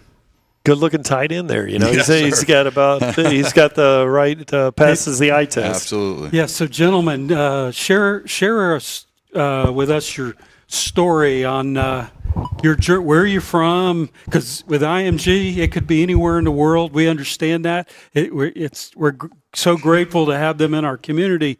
But share your story, where you came from, and how did you end up here? Yeah. So I played tight end in high school for my last 2 years. Started out as a quarterback, had some injury troubles, so that kind of stunted like my recruiting a little bit and all that. So I'm from Kansas originally, and I finished high school, was graduating in December with a few offers, and I thought that if I could have one more year to develop, one more year to kind of meet more coaches, because a lot of coaches don't really recruit the Midwest as hard as they recruit over here in Florida. Mm-hmm. And, my mom found out about IMG and, the opportunity here. And with the new eligibility rules, the 5 for 5, I could come here, get a year of development, start on college classes, get an education. You could come here and essentially steal a year and get more growth and development from this program. So did your mom just Google like post-secondary? I think she was looking at other options just because, from what I had, I didn't have any real like scholarship offer on the table when it was time to sign. So we looked at another opportunity for where I could go to get more development, and another place for more development, but another place I know that like while I'm getting developed, I'm also becoming like I'm getting my school done, and I'm around people that can actually really get me to the next level. So that's how she kind of found out about this whole opportunity here. And what's your story? Well, I started out in New York. That's where I've been playing running back since the 5th grade. And honestly, my junior year, I got the opportunity to go play for JMU, which I was super stoked about. But going into my senior season, I had injury trouble as well. So that kind of just messed up my whole entire recruiting process. And it was kind of like a mental wake up that I got to figure out what I had to do. So then I ended up going to IMG, got the opportunity to go there, and just tremendously helped me develop as a player. And I was fortunate enough to get to come back this season and play with the post-grad team this year. And I'm hoping it will really be the right choice and help me with my recruiting and getting more looks here. So explain. So you played with one of the other IMGs. Yes, sir. So which one? Yes, sir. I was here last year on the national team. You were on the national team, okay, and then things didn't fall into place, so you just decided to stay here. I picked up an offer again, and it was very late notice going into the summer. I was supposed to be there already, but it didn't fall into place, so I got the opportunity to come back here, and so I just had to take it. Fantastic. So, Coach, how many on the roster for the postgraduate team? Currently 38. We have another maybe 1 or 2 coming in late next week. So 38 to 40 on our roster. So not a lot of depth. That's why we tell our kids that do play for us, we give them the opportunity. Like, you're actually going to play football here. There's beautiful. No 85 people on a roster. You're really not sitting behind anybody. You're going to get enough reps and enough film, and we're going to market you the right way to get your name out there and get these kids some opportunities. And so who who do you play? How do you get a schedule? Yeah, so there's other post grads within the country. We play from anybody from teams in Florida like Bonneville, Florida Central Tech. We do play a team from South Carolina. We play a team from Utah. There's a lot of Northeast prep school teams. So in October, we're taking a trip up to Connecticut to a top-ranked prep school up there in St. Thomas More. So that's exciting, and that's the other beauty of it is, we play college rules. We play college timing rules, college game rules. We take trips, we stay in hotels, and we do walkthroughs, and just to get these kids ready and prepped, for the next level, for the next opportunity. So Taft, coming from Kansas, was this a culture shock coming into a world-renowned program? Yeah, it's a lot different. The resources here just that go towards football, it's crazy. Going from just a regular high school in Kansas to kind of a football powerhouse. It's been different, but that's honestly, the exact reason you come here is because you kind of want to find out, what you got. You're going to play against the best of the best. And Since you've played at IMG and now playing, is it any different than being on the national team to the post-secondary? Yeah, for sure. It's definitely a different feel, but at the end of the day, being here with players that are from across the whole entire world, it's honestly just a great feeling, and it's no other different than playing with the national team compared to the post-grad team. And how do you like this Florida humidity? It's got to be crazy. Yeah. I'm a native, and I still don't like it. Yeah, I'd say coming from New York, coming back to here, that was the number one thing trying to get adapted to was the weather for sure. What?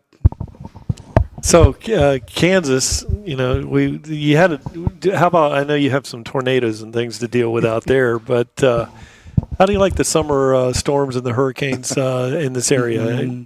Ever seen anything like it? No, definitely rained. It's crazy how, like, in Kansas, you would never like wake up, it'd be clear blue skies, and then all of a sudden it's downpouring for 30 minutes, and then it's back to clear blue skies. It's definitely a lot different.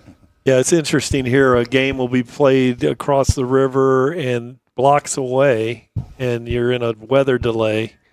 And over here, the lightning rules have changed here in Florida. When we used to play, it was very dangerous, but you could have a game going on within blocks. Sure. And one is rained out, weather delay, and it's amazing how the rain comes through. But postgraduate opportunity, I think this is really exciting to me. As a guy that matured late and those kind of things, it's an opportunity that people didn't have before. It wasn't anything that was even on the radar back then. So I think it's also an opportunity if you've had an injury to get through the injury and then the compound here. My son was a first 4-year graduate of the basketball academy. So and you probably know him. It's an administration near Abel Varnador. So might know him, but the environment here at IMG is special. It is just a special place, and the care that you have. And second to none. Yeah, we were local, and my son was going here, but most of the students were from other areas, and I can tell you that in the dorm areas and the way that things were handled for a lot of those students, it made them feel very comfortable, like they were at home. Yeah. So as comfortable as you can be away from home. No doubt. Yeah. So I think you might speak to that, Coach. Yeah. And with the landscape of college athletics, especially college football nowadays, I think the postgraduate opportunity is great, for young men that want the extra opportunities. These two young men had opportunities, and they entrusted us to come back to postgrad to better their opportunities, whether because of injury or just because, kids may not feel marketed depending on where they live, in certain opportunities. I grew up in upstate New York, and if I had a place like this for post-grad, I probably would have jumped at it. The resources we have here at IMG are absolutely second to none. Agreed. These kids eat, sleep, and breathe it, but at the same time, they're both great student athletes. They're both 4.0 students. They're both disciplined. They're our captains for a reason. they embody what we want at IMG, you know, and then.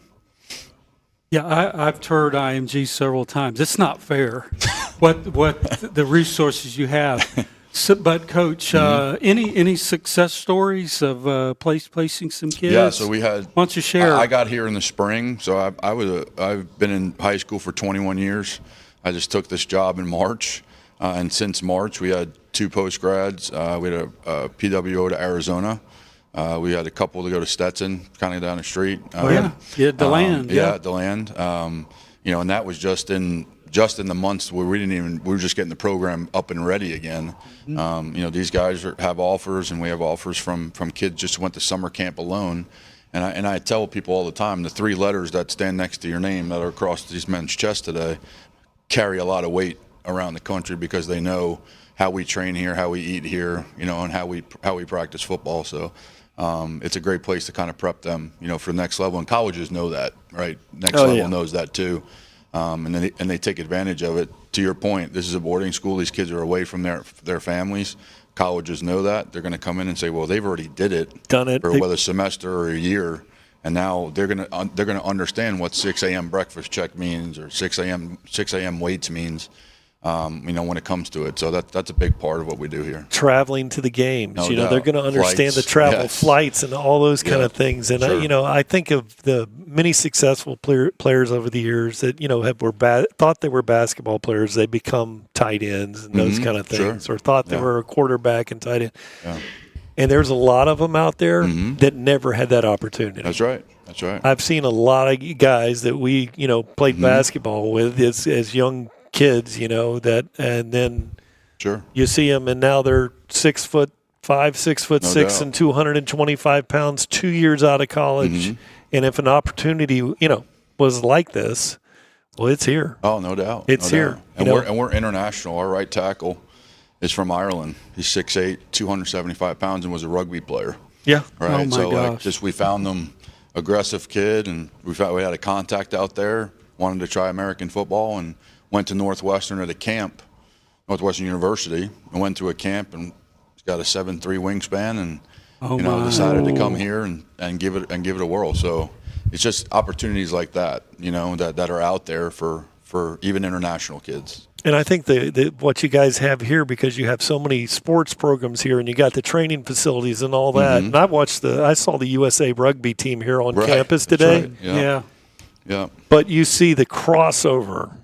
Right. You know, and then in the position that you guys have here, you know, on this campus, there's a crossover where that would be an easy fit. And this dude is dude is a tight end, or this dude, you know. That's right. And so it's an amazing, unique opportunity here. And So I think we have about a minute left. Sure. But Coach Devine, a question.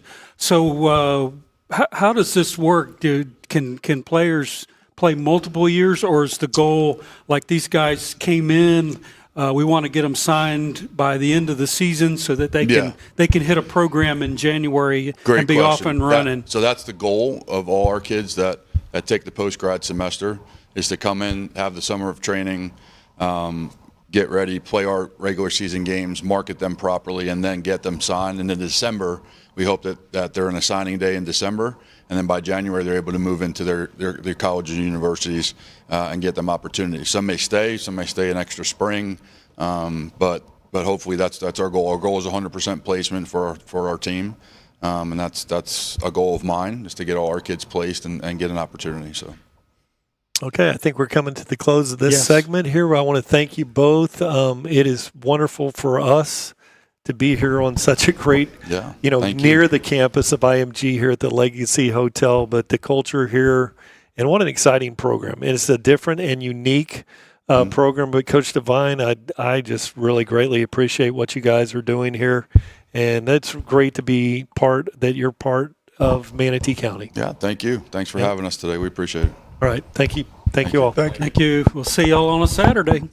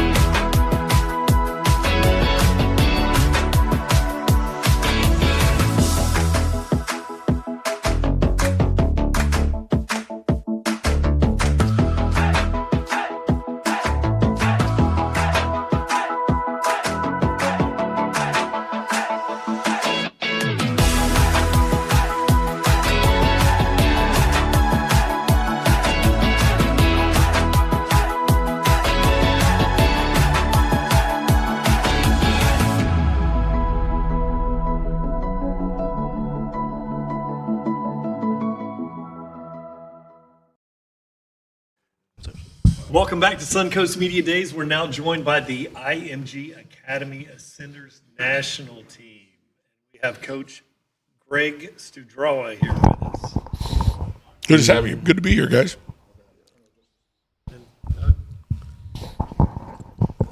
All right, so we're first going to meet the team. And, Coach, introduce your players here. You guys introduce yourselves. I'm Eric McFarland III. Osani Gales. Amari Irvin. 2 wide receivers and a linebacker. Yes, Eric, Texas A&M. Yep. Wasani, Alabama. And where have you committed? I committed Virginia Tech. Virginia Tech, Virginia 3 Tech. for 3. Okay. So the breakdown on the national team, they went a flawless 9-0 last season. Crazy fact, they're opening their 2026 season on the road in Utah against Lone Peak.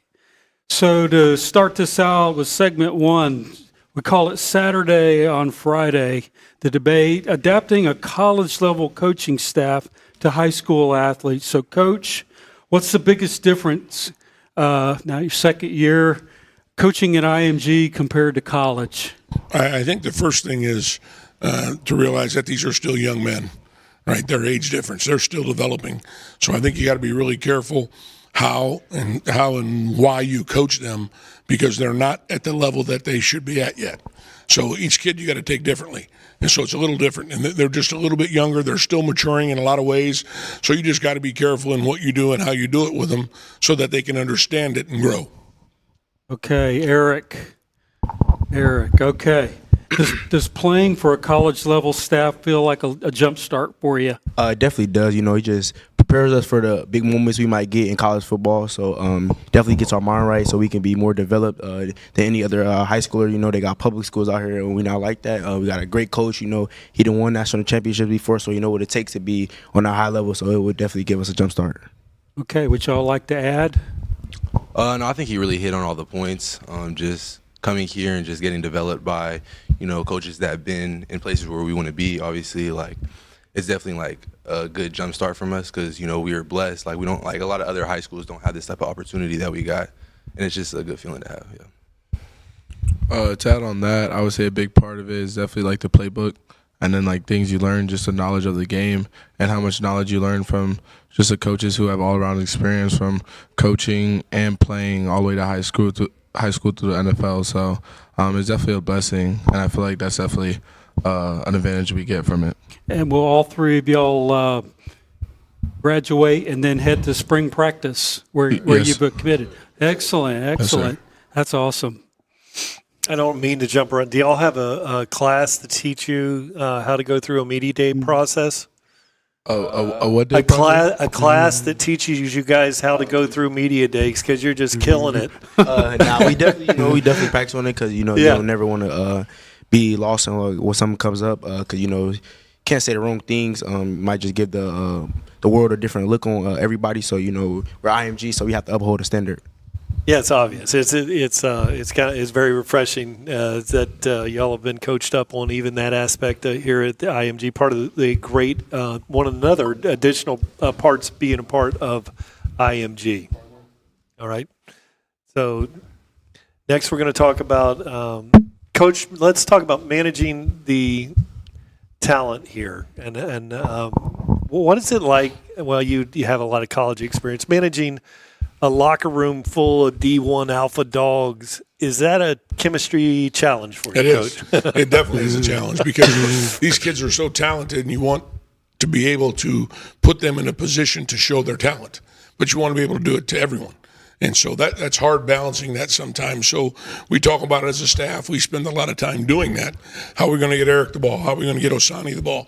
How are we going to run the ball to keep the physicality of what we do in winning games? So, yeah, it's a hard task with the talented kids we have, but it's something that I think you have to do, and we pursue it every day. Yeah, and how do you, on offense, or how do you get them to buy into being so cohesive as a unit? That's hard. That's the hardest part. And because our team changes every year. We lost 19 kids at midterm last year, and that was the first thing I talked about last year was developing that culture. This is structured just like a college program that they're going into. So I want them first to be able to understand that here's where you're going. This is what's going to happen there. And now when we get new guys in, we have a very short time. Some guys have only been here 2 weeks. So now we have to say, hey, here's our standard. Here's our culture. You guys have to buy in. And here's the catch. They have to do it. All right, if the coaches have to do it, we'll be very average. If our players and leaders, like the 3 men sitting right here, if they do it, they help those kids adapt, it'll be like last year. We'll have a really, really good team. But if coaches have to do that, then it'll probably be a struggle. Okay, my next question is going to be for Eric McFarland. Eric, what position do you play? I play wide receiver. Okay, so you're going to be lined up against a very good DB out there in practice, right? Yes, sir. Yeah, most definitely. It's not like you can hide, it's like in a high school situation where you're going to have a softie out there in certain situations. Everybody that's guarding you is good. Yeah, for sure. All right, so how competitive do y'all's practices get? They definitely get competitive, especially like when we catching balls and defense trapping us up sometimes, it's going to definitely be just a competitive in us. It's definitely good for us because I feel like, me personally, this is the best I'm probably going to get all season, realistically. I feel like our defense is the best in the world, so I just try to compete every day so I can get the best out of me. That's great for you guys. It's great. Okay, next segment is Road Warriors. So the debate is flying cross country to Lone Peak, Utah, exhausts players. So, Coach, how do you manage the physical toll of national travel? Yeah, it's difficult, and but I also think last year we had 8 of them. Yes. And so this year we got 5 home games, so it's a little bit less travel for us. But last year, something happened that I hadn't foreseen was we were on the road so much, and we spent so much time together, especially the first 8 weeks of the season. I think we traveled some 12,000 miles or whatever it was. Wow. But what happened was this: all the time in the hotels and the airports and the planes they bonded. And we became a family quicker than I thought we would become a family. So that was really a benefit that I hadn't had. But what we try to do is watch their legs. We have GPSs, things that monitor their practice. And if I see those things, if I see a toll in their body, then we'll shut it down at practice a little bit and go a little bit less. So we're fortunate to have those things. But that travel and being, us against the world mentality, they enjoy that. They enjoy going into other places, into packed stadiums and just playing. So that was a really benefit for us. But yeah, we have to keep an eye on them as the season goes on, as the wear and tear, as the reps add up. We keep an eye on them and monitor it through practice. So, Asani, you're from California. Yeah. So does extreme travel build brotherhood, as Coach said, kind of set you up here? Or is it obviously didn't become a distraction, but it could? Yeah, no, for sure. I don't really feel like it exhausts us. I really feel like it gives us energy. Just walking into someone's, house and just like trying to take it over. I feel like that really gives us the energy and the boost. And obviously, like, just the brotherhood you build and like just like the bonding moments you get, just like, traveling with the whole team, staying at the hotels, it's just like a good bonding experience. And it's just it's a good feeling to have, like, when your brother next to you and he's going through the same thing that you're going through, traveling across the country to play the same, like, one of the teams, and just like win the game. So yeah, it's a good feeling. Okay, we got 30 seconds. Anybody else like to add? I like to add, like, one thing that Coach Stud brought to us was, like, every time we go and stay in a hotel, we'll always have a morning walk before we really start any meetings or anything.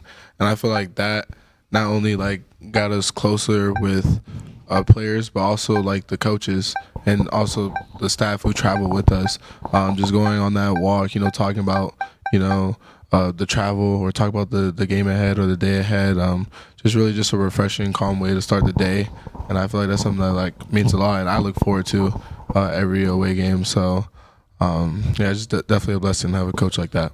Thank you, Sonny. Now we're going to go to the playoff puzzle, the next segment here.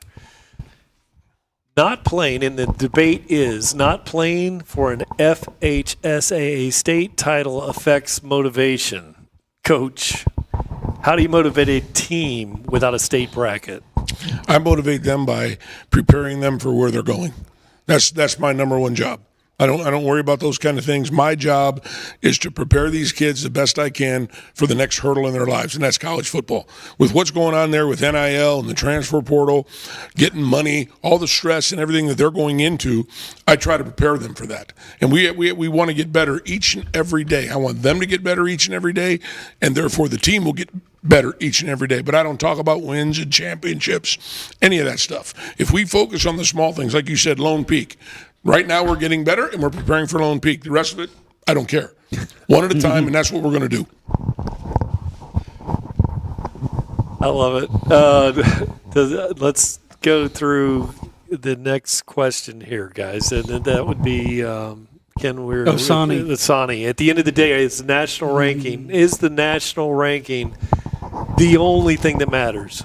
No, I don't think that's the only thing that matters. I feel like just developing on and off the field is like the biggest thing to us. You know, you come to IMG for a reason, and that's to prepare yourself for the next level and to prepare yourself just for like off the field stuff too. I feel like they develop, like this whole coaching staff really like shapes you into the man you are today, and I really feel like that's why you come to IMG. So I don't feel like national ranking really matters to us. Obviously, we want to win, and that's definitely a goal of ours is to win. But I feel like a big thing for us is just to develop, is to get developed on and off the field, and I feel like that's really what we come to IMG for. Okay, we'll move to trench warfare. We know Coach is an offensive line guru. My question for you, is the O-line the true heart of this team? Not yet, certainly. We lost 5 seniors last year. 2 to USC, 1 to North Carolina, 1 to Florida, 1 to Florida State. So that group as seniors was. Right now we're young. We're young up front on both sides of the ball, as where last year we had seniors on both sides of the ball up front. And obviously when you control the line of scrimmage, these guys can go do their thing. So while we're on our way there now with the young guys that we have, are we there yet? No. Are they the core yet? No. They better be by 2 weeks, or as close as they can get to by 2 weeks. But no, that's still a work in progress with some of the young guys we have. I like what I'm seeing, but by no means are we ready for what we have to go through yet. Okay, Eric, real quickly here, does the offense run strictly through the trenches? I'd definitely say it definitely starts there because, them guys, them 5 up front, we need them just so the quarterback can get us the ball in their hands. But I like to start off with that for sure because the run game is something special we really need. It's going to open up the pass game for us, so I'll definitely say the trenches is where it started at for sure. Okay, and now we're going to go to the final word. I will say this, Coach. You had 9 wins, 0 losses last year. He's got the football thing going, the knees shaking, the microphone under the table. If you're hearing, it's clear as a bell. If you're hearing all that audio, it's because this man's focused on coaching. So if you've been hearing all that stuff during that, I let it ride. Because I was thinking, you know what, I'm not going to sit here and disrespect a guy that's like college experience and just threw a 9-0 record out there because he's fiddling with a microphone. But Coach, and you got the, the neat thing, I tend to have that. I have a guy that was second runner-up in Mr. Florida Football that's with me all the time, and it feels like my car's out of line. When we drive down the road, I'm like, yeah. So I'm used to that, so that didn't bother me. Okay, the final word, Coach. Now this is going to be easy. True and false. We're going to keep it quick here, guys. So just true or false. Coach Sedora. True or false? This is the most talented team in the country. True. Okay, Coach. The travel schedule is your toughest opponent. False. Might have been last year. Yes, sir. Okay. Asani, you're getting got a lot of questions here. He's a man. So true or false? You will go undefeated again. True. Okay, Eric. Practices are harder than games. True or false? True. Okay. All right, back to Asani. And let's throw it out there for everybody in the world to hear because we do go out there internationally. A national championship is guaranteed. True. Like it. And lastly, to Eric, do you prefer playing out of state? True. All right, so you did well. You guys did good. We're going to wrap things up with the final word here. We want to especially thank as local ham and eggers here from Palmetto, to be the opportunity to be here in this great Legacy Hotel near the campus of IMG, sitting and talking to some of the greatest future college football players. It's just fantastic. And, Coach, I will say this. I'll distract one more time. Do you ever hear him this quiet? Coach, this rare. You ever the sweet voice that he's got going on today? That's rare. Yeah, he's got a lot of gravel in that voice. I can tell that between the lines and on. When you see Coach, he has a different perspective. But I want to thank you guys again for having us be out here. But the IMG National Ascenders, Coach, you're always a delight to talk to, and the players are always good. And obviously trained on the aspects of being prepared for a media day. And we'll be back soon with the IMG national team. Thank you, guys. We appreciate you. Okay. Thank you, guys. Looking forward to it.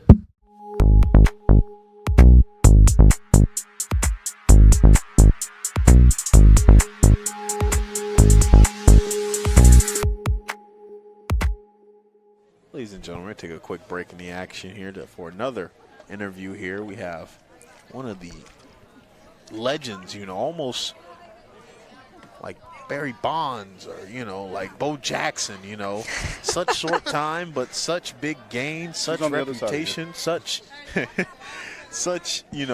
presence here at MSTV, Mr. Joseph Jammer. You're so close. Exactly. You're close. I was close. No, 99% of people butcher my last name when they look at it. Even though I'm like, it's so simple. It's just Mana and then right without the W in front of it. It's like the easiest way to put it, but everybody butchers it. Only if I had it in front of my eyes. Jammer, how does it feel, man? You've been here such a short time, but such a huge impact. I would say Carl's right-hand man. Oh, yeah. In other terms, yeah, that's probably the nicest way to put it. But, nah, man, it's been an amazing year. Like I said, started with MTC again 3 weeks before school started. I wasn't even supposed to be a part of this program or even MTC, and God had other plans. That's beautiful to hear. I remember, first meeting you, and I remember you were an MTC student, and I didn't know that your relationship with MTC would become such a big part of MSTV. You've worked almost every game, I believe every game for the spring semester, and a huge amount for fall, if not every game. And you've been an absolute help. As far as for you, from your perspective, how's the ride been? Absolutely amazing. Like I said, I got quite a pass from working in IT, so it kind of obviously helped a lot of this. But I worked in corrections, juvenile corrections, armed security. So coming to this and just being a whole different path and approach, it's just been an absolute blessing. It's nothing I would have ever expected doing. Again, I wasn't supposed to be part of this program because I was supposed to be leaving the state. And like I said, God had other plans. I applied for the program at MTC and got the very last spot 3 weeks before school started. How does it feel to make a pivot into TV production? I know you've had so many other jobs, but was it overwhelming at first? Was it something new? Was it exciting? How did it feel? It was absolutely exciting. Like you said, it was a little nerve-wracking, not knowing 100% of what I was getting involved in. But it's been an absolute dream come true. It's been a pleasure. And like you said, working with especially a lot of the high schoolers, even though a lot of these kids had so much more experience than me, and they look at me as, like you said, Carl's right-hand man, and it's just awesome to, see the respect I get from the youth and high schoolers, and I've definitely learned so much from all these seniors, especially Brooke here. She's coming back next year, so I'm looking forward to being able to work with her again next year, too. Let me just say, Jammer's been the man this year. There's Carl with the confirmation. Just a life question as far as when you look back here at MSTV, 30-foot view later down the line when you're in your career working behind or on the big levels, Big Ten, college, wherever it may be, sports. What do you think your memory of MSTV will be? That it all started here. And I know that goes for a lot of the high schoolers as well. I might be older, but, it's where it all started. A lot of these students, and back in my high school days, this wasn't a thing. We didn't have this as an option. So this just, to have this done now for the high schoolers and allowing to build these skills, not just in TV production, but just in life skills and, soft skills, per se. Being able to talk one-on-one with people, especially people that are much older. And it's just an awesome program all around for those skills as well as the TV production side.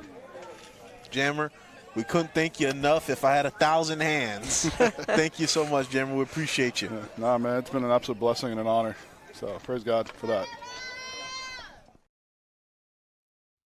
Back in the Legacy Hotel here with the IMG National Ascenders, Junior National Ascenders, and Coach Jeff Pond. Needs no introduction for Ken and I. You've been around the program here a little bit. Why don't you tell us who your players are, what positions they play? Absolutely. So sitting next to me is Elijah Ham. He's a local kid, defensive back. Next to him is Ty Plummer from Ashland, Kentucky. Next to him is our quarterback, Chase Behringer. Then behind him, our international kids, we brought Mexico City's Liam Chernitsky, and then Calgary, Alberta, Massimo Paitelli. Fantastic. Well, one thing we do have international broadcasts. Our stream that we've put out over the years, we've had one that was 90 miles away from a place in Vietnam, 90 miles away from the furthest place on the planet. So with your folks at home, we are covering you, and so it's good for you to be here with us today. Well, let's meet you, the players, and Ken. Let's skip that. We had that and have a breakdown here with Ken. Yes, let's talk about the junior national team is coming off. Let me get this right. Back to back to back. SSIA state championship. Crazy fact, they will face off against local powerhouses Riverview, and we're going to get to do the game. That'll be fun. When they come to play Palmetto this season. So first segment, let's talk about the standard.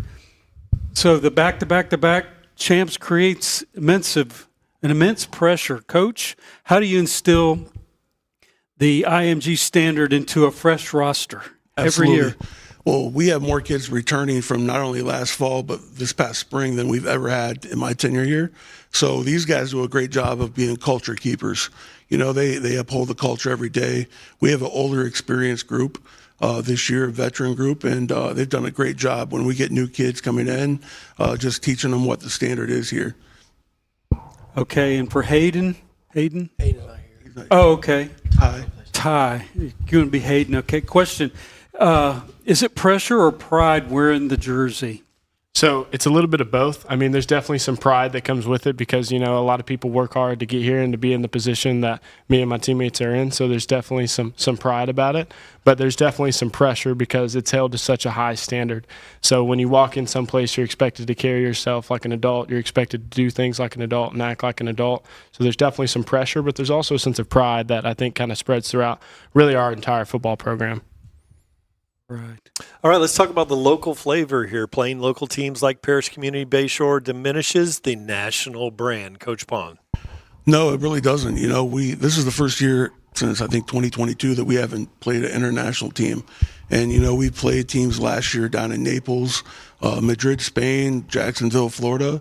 It's going to be nice to just stay around in this area and play high school football. I've always enjoyed the local rivalries, whether it's Manatee, Riverview, Palmetto. This year we're going to add Parish. So, it'll be a good brand of football around here. Florida has the best high school football in the country, so we're excited to stay home and play some local teams. Kind of fun here when you said the local guy product is Tampa. We consider that a long road game, across the street. For us, playing the international games, that's right down the street. Yeah, logistics is not we try to even, with the school district of Manatee County, how are we going to get buses to the game? And we're going 35 miles up or down the road. And to see what you guys do, it's just incredible. It's incredible. Okay, so let's start out here with the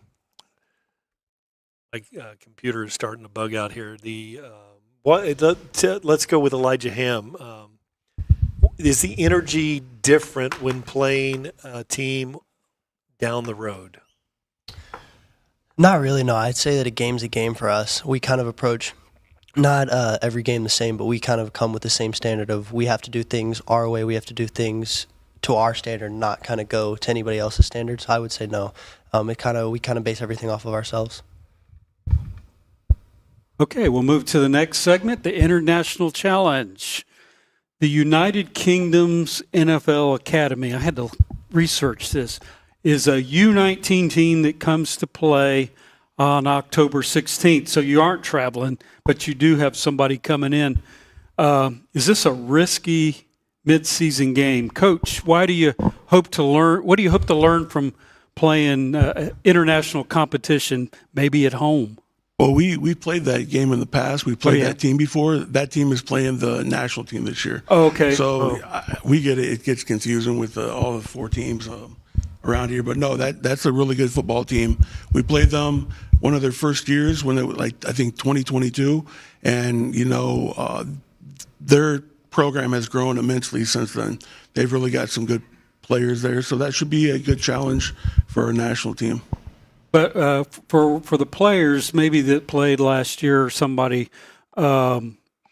is playing in an international team different than playing a Palmetto or Riverview? So I played in multiple international games. I've been to Ireland, Spain, Germany, Japan. So I mean, I'd say it's a little bit of a different feeling when you're out there. I mean, unfamiliar, you're in a different area, nobody you know, you don't speak the same language. People here don't really know what you're doing. So in a sense, we're kind of treated like celebrities when we go out there. People are like, oh my gosh, look who's here, look what they're playing, things like that. So it definitely brings other obstacles, but nothing changes. For me, we played the Spanish under-19 national team last year on their Independence Day, kind of like our 4th of July. Wow. So that was great to have that experience, to hear our national anthem whenever we go overseas is always, sends chills down your spine. And is the speed different playing international? Because you always talk about Florida; those guys are faster. Speed might be a little slower, but they're, Europe especially, Germany produces a lot of big guys. Oh yeah. So the size is still the same. The speed might not be what we're used to here in Florida, but the size is pretty much the same. So you want to move on to Yes. Okay. Coaching pedigree. Let's go here with the coaching pedigree. The debate, applying college level concepts to a younger team. How do you do it? Coach, what is your core coaching philosophy for this level? Yeah, you got to start with the fundamentals, blocking and tackling. Once we know that they can handle that stuff and have the basics down, then we start to layer the playbook. But when these kids, some kids, we're in the unique position where we could have Ty Plummer that's been here 4 years and ran the same offense for 4 years. And then we have Chase come in he's been here, 4 weeks? So, meshing them in here, regardless of how much we put in the spring, we have to go back to square one when all our kids get here in July. For kids like Chase, it's going to be a big part of our team this year at quarterback. All right. And so, Elijah, what makes Coach Pond's system so effective? I'd say just kind of the way we do things. We come in every single day. We kind of stick to the same schedule. It's, Mondays this, Tuesdays this, Wednesday this. So we kind of know what to expect, what to come into.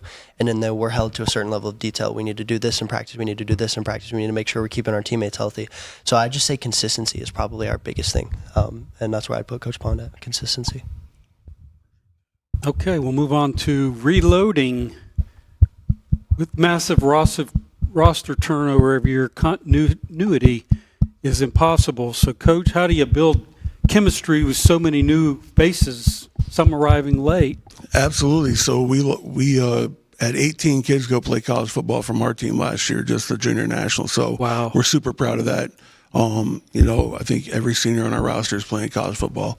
So with that, we have a new challenge of coming back, and each year is different. I don't talk about going for a four-peat with Chase. He's not heard me talk about that once. Just starting from ground one, doing what we need to do, and they'll take care of itself. Now, we're still bringing in kids, especially splitting up from the state team this year.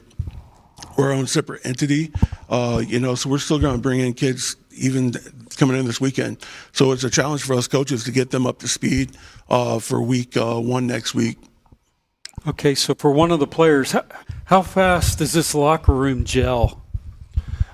We've gelled pretty fast, I would say. We have some new kids and we have some new faces and we have some new international kids, but a lot of our core guys, like Elijah is like one of our core guys on our defense, and like you can even just watch them in practice. You know, everyone's held to the same standard. Like it doesn't matter what you did at your old school. This is how we do things here. This is how things are going to be done.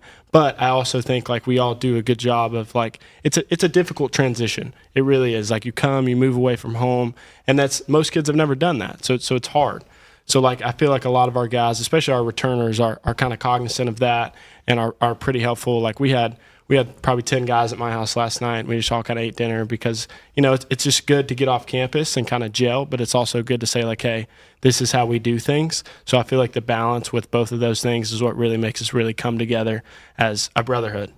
So for the quarterback right next to you, 4 weeks. You've been here 4 weeks. How, are you swimming around in the playbook, or do you think you got it? Or yeah, so you're correct. I've been here for about 4 weeks. I don't think I've been swimming in the playbook. I think it's been coming to me really easy. I've been working with Coach Gould. I've been working with Coach Peters, the offensive staff, and I mean it's been awesome. They've brought me in. I've gelled with all the guys, like Ty was talking about, and I feel like it's all coming to me pretty quickly. So slowing down. Yeah. Okay. Wonderful. Wonderful. Why don't we move to the next segment here? We're going to go to the final word now. Coach Pond, this is always difficult. What we do is going to ask questions that demand a true or false answer only. So here we go. We'll do that with the coaches and the players. True or false, a four-peat is the only acceptable outcome? Not the only, but it will be the final outcome. True. True. Coach, Riverview will be your toughest game. I'm going to go false. Okay. We'll leave it at that. I'm buddies with Coach Cristiani, so I can say that. Yes, he's a good guy. All right, so I have Elijah here. No. Yeah, he's not here. He's not here. Yeah. Oh, he is. Okay, Mr. Tampa. All right. So, true or false? The United Kingdom's NFL Academy is a game that you are most excited for. If we were playing them, I'd say they'd be up there if we had them on our schedule this year. Unfortunately, the national team will be playing them. Yeah. Thank you, AI, for that. Yeah. Boom. Thank you. Thank you. False. Yeah. It's very, very nice. So let's go back with the new quarterback here. The offense is your strongest unit. Oh, that's tough. I'm biased. I'm going to say true. Okay. Yep. You better. All right. So I have Elijah here. Okay? Again, you're very popular. You will go undefeated. True or false?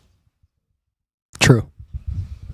And Ty, last question. Off-field chemistry is your biggest challenge. False. Okay. All right. We're going to sign this one off. Thank you for watching us here. Thanks to the Junior National Ascenders. We will return with the IMG State team. Coach Pond, team, you guys are killer. Thank you very much. Thank you guys very much. All right.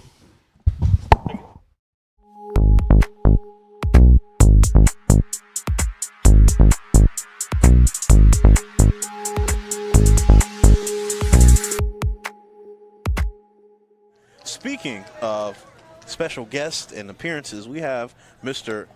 Landon Spawnable. Oh, yeah. I think I got that right. Yeah, you did. 2 thumbs up. Landon, you've been an MSTV student for 2 years now. 2 years? Yeah, my junior year and senior year. Okay, wow. How does it feel so far being here as a senior? 2 years, so much time has passed, so many games, so many moments. How does it feel? I feel old. Yeah, it definitely sucks aging, but it's been a lot of fun working with you guys and being a cameraman. I've never been on air, so sorry for my awkwardness. No, you're all good, man. But I really like the filming aspect and getting to learn all the cameras and all the other positions that they offer in this role, and I really hope that future generations that come into this role will like it as much as I did, and they get that opportunity to learn more than me later. Because again, I started when I was, a junior, right when it started, so I didn't get the full experience as I could have, as other people might get. So that's about it. I honestly, this has been great, and I'm gonna miss it. Yeah. Well, truer words have never been spoken, man. We appreciate not only your contributions to the program as an amazing, worker, but just your presence being here. It's very special to be able to have a hand in your life, feeding into you. And do you plan on moving on with TV production in the future, or? It's an option. I plan on going into the medical field later in life, but I took this role on because I never experienced something. Might as well just experience something new, and it could lead to another job opportunity later in my life that I might like even more than what's to come. So I'm happy that I got to do all of this. So. Well, no matter what, your Christmas videos are going to be awesome with all your cameraman work you've been doing for us. Thank you. Landon, appreciate you, man. Great opportunities for sure, as Bayshore will get a quick out here. We are back at Suncoast Media Days 2026, and we're joined now by Coach Chris Dennis of the IMG Academy State Ascenders. And, Coach, why don't you introduce your players to us, please? Yeah, up here I have Aaron Crutcher, one of our starting linebackers, and then Huck Borsch, who's going to be our starting quarterback this year. Fantastic. All right, Ken. Given the breakdown, formerly the blue team, the State Ascenders, are fully integrated into Florida's toughest schedule. This team relies heavily on local flavor schedules against 9-4-1 opponents, and we welcome that. So we'll get right into the first segment, the standard.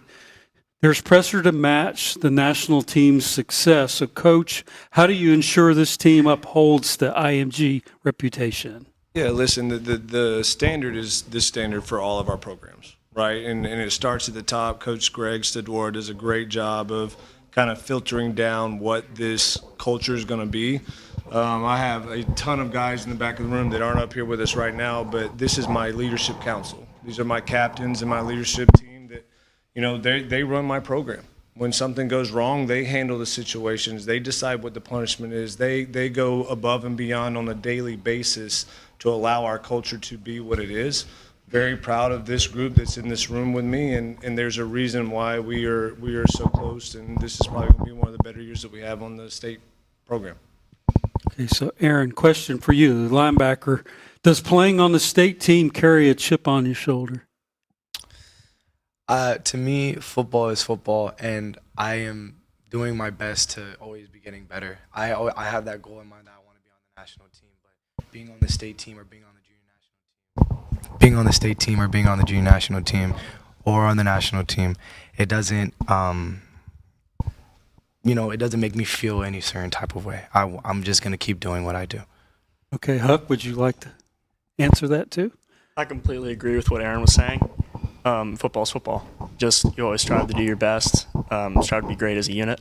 And the national team, it's a goal, it's an aspiration. But right now I'm focused on the present and be the best team we can be.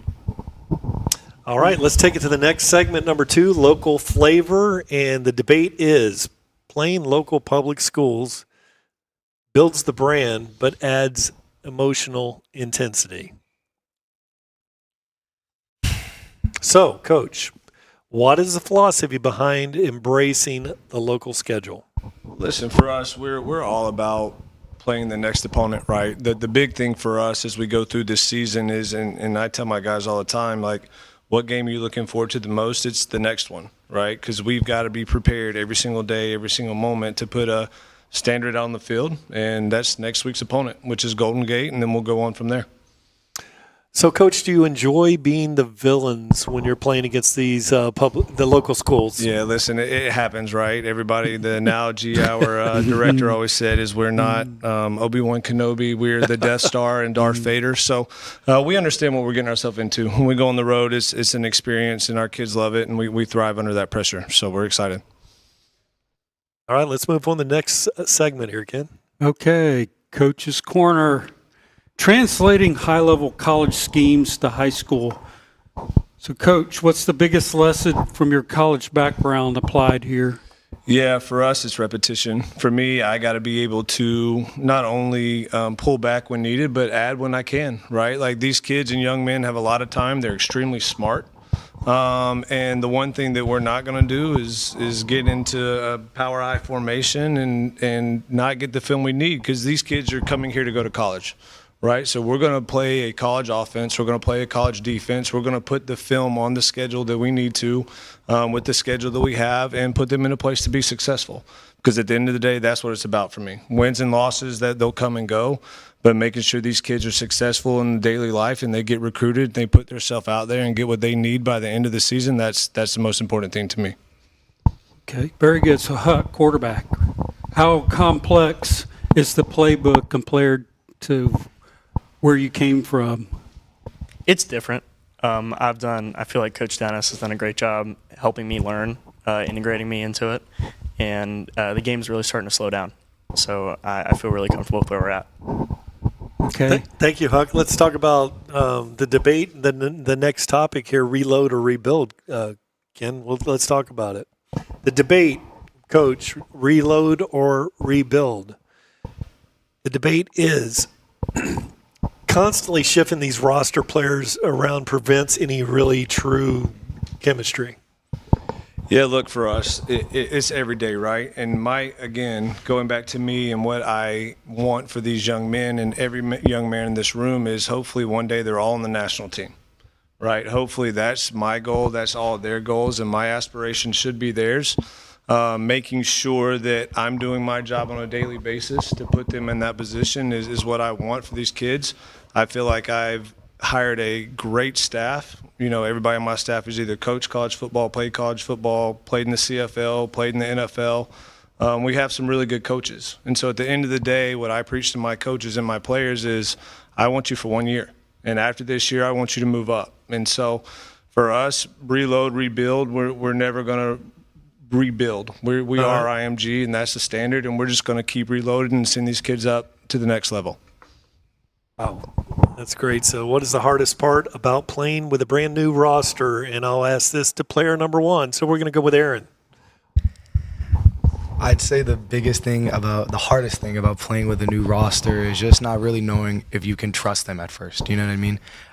We have a completely new D-line, and the back seven, our DBs are different. But, you know, practicing with these guys every single day, seeing what they can do, I trust these guys. Truly, I really do, and I'm extremely excited for this upcoming year. Okay, we'll move to the next segment, player-led culture.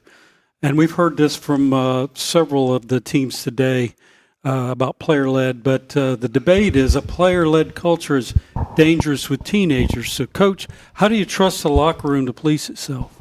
This is awesome because I have the room right here, and you see it in the back. Your committee. Right here. Your committee. We have a leadership committee. We have 4 captains and 4 others on the leadership committee, which, 8.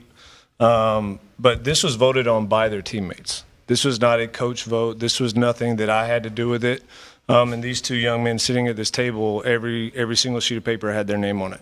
So having these guys sitting in the back, these guys are the leaders of my team. If something is to go wrong, they'll bring it to me. But they got final say in what they need to do. But you're right. Having the player-led culture with teenagers can be tough, but you know what? It goes back to the IMG model and IMG brand, right? We have mental coaches, we have leadership coaches, we have those people on our staff that these guys get to interact with every day, and I preach to them every single day. You've got to take advantage of what IMG gives you and not let IMG take advantage of you.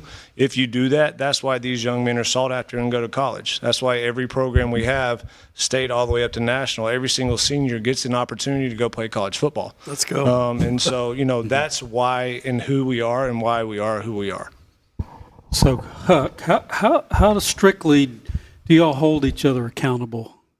When it comes to football and how we interact with each other, extremely strict. You have to keep a high standard. The locker room needs to be good to be a good team. Everything needs to flow, and we need to be able to trust each other, and accountability is the best way to build trust. Okay, Aaron, you want to add to that? I would love to. So I say that there's 8 of us on this group, so we all hold each other accountable. If one of us is messing up, there's 7 others to get him right. There's 2, then 6 others. So I feel like we all keep each other accountable, and I think it's a great thing. I don't think the consensus that we're high schoolers doesn't mean that we can't hold each other accountable. We can't lead, because we 100% can. All right, we're going to go to the final word, which is going to be a fun segment for us because we're going to go with true and false answers. Try not to trap you guys with too many tough questions here, but this will be the final word segment. And I'll start out with Coach, has experience to answer these. You are the most talented team in your division. True or false? Well, if we had a division, I would say true. But listen, I'm excited about our guys, so I'm gonna say true. Thank you. Okay, thank AI for that one. Coach, you prefer playing the local teams over the out-of-state teams? Yeah, true. I look, for us, this is a blessing to be able to be, again, just like Coach Pond said, Florida is one of the top states to play football in, and to be in the Tampa area, it's elite. So true. All right, let's go with Huck. Let's go with this one here. A winning record is guaranteed. I would say true. I'm really excited about our group. I think that we're a great group of guys, and we have the potential to do something really special. Okay, Aaron, the defense will anchor this team. I'm a linebacker. So I'm very biased, but I'm gonna go with true. I'm gonna go with true. I have complete faith in all of my guys, and we have some things to work out here and there, but we're gonna work it out, and we're gonna get there 100%. Right. Okay, Huck. Let's just say this: you play with a massive chip on your shoulder. True or false?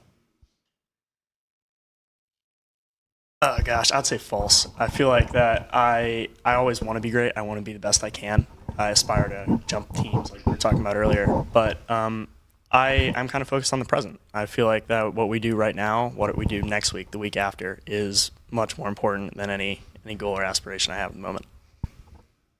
And I'll pass on the last question because it's immaterial. Yes. Y'all will not win a championship. No, but there's a very good chance that we will all be seeing y'all play on Saturday at some point. And listen, like we are looking to get into maybe one day the Sunshine Athletic Association. Like that is a deal. We're playing 4 or 5 of those teams in that league. Like it's something we aspire to get into one day. My team preferably, right? We're trying to make that happen. So hopefully one day we'll be able to join a league and play for a state championship. But right now we're going to have a bowl game at the end of the season. It's going to be versus Southwest Florida Christian, and we're going to treat it like a college experience. We're going to make it fun, make it a bowl type thing, and in the year on a high note. So extremely excited. Right. And I'll just leave it like this. We'll wrap it up here with the IMG Ascenders. That's the brand that I know. Regardless of team or level or whatever, that's what I know you guys, and I appreciate you being with us. Your players just did an outstanding job, Coach. Thank you very much. We appreciate it, and anytime we can help the local community be a part of this, my players especially, I'm very proud of what they've done so far. We got to scrimmage a little bit today versus Lakewood Ranch and Lemon Bay, so we got some work to do, but extremely excited about what we have coming on, and looking forward to a good year. Thank you very much, Coach. Thanks, guys. All right.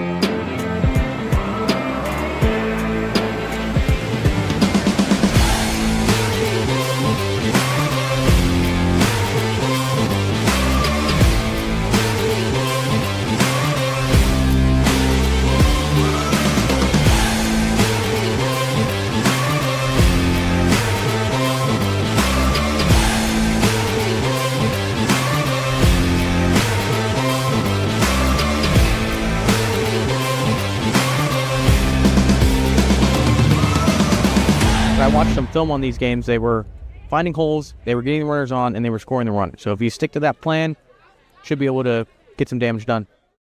Welcome back to the 2026 Suncoast Media Days.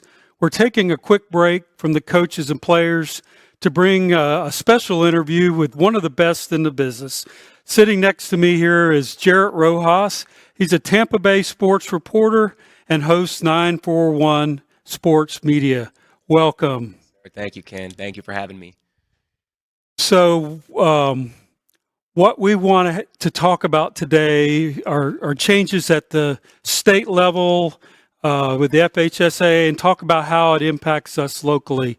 So, first of all, the FHSA realigns the schools every 2 years based on, the student body population. So, how, in your opinion, how has that impacted our 941 area code? Absolutely. Here locally, Palmetto and Manatee, they have a great district this season. Sumner is in there, parish community as well. And so, yeah, it's going to be a great set of games. Of course, Manatee and Palmetto will be the highlight for me, but it's going to be a great set of games. And then the other division, I believe it's 2A. I'm not exactly sure. Mooney's Division 3A with 3A 12, and they have the new school Welland Park, and they just have a lot of good teams. So yeah, Mooney is the big dog in that one. But yeah, like we're saying, there's so many things that could happen, and Southeast is a big player, Bayshore as well. So excited for all of the local teams, but these divisions are going to be great to watch. Absolutely. Do you have any winners and losers, you think, locally on how the realignment worked? I'm not sure what exactly Cardinal Mooney's districts have been like these past few years, but I know that, they're looking pretty good this year. They're playing local teams now. I know that might be a little bit of a change. They're all district up with us locally, so that'll be good. But and the fans definitely in Manatee and Palmetto's district, they won as far as that, because that will be a tight race till the very end. Do you think with those four teams, because Parrish was 8-2 last year, they made the playoffs, could all four teams make the region? Yeah, that's definitely interesting to think about.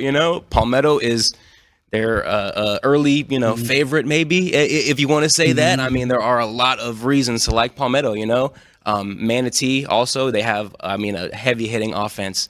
And Sumner as well. We don't know too much about them down here in the 941, but I know they have Tyler Lynch and a couple other players up there that are getting, collegiate looks and offers. And so it's going to be interesting to see. But Parrish, especially with Coach Cody McNair, we're excited to see them. Yes. So in that one, actually Palmetto, if you look at the max prep ratings, is sitting number 3 right now. But I think Palmetto's a little bit better than what they have at I don't know how they do their ratings with max preps, but I was happy with the realignment that Manatee and Palmetto are back, because the rivalry with all the families interchanged that go back back to when the schools were both starting, but when they play district, that's like the icing on the cake too. That just gives it a little bit more edge, and it's kind of like that Florida State game they play that splits families up one day out of the year. It does. A Manatee graduate myself, and so I've seen the games. They stormed the Palmetto Field when I was there, so it's just an emotional game each and every year.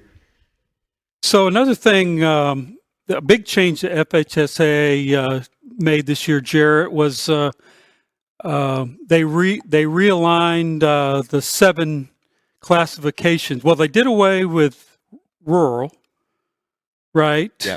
And there's no 7A, right? They're just going 1 to 6. Yeah. But talk to us about this open division. Yes, the open division. Same thing. We're sitting here and we're talking as spectators, watching the kids, and it's just, you're going to get the best product. Here, Florida football is so great. We're blessed to have that product. Each and every Friday night, you're going to see a good game. You're going to see great highlights. And these 8 teams that are going to be in that open division is going to be no joke. We've talked about the 941 teams that could potentially make it, and Cardinal Mooney and Venice, and those teams make it. It opens up things for other teams, So it's just so many things that are different this year. But the Open Division champion, is going to be the best team in the country. It will be. They say that, and it's the truth. the fight you're going to have to go through, the journey to get there, multiple games. I believe you can lose a game in the open division and still go on to win and be the champion. So it's just going to be interesting to see the whole battle from the beginning until the end. So how will that work? We won't know till the end of the season who those 8 teams will be, right? Yeah. So talk about that. Yeah, I guess it's fully max preps rankings. It's no human element at all, which I don't know, what does that have to do? So, I mean, yeah, you can't say too much on it, but, whether it's the top 8 teams, and there's always going to be a couple snubs, but, I mean, whether it's the top 12, 16, whatever it is, it's going to be great football. Oh, yeah, absolutely. So that'll change the dynamic. So we potentially here in our region, Venice and Cardinal Mooney, probably right there as a very good chance of being there. They have very challenging schedules this year, but at the end of the day, I think have an excellent chance. Oh, yeah. And you love Cardinal Mooney and their quarterback, and it just seems like their year, if everything were to line up and that they want to run the table. And so does Venice, of course. Venice, they have Tyree Mannings Jr., and he's going in his junior year, and same with quarterback Noah Patton. So, I like Cardinal Mooney because they have the experience at quarterback. He's won a championship already. But, yeah, no, it's going to be so awesome to see these teams go at it. And hey, if Cardinal Mooney gets through, and I'm not too sure, but same with Venice. If Venice goes, I believe in Palmetto's division as well in the same level, and so I think, man, we talk about Palmetto, but they could make a run for a chip if some of these teams escape into the open division. So locally, do you like any of the teams that could possibly replace them in the regular classification, like you were saying earlier in Class A, 6A District 12, maybe Sarasota or anybody that might be on the bubble that might, with a good enough record and they win a close game, they might sneak in? Who do you like? In that division specifically, I mean, you got to look at Southeast first and foremost. Yeah, they have the newly transferred quarterback, Mason Summer, and I speak about that experience and, having a senior quarterback, it does go well for you. So they got some other guys. They're an 8-win team from last year as well. Yes. Coach Kurt Bradley. So it's going to be great to see them building off that. It's a culture builder. It's going to continue building on the winning culture. And if there was a team in that division, I would have to say Southeast at the beginning of the season.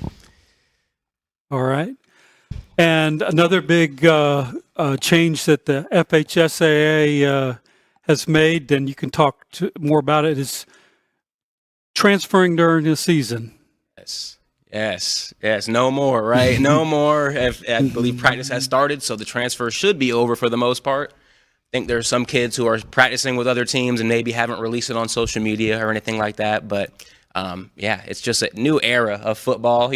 Even from 10 years ago, I graduated in 2016, and there were transfers, but there weren't. I guess everybody needs an Instagram post. Everyone needs to see about it.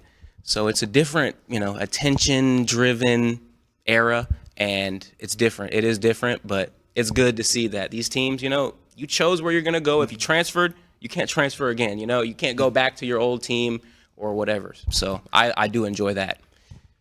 Yeah, it was to the point where we called Palmetto over 3 different seasons where the same quarterback, we called him at a Northport game, and then he was at Port Charlotte, and then we had him at Manatee. Yeah.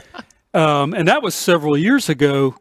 But Jarrett, this past season, even with Palmetto, we had kids start the season, they left, and then they came back, and it's just I was glad to see that, and I know on another broadcast y'all were talking about potential loopholes. Yes. Oh yeah. Andy was talking about they can put some lawsuits out there or whatever, they'll get legal on you, and I guess there are parents that'll do that to get their kids in the best opportunity or something. But the grass isn't always greener. All right, the grass isn't always greener. That's why you see kids go right back to their old school as they did last year and years before that. So. No more of that, stick with your squad and get in where you fit in has been the saying for this year. I was reading a post. I played Division II football, and there was some stat about Division II football players that entered the collegiate.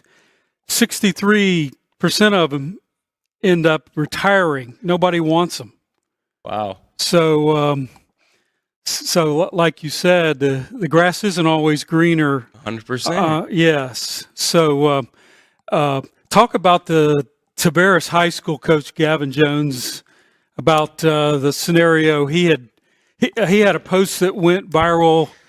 Talk about that. That was pretty good. What, we coach, they poach? Is that what it said? Yes. And so, yeah, it is true. I mean, I'm not too sure about the whole situation. It's kids are going to transfer nowadays, and it is what it is. Are coaches poaching? I'm sure. Are there, whatever he didn't like? I'm not too sure. But I can't believe that we're even in this era. These coaches are going back and forth about transferring and recruiting at this point in time, and we're just in high school, so it's a new era. But yeah, we love it when at a media day like today, they're making their point, they're getting their point out there, so that's what I like to see. So he had on his team at Tavares High School 20 players transfer, and I think he had enough when the running back that had 1,478 yards left him. Oh my goodness. So I think that was probably why he had the shirt done. Absolutely. So no transfers this year. We'll see how that goes. So lastly, we need to talk, Jared, about, and I think you were the one maybe that broke the story about the Booker. Okay, about Booker. Yes, it was Andy who broke the initial story, and so I broke down everything around it, and it's a coach who's no longer there. It's unfortunate and it's a bad situation, but the team was great. The team they were going to field was a great team. Last year they went to the semifinals, and it does stink. You put together a good team, a good spring, a good summer. They were ready to go. This team was ready to go with Malik Lee. Now he's at Palmetto with Mason Summer, a senior quarterback. They were ready to gear up to do it again. Maybe not go all the way, but this open division opens it up for so many teams, and that's why you think about Booker. And yeah, it does stink seeing them drop games in regular season. Now the Kickoff Classic was one thing, and the long distance one was another thing. But now the local games, and so you just want to see them play some games for the sake of the guys that are still there. And the most of them for sure, and new coach Lance as well. So last time I checked, 21 players. That's almost an entire offense and defense have transferred to another school. So who do you think locally were winners in the Booker? We'll call them sweepstakes. Yes.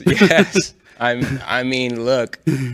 You can go about who got the most depth and everything like that, but I mean, like we're here, and yeah, Venice got Jordan Booker, another great player, and he's a defensive back.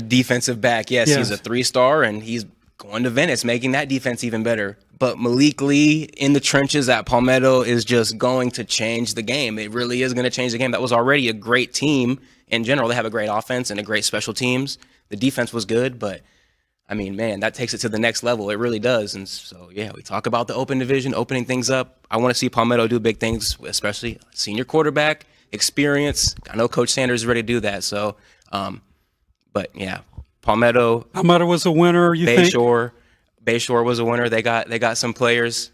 Did they get some of their own players back?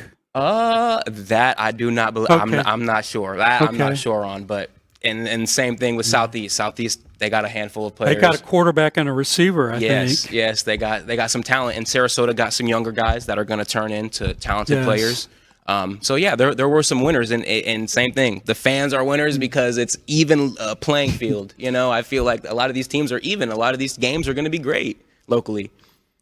So for Palmetto, they have 18 starters back, I think, but they lost 3 really good players on defense. Okay. That went off going to play in college. Yeah. A defensive back and 2 linebackers. So getting Malik Lee, I think, who was a 4-star Georgia Tech. On the Tech. And I think we got 2 defensive linemen and a linebacker and a receiver. I lost track. I know we got him because he was the big gain for the Tiger defense. But if anything, if any help that Palmetto needed was little, but it needed to be on the defensive side because of those graduates. Absolutely. Any losers, you think? I mean, no. I mean, I look at my school. We didn't get any of the Booker transfers, but I mean, we already have a roster ready to go, and so that's one offense that I'm not worried about is Manatee. Yeah. And so, that's what I want to see. There's a lot of pressure on that defense, but I know Jacoby Davis, Jordan Lowry, there's some guys over there that are, ready to turn up and have a big year for the Manatee defense. Won a lot of doubting. And you think this will change the dynamics for the playoffs? These transfers? Oh, yeah. That's definitely going to change everything. Booker was going to be a team in the playoffs. Booker was going to be there. And so, Southeast is definitely going to be in the playoffs now. There's no doubt about that. They beefed up the schedule, so there's not going to be any worries about, winning 8 games and not making it. And there's so many winners. But, yeah, I'm selfish, and I think about myself and look at all these games. They're going to be great. And we get to watch and cover some great players, coaches, and teams for sure. I didn't think of the dynamic, but we could have technically had 3 teams make the open division with Booker. Had everything stayed the same, there 3. Yes. 3 of the 8 teams could have been right here in our backyard. And we already have IMG, who's on a national level. I mean, just really blessed with the caliber of football here in our area code. 100%. And another team I didn't mention was Riverview, who I went to their practice, and they have Mike Peterson Jr., who was going to go in there, senior running back. That's the kind of guy that you need in there. And Riverview, same thing. They won 9 games last year.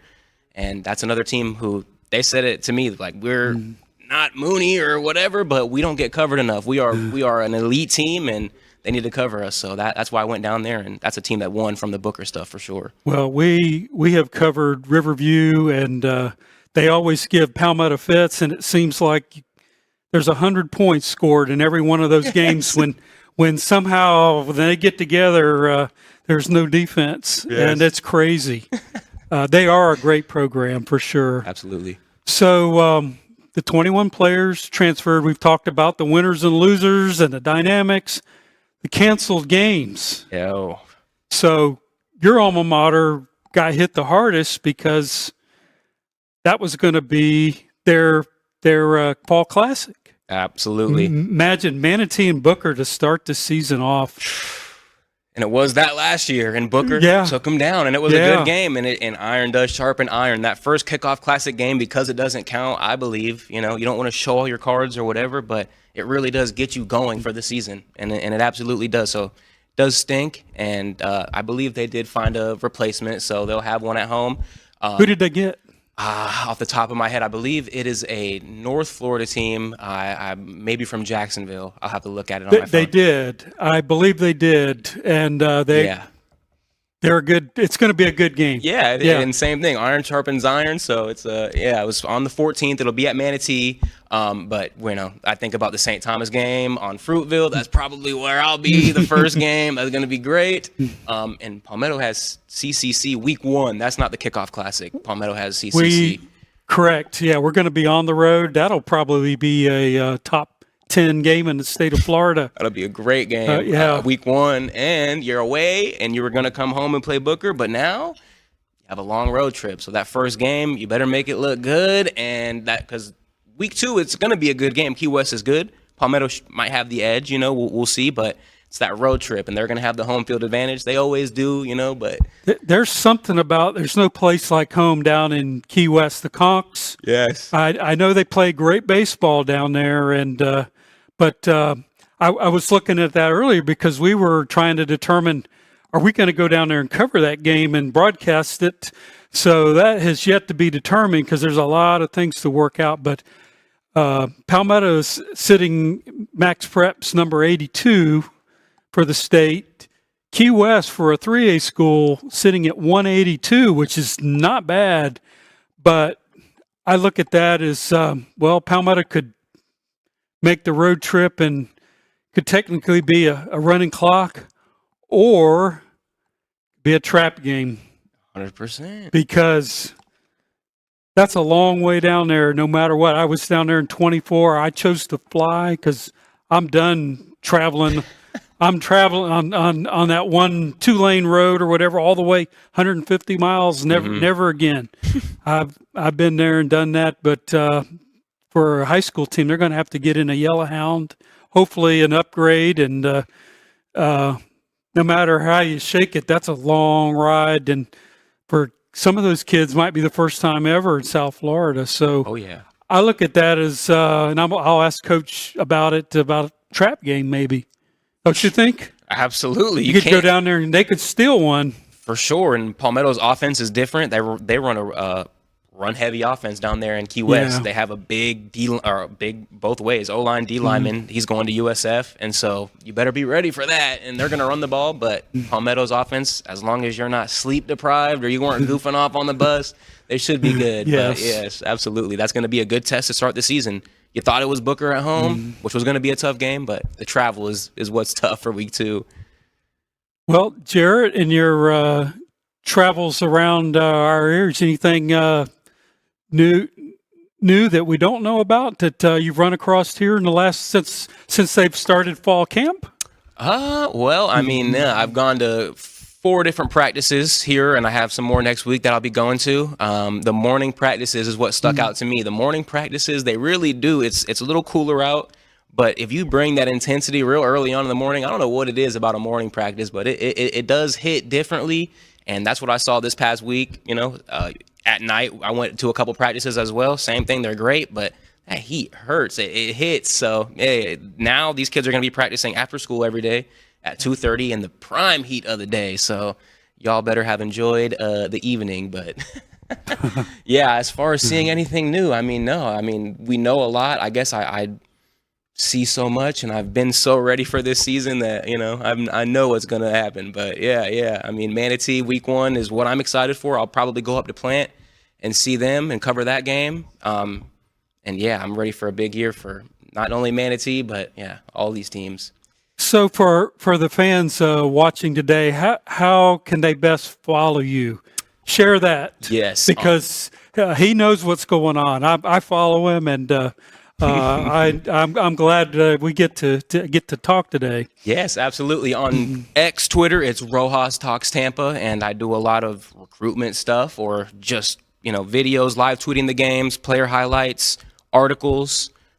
Recently been doing pictures over on Instagram. It's 9NINE41 Media on Instagram, and we've been going to the practices, getting good pictures, some videos, little articles on there. And we're just really trying to, like I always tell people, the big star players are always going to get their eyes on them. They're always going to get the offers, but there are guys, especially here in the 941, there are so much talent, and there are guys that just don't get seen. There are, frankly, guys that I know, players on Bayshore that I think should have like 15 offers, 20 offers, or what, and they got no eyes, and it makes no sense. But that's what my goal is. I do it for the love of it, and I do it for it is fun and it's a passion. So I'm gonna keep going hard this year. This year is gonna be great for all my seniors. There's a lot that are already committed, but there are some unsigned 27s. Matthew Hennessy is one that I think of off the top of my head that needs to, I feel like should be signed. He's going to land somewhere. Absolutely. He's had a few. I think Pembroke in North Carolina's offered. Yes. We used to play them, so I'm familiar with Pembroke. But they're going to start coming in for him. He's good. Yes, and he's it's good. the off the field too. It's just the guy you want to play for. He's very cerebral. Yeah, I've seen him at the Wildcats. I record for the Wildcats, and so I've seen a lot of these kids come up, and they're just you can tell who the good kids are with the good heart, but you see it on the field. Those are the the guys really in the trenches. They're gonna block hard for those type of guys. So that's what I love to see, man. Yeah, absolutely. Well, Jared, it has been a joy. I hope we get to connect up later during the season and talk some more football. But thank you for joining us here. Yes, no. Thank you for having me. It is an honor. Welcome to Fusion Barbershop at Manatee Technical College.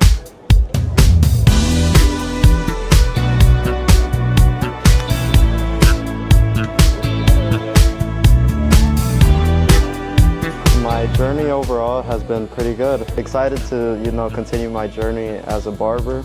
The goal is to work at a traditional barbershop. We get to meet like different people throughout, a day, and you get to like realize how everyone's like different in a certain type of way, and that makes you like have, different relationships with different people, I love dealing with hair.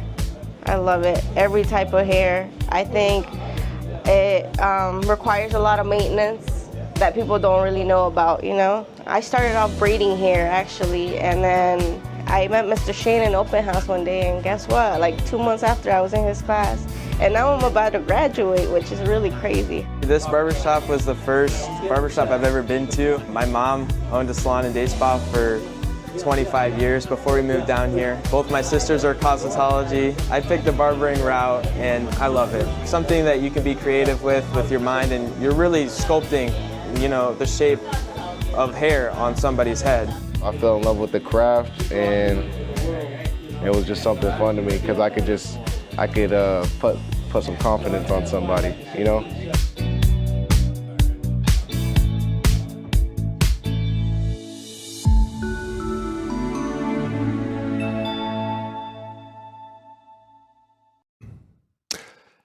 TigerVision is proud to produce Suncoast Media Day for our local high schools in the 941 and beyond. This marks our 15th year of broadcasting, and this interview focuses on how it all began. So I want to make a couple introductions here. Jordan Varnador, he's the dad of Brian Varnador, which would be me, class of 1981 at Palmetto High School, and also have Chad Burton. He's father, Ken Burton Jr., here, class of 80. So, Ken, I'll turn it over to you. All right. Thank you, Brian. I think the secret will be out after now. But gentlemen, let's go back to the beginning. You both grew up together, going to Palmetto Christian School, which is now Palmetto Charter School, and you graduated together at Palmetto High in 2006. So, Jordan, let's start with you. How did this whole thing with TigerVision come to fruition? Well, Ken, Brian, thanks. It's great to be here at Suncoast Media Day presented by the School District of Manatee County. It's a little weird being on this side of the camera for us because we're usually out in the truck. So I think this is maybe our TigerVision debut, right? So it's a little bit strange for us. But no, the whole TigerVision project started with just wanting to buy a banner for my father and I's insurance business, and just wanted to support the local football team. And getting out there, I had a coach or a cousin that was a coach on the coaching staff at the time, and he said, "Hey, Jordan's pretty good with, or Chad really is pretty good with websites." So Coach Marino at the time came up to us and said, "Hey, would it be possible for us to have like a sports website?" And so we went from there, just like, sure. Well, it was a legacy AM radio broadcast at the time, and so they had a natural question. Instead of expending the resources to do an AM radio broadcast, they said, well, hey, is it possible to do this as a podcast on your new website? And, I don't have a background in this. Thank God Chad is good with everything technology. And then the next natural question just became, can we add a video camera? Now, y'all have to remember, this is before YouTube Live, before Facebook Live. Mm-hmm. This was, even when Ustream was like a, cutting edge thing. But we just, kind of pined through it over the years. And, just in the early years, I think our first viewership was 9 people watching. And I'm pretty sure, we looked back on it thinking that was pretty neat. But I'm pretty sure it was these 2 gentlemen and maybe some grandparents. And then we got up to a game where there was a concurrent viewer limit where you could have up to 100 viewers for the rate that we were paying, which seems crazy nowadays. But we were like, we'll never get to 100. And I think it was a Manatee game or a Riverview game. But we unlocked the next tier up, and we got to like a 500. And we noticed that, there was 200, 300 people watching this thing. So we kind of knew we were onto something. But that was just kind of the beginnings of it. Chad, where did you come in? And I was day one. I didn't really get an option. I think it was more of we have to figure out how to save the school $5,000 for their AM broadcast, and we ended up with a laptop and a webcam, and we knew everyone that watched it. Like it was, and it's so strange because we had to pay to do the broadcast online. Like it wasn't free at all. Like it was a couple $100 a month for us to do all of it, and the booster club was very small, and thankfully they were willing to do that for us, and we never knew how big it would grow. Absolutely not. Were there some challenges early on, Chad? Yeah, there still are challenges. Like tonight. Tonight, it took us a little while to get live here, but there's always been challenges. That's just the nature of live broadcasting, and it'll always be that way. It's always it's a puzzle, I would say, more than anything. We can all figure it out. And you do. Somehow. Yeah, well, let's talk about some of the innovations that took place. And if you can't remember, we'll keep it brief, but the instant replay using the LAG system, which for you non-technical people is the lag system. Let's talk about it. Yeah, so just early on, just getting a camera up was a pretty big deal for us. We had no graphics, not even a score bar. You had no idea what the time or anything was. And over the years, Chad kind of innovated some things to where we have a score now. It's a pretty big deal. We have a clock now. But there was one particular game that, based on the technology we were using at the time, the return coming back from a browser, the lag of it almost synced up to perfect amount of time in between plays to gather a replay. So Chad comes up with an idea to screen capture that browser, the lag of it, and then all of a sudden he pushes it live. And I think you two gentlemen were working on us that night, and it was all of a sudden in the middle of the second quarter we have instant replay. We're a big deal, and we were just had no idea how it worked. No. We had no idea how you could buy a replay system. We had no budget, so it was either innovate or we don't have it. And one of the funny things, what we were doing a Southeast game, and they were the leaders of live broadcasting at the time, and we'd caught them watching their broadcast, or you look at the replay here and it's like, that's not our broadcast. So we wanted to get a replay, and then we found a very bootleg way to do it, but we got it done until we could figure out how to do it properly. What's important to mention there, though, the passion for us to do it at a higher level. Now, none of us had formal training in broadcasting, but there was just a passion to do it, a passion to innovate. And that kind of became our calling card at TigerVision. Yeah. We're able to bring a high-level show at the most ridiculous, cost of operation that there is. So it paid off for us and over the years, but and I don't mean financially. I mean in the way that our broadcast looks now. But at the early years, it was just absolutely duct tape and a prayer and hanging on tight. Well, it really was, it was so much fun to be a part of it. I remember friends texting me during that, no way you've got replay. I had no idea because we didn't have confidence monitors at that time. And so that was one of the things I was impressed by. Now let's talk about the yellow line, guys. The yellow line was an experiment between TigerVision and VizRT. They're a big manufacturer in the streaming space, and we were the first high school to ever use the yellow line. The first and 10 line is what we're talking about, and you see it on Sundays or Saturdays, and it looks great.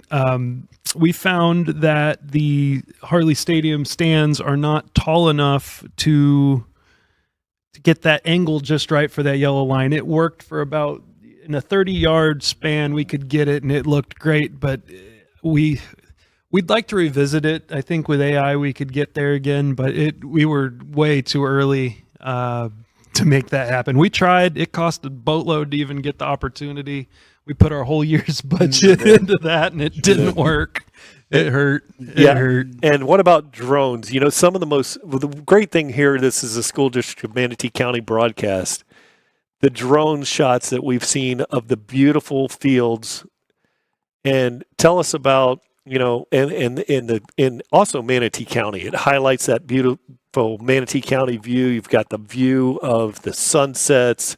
But let's talk about the drones when you guys came up with that. Look, I know for me, sometimes, just when we're busy and, grinding in Palmetto between my office and getting ready for TigerVision, we kind of forget that we live in paradise. And so when we open up a broadcast with that drone shot and there's just waterfront and everything, you see the skyway in the background. Yeah. Sometimes we'll catch a bald eagle or something, and the beautiful sunsets. We do live in the most beautiful place in the world. We should never take that for granted. But the drone's been a huge asset for us. I mean, we're lucky enough to have 3 licensed FAA operators of it. It's fully insured, and as the technology gets better and better, you can fly, way out of, any kind of dangerous or risk operations. But the zoom is so incredible to where you can get some really, really cool angles. For years, we dreamed about doing a cable cam, or those are $1 million systems, or something to give you that downfield shot. And the drone has really, really come through for us at that. So not just showcasing, how beautiful it is, but when the school district put in these, beautiful fields, and they pop. At Palmetto, Manatee. And I mean, it's just incredible how well these things look with our modern LED lights that the school district has put in. Everything just really, really, we're in high definition, but the actual setting is in high definition, if you will. So just things like that with the drone have just been incredible. And we hope to continue to, use that for years to come. I love that drone shot for being a color guy. Oh, yeah. Those shots are great, and it helps. It makes my job a whole lot easier.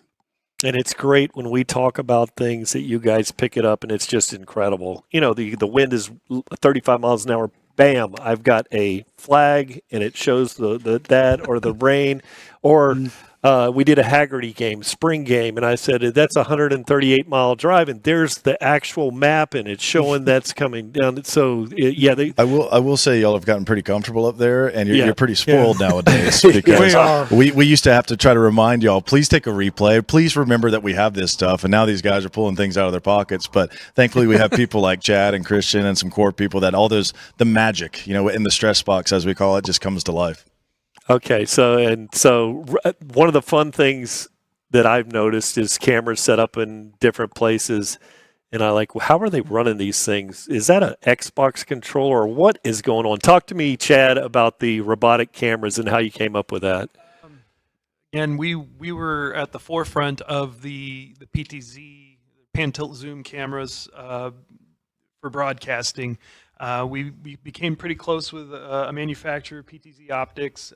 They're very great people. It was Paul and Matt Davis over there, and Paul's moved on, but we got Matt Davis. He's now the CEO. He's a buddy of mine, and we were helping them build the firmware for these cameras. We had ideas of what we wanted them to do, and they would help us make it happen. We'd test all this stuff, and we have so many of those little cameras, and we stash them everywhere we can. And we got a couple new ideas for this season, so I'm excited to surprise you guys. We're always ready. Yeah. Which reminds me, the pylon cams, probably the first high school broadcast. I would venture to say we're the first. I can't prove it. I don't know anybody else doing it. We love to keep trying. We got some other innovations that we want to sneak in. I don't want to let the cat out of the bag, but we got some things you've seen on Sunday that we're going to try and go live with this season. It's always important to us for whatever reason is what are we doing new this year?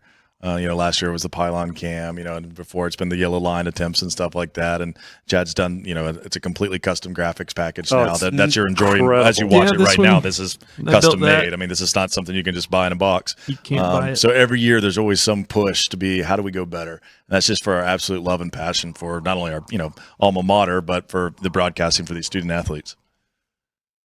Okay. Let's move on. That was great. I enjoyed listening to that. But we've had some journeys with TigerVision. So, gentlemen, how far has TigerVision taken us? How far south? I don't know. We went to Miami Central. Miami right? Central, the Traz, all the way down. Yeah, that was a long drive. It's an interesting state semifinal, and I believe it poured the whole game. It did, and set up the game and then strike. Pretty exciting. And there was an incident, I think, before or after the game we should talk about?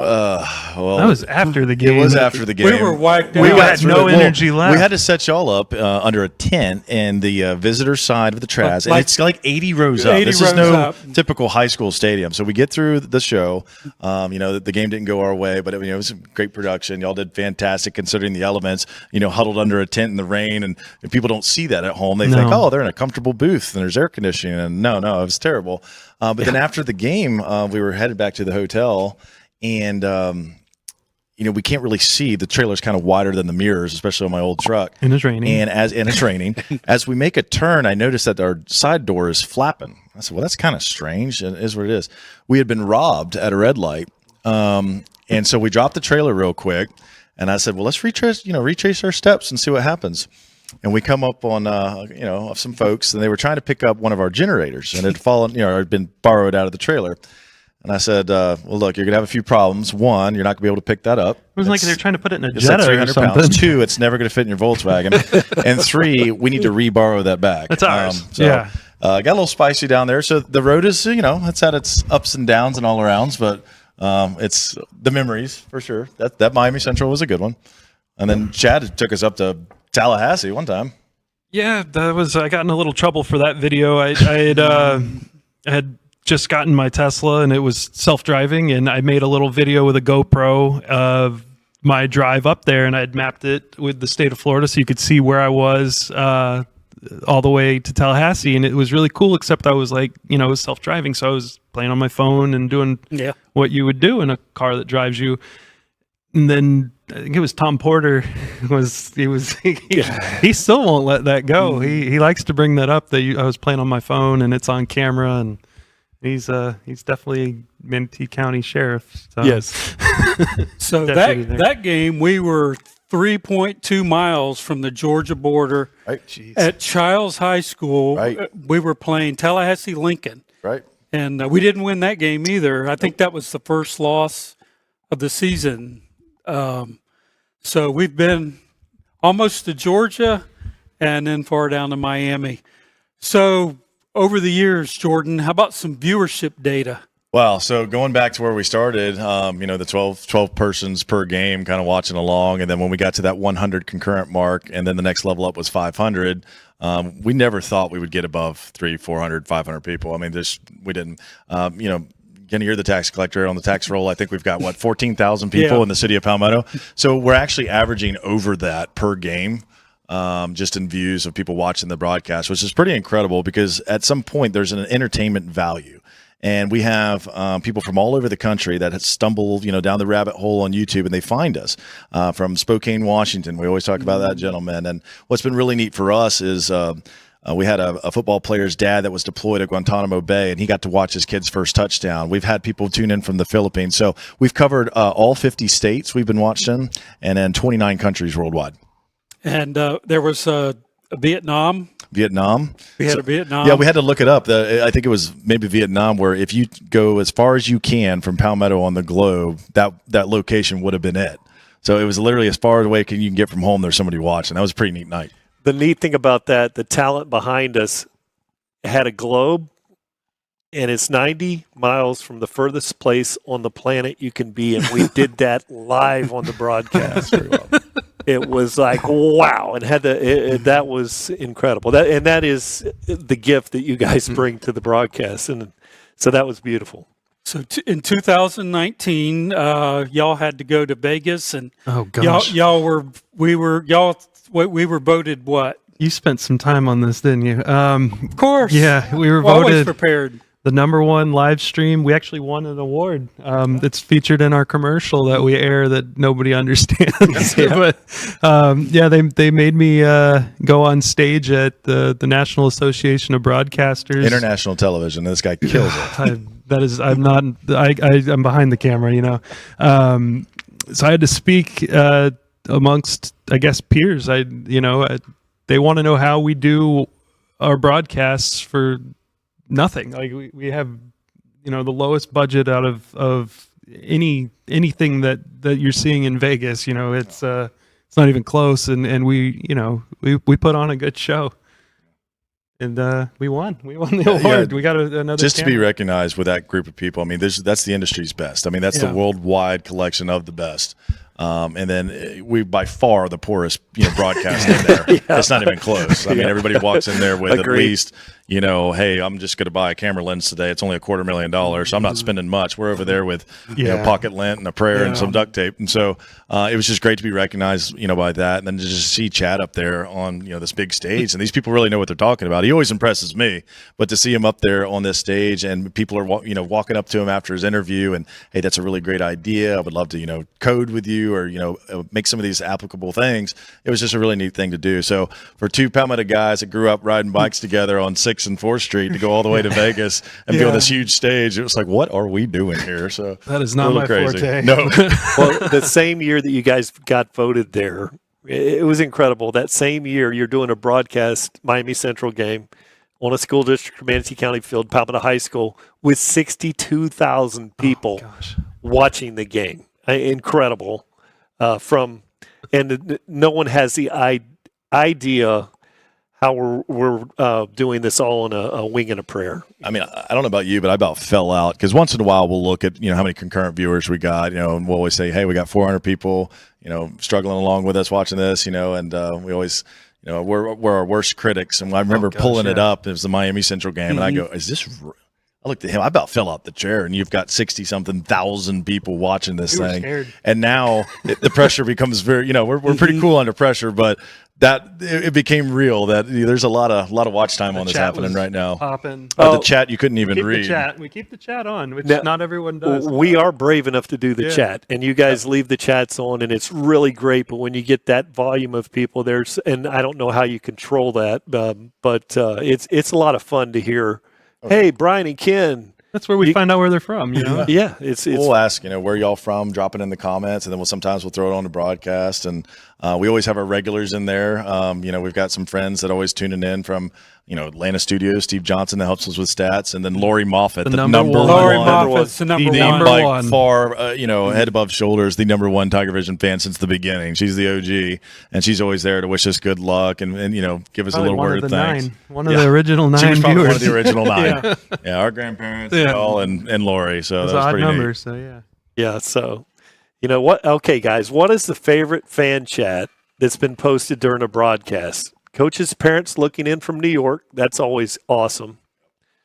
I'm going to go ahead and say my favorite one was a former student watching, I think it was Trevor Green, watching from a deer stand in the mountains. Because that's where he could get reception on his cell phone. That's pretty good. Personally, I thought it was great that we were able to do this during COVID. Yep. We had, was huge. We couldn't That have was anybody huge. in the stadium, and that was awesome. One of my favorites is classmates of Ken and I in Colorado poking fun at us during the broadcast. So really, what would the favorite chat be that came in? I struggle with the chat. I'm more of a troll, so my son got me with one. He had created a fake account, and I was watching the chat, and it was like some grandma, and she was talking. I don't know what she was saying. He was making it. It was pretty funny, and then we kicked that person out because it was just nonsense. And then he had made another one. It was like evil grandma. So I'm always a fan of the shenanigans in the chat. That's enjoyable for me, but it's not going to help for this discussion. Yeah. So I got to say, mine, if I can jump in, it's actually the opposite. For so many years had gone by, and then Palmetto was pretty deep in the playoffs, and I always go up to Mississippi for Thanksgiving with my family. My wife's from there, and it was me being in the chat. And I'm telling you, after doing it for so long, I think I hadn't missed a game in 12 years straight. And then to see, I was sweating for y'all. I was more nervous up there waiting for it to come on than I was there. But to see it come on, and I'm sitting there in the comfort of their living room, and it's, I'm in Mississippi watching this thing, and to get on the chat and be like, hey, you guys doing all right? And they're like, yeah, well, we're still doing it. So for me, that was the favorite. To be a fan in the chat was kind of neat. Wow. So, I was thinking of you guys and us being here in Manatee County for so long. Both of you guys are parents of 5th-generation Manatee County children that are current students in the school district of Manatee County. But, interestingly, both have served the community as part of the production staff. That's our wing and prayer thing.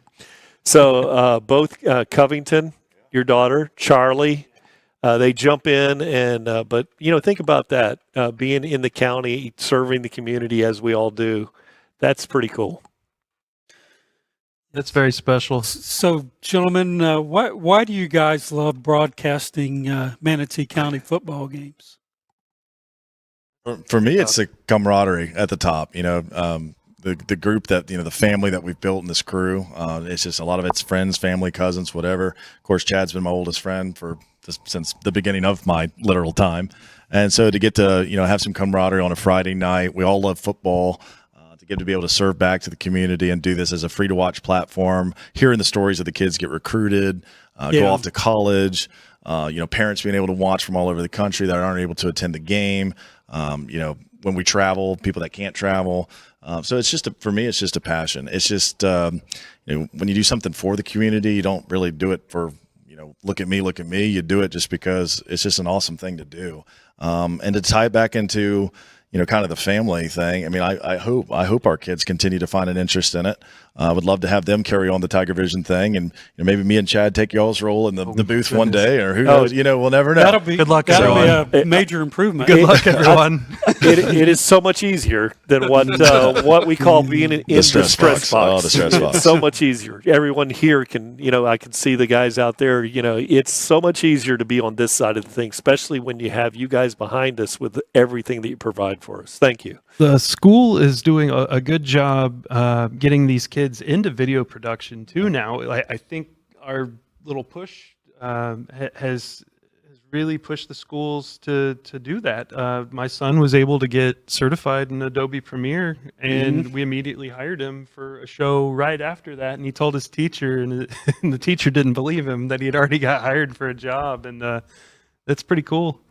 And I think just being able to do it for as long as we did, and now it's taking it's getting some traction with the district, and now they have the MSTV Game of the Week, which is fantastic. Hope that continues to expand. They've hired a good one in Carl. They've got this the new what we call the man in the van. Carl, he's unbelievable. They got to hang on to him for as long as they can. But I'm excited to see that program grow.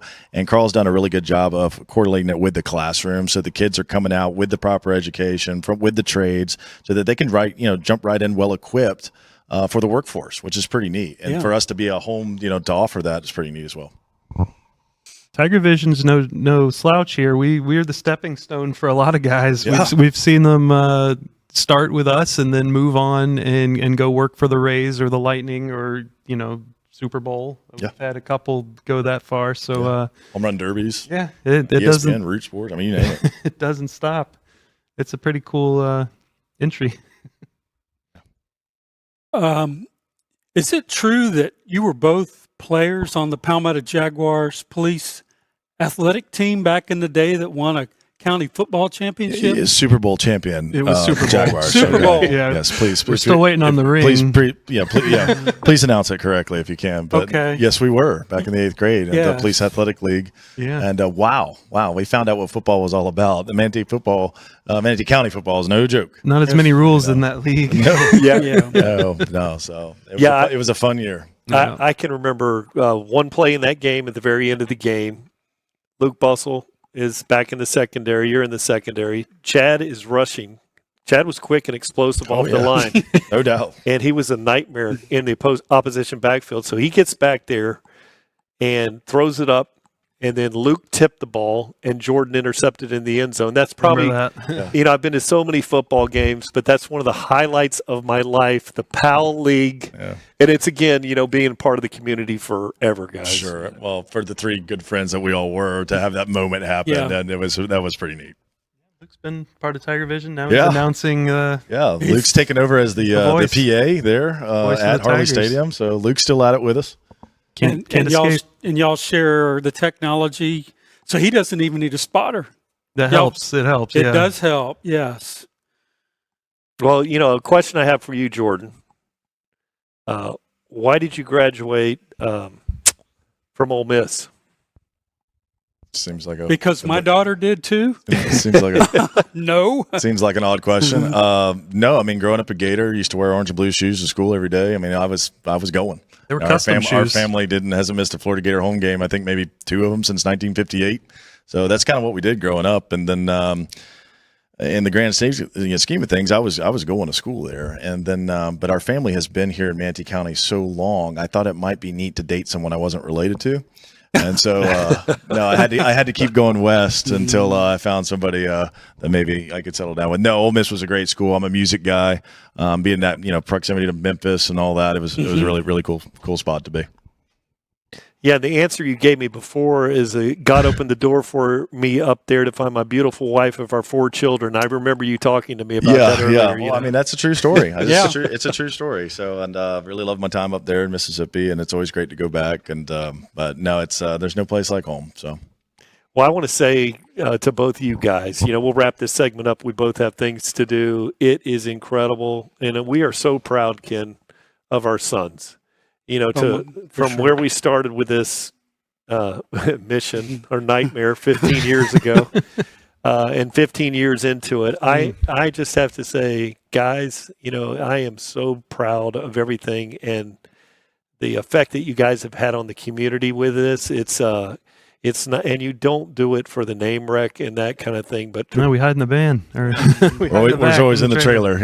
Yeah, and you've already, in about 5 minutes on this side of the microphone, they've already caught us here. So good, Ken. So we're going to go out and retire. But I want to I want to thank you both for just doing such a great job and highlighting the beauty of our county, Manatee County, and I so appreciate it. Ken, you got any comments? Yeah, I would just like to add too. Not only are we proud, but our dads have passed on here in recent years, but I think they were even more proud to watch y'all take this and run with it. And they knew who the real talent was.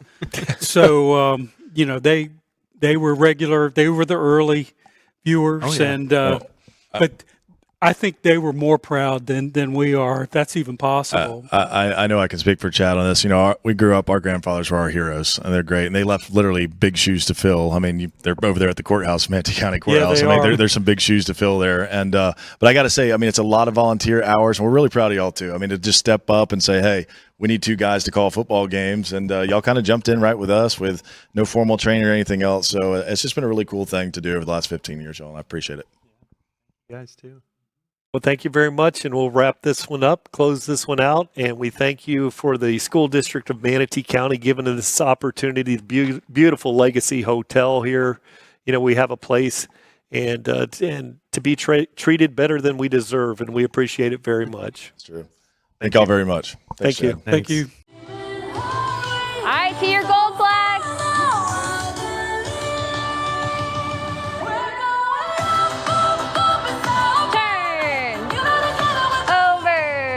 Our whole plan when we started was to take the parts that we love within the marching arts and color guard particularly, being able to infuse that part of our day with the kids that we get to teach. For 2 years, it was just a self-contained guard. This year, we've finally been able to branch out and invite the gen ed kids to come in and perform. And the really cool part is they're actually fighting over who gets to perform in those very few spots. Seeing them get so excited about performing with our kids is just heartwarming. And the cool part is that admin is very on board of us continuing to combine, and we're really hoping we can actually combine our gen ed color guard class with our access color guard class and create one giant combined group. Because both of us teach color guard, in the winter we switch over to color guard because we want them to be able to perform just like the rest of our kids get to perform. I have learned from working with these kids that I cannot put a cap on what they can do. We let them kind of guide what we want to do. We weren't even considering putting any tosses in. And they started flipping the flags around and tossing them, and we were like, okay, well, let's teach you how to do this safely. And they just kept going to harder and harder things. They would watch Brittany and I doing something, and they go, oh, can you show me how to do that? Our goal is to get them more and more involved, just really getting them more integrated within the performing arts unit here at Bradenton River High School.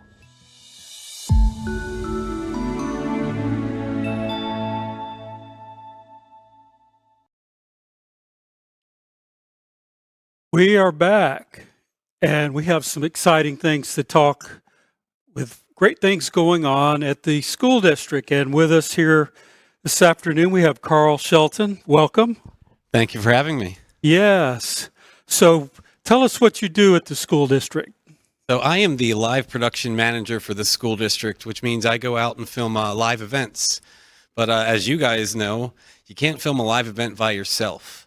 And there's only one of me as a live producer for the district. So I actually go around to all the high schools and recruit students to help me put on these live events. We mainly do sports and similar to you guys, but we do about a sport a week or one game a week, sometimes two throughout the season. And it's a lot of fun to get these kids hands-on experience, sometimes for their first time. Some of these students have come with experience from all these different classrooms, and getting to see them teach their skills for the first time is really cool too. So, I mean, I personally believe I have the best job in the Manatee County School District. So how would a student go about, I would want to do that. What would be some of the events that you stream them live? Yes, we stream all of our events live. Generally speaking, at the beginning of the year, I get to go out and actually bring my live production truck to all the TV production classes in the school district for all the high schools.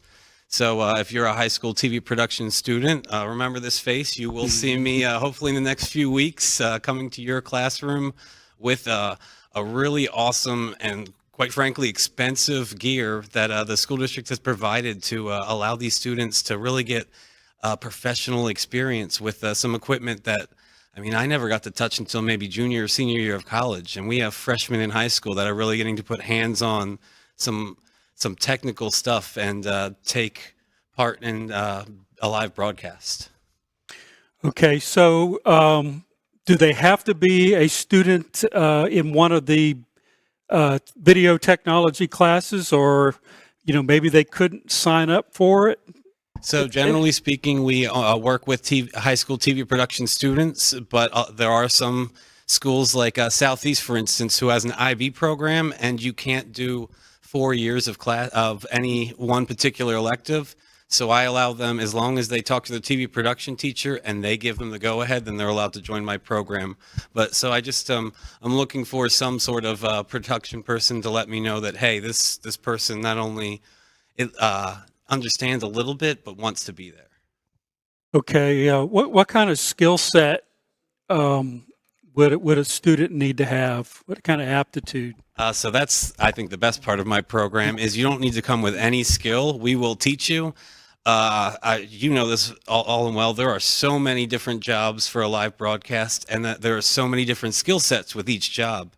I think this is one of the coolest fields in the world, because even though students are going to class for TV production, you might want to be on-air talent, you might want to be behind the camera, you might want to be doing one of many things, switching, and all of these skills are so different, yet they're all in the same field, which is so cool. So you can come on out with no experience whatsoever, maybe shadow someone in different places and truly find out what's something that kind of sparks their interest. And it's really cool. Yeah, we have students come with zero experience, because every student has a phone nowadays and they know how to film things, so we can put them on cameras almost right away, and just with a little bit of training, generally speaking, we'll have them participate in a varsity event even if it's their first time ever touching the equipment.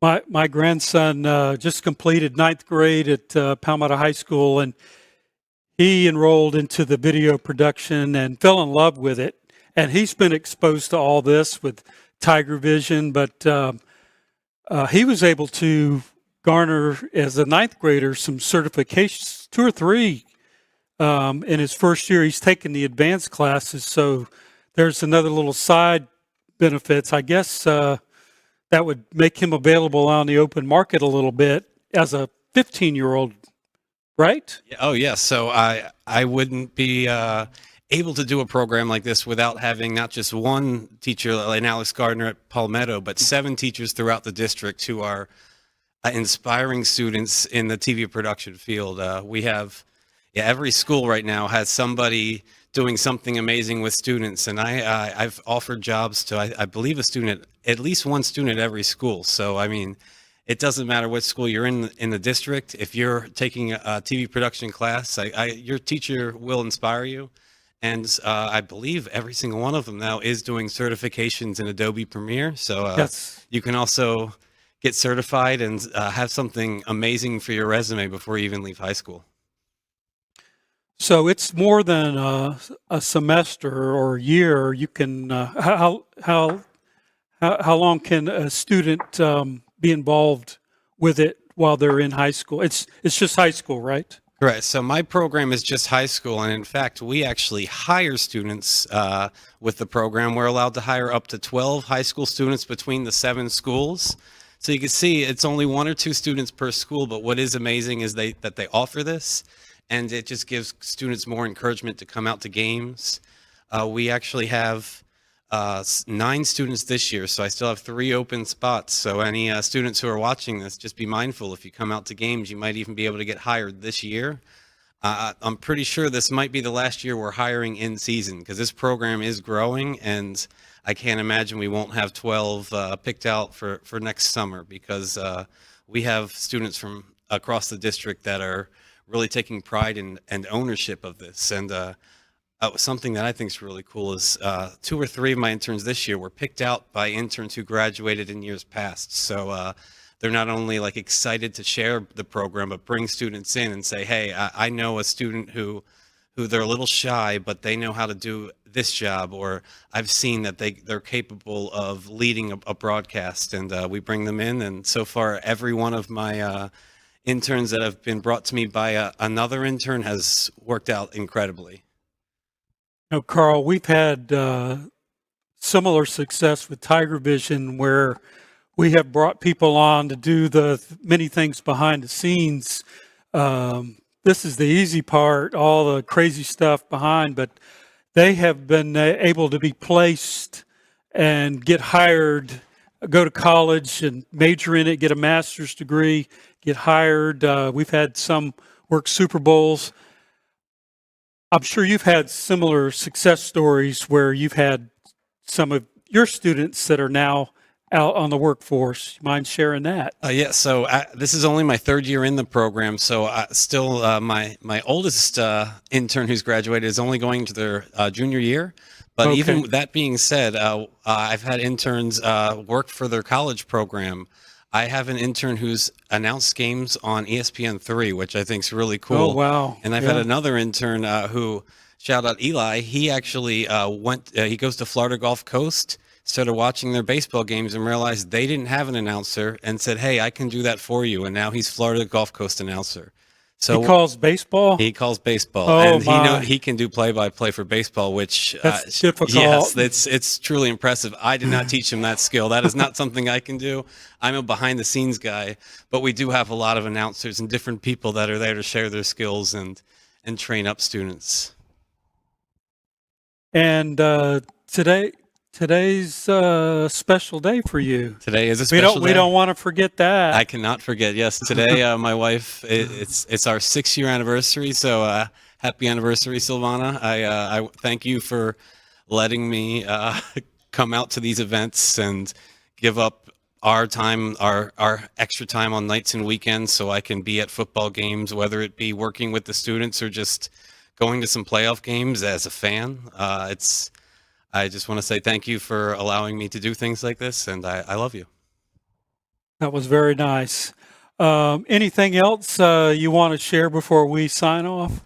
So something I want to say is that even if you're not into this is a shout, or I'm directing this directly to high school TV production students. Even if you don't think that you would be interested in doing TV production, come out and check out the program. Something that I love is we have not just me, but every intern there loves their job, and it's really cool to see a group of people love their job. Even if it's not something you might want to do, maybe it'll inspire you to go pursue something that you love too, because it makes the day a lot easier when you love what you do. I can tell you that right now. And a lot of people find their careers by accident. I did not grow up wanting to be the tax collector. I mean, who would really think about it? But back when I was playing college football, the man that called our games was wanted to play college football, but he couldn't. Got a knee injury, so the head coach who coached him in high school and was my college coach, hey, why don't you come be our play-by-play guy? And he was at Carson Newman 10 years after I was long gone, but he is still calling games, and he is the voice. Stan Cotton is the voice for the Demon Deacons of Wake Forest and has been there 20, 25 years. So all because of a football injury that ended. He was a promising quarterback, so you just never know.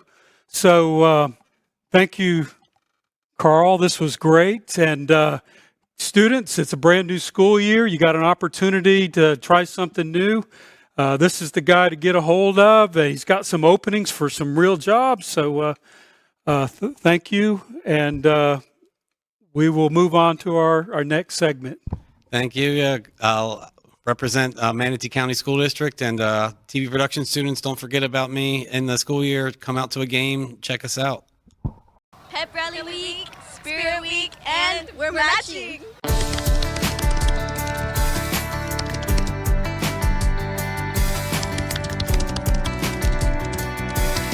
I found out that I'm going to Coastal Carolina early. I'm committed and signed there. And if you guys see me on TV or on the field, look out for 71.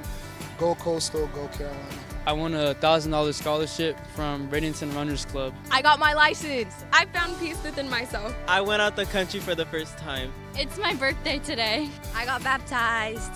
I got my first car. I just went to the TSA State Conference and I got a $1,000 scholarship. We finished the yearbook.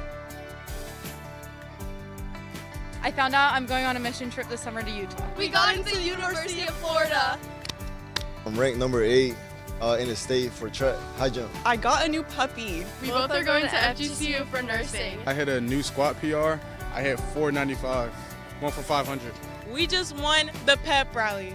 Big seniors on top. I'm close to getting my ACE diploma. I became a wildlife leader.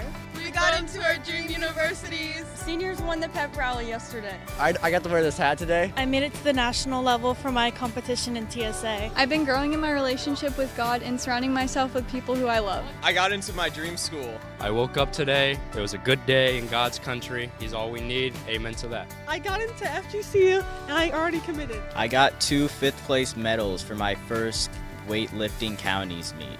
So one thing that happened to me this week is I got a second job, which I'm proud of because I'm finally getting financially stable by myself. I'm trying to. I depend more on myself.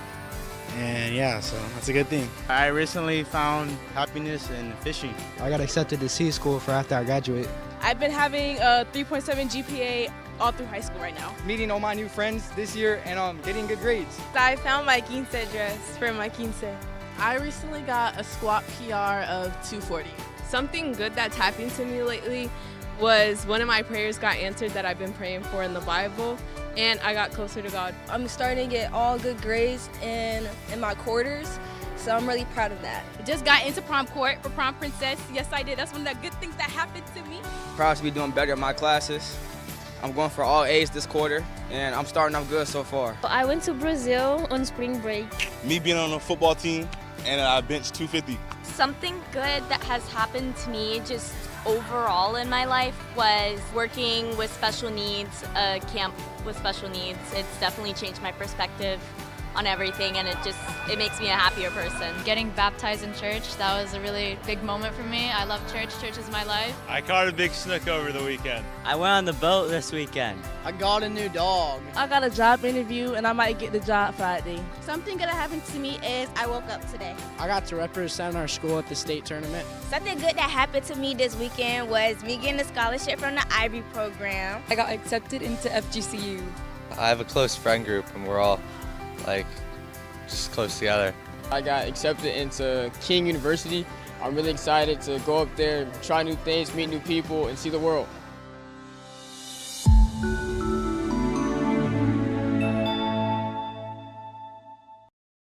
We welcome you back to the live production here at Suncoast Media Days. I'm here with John Peacock. He's the coach of the Venice Indians, and John is in his 20th season. Can you believe it?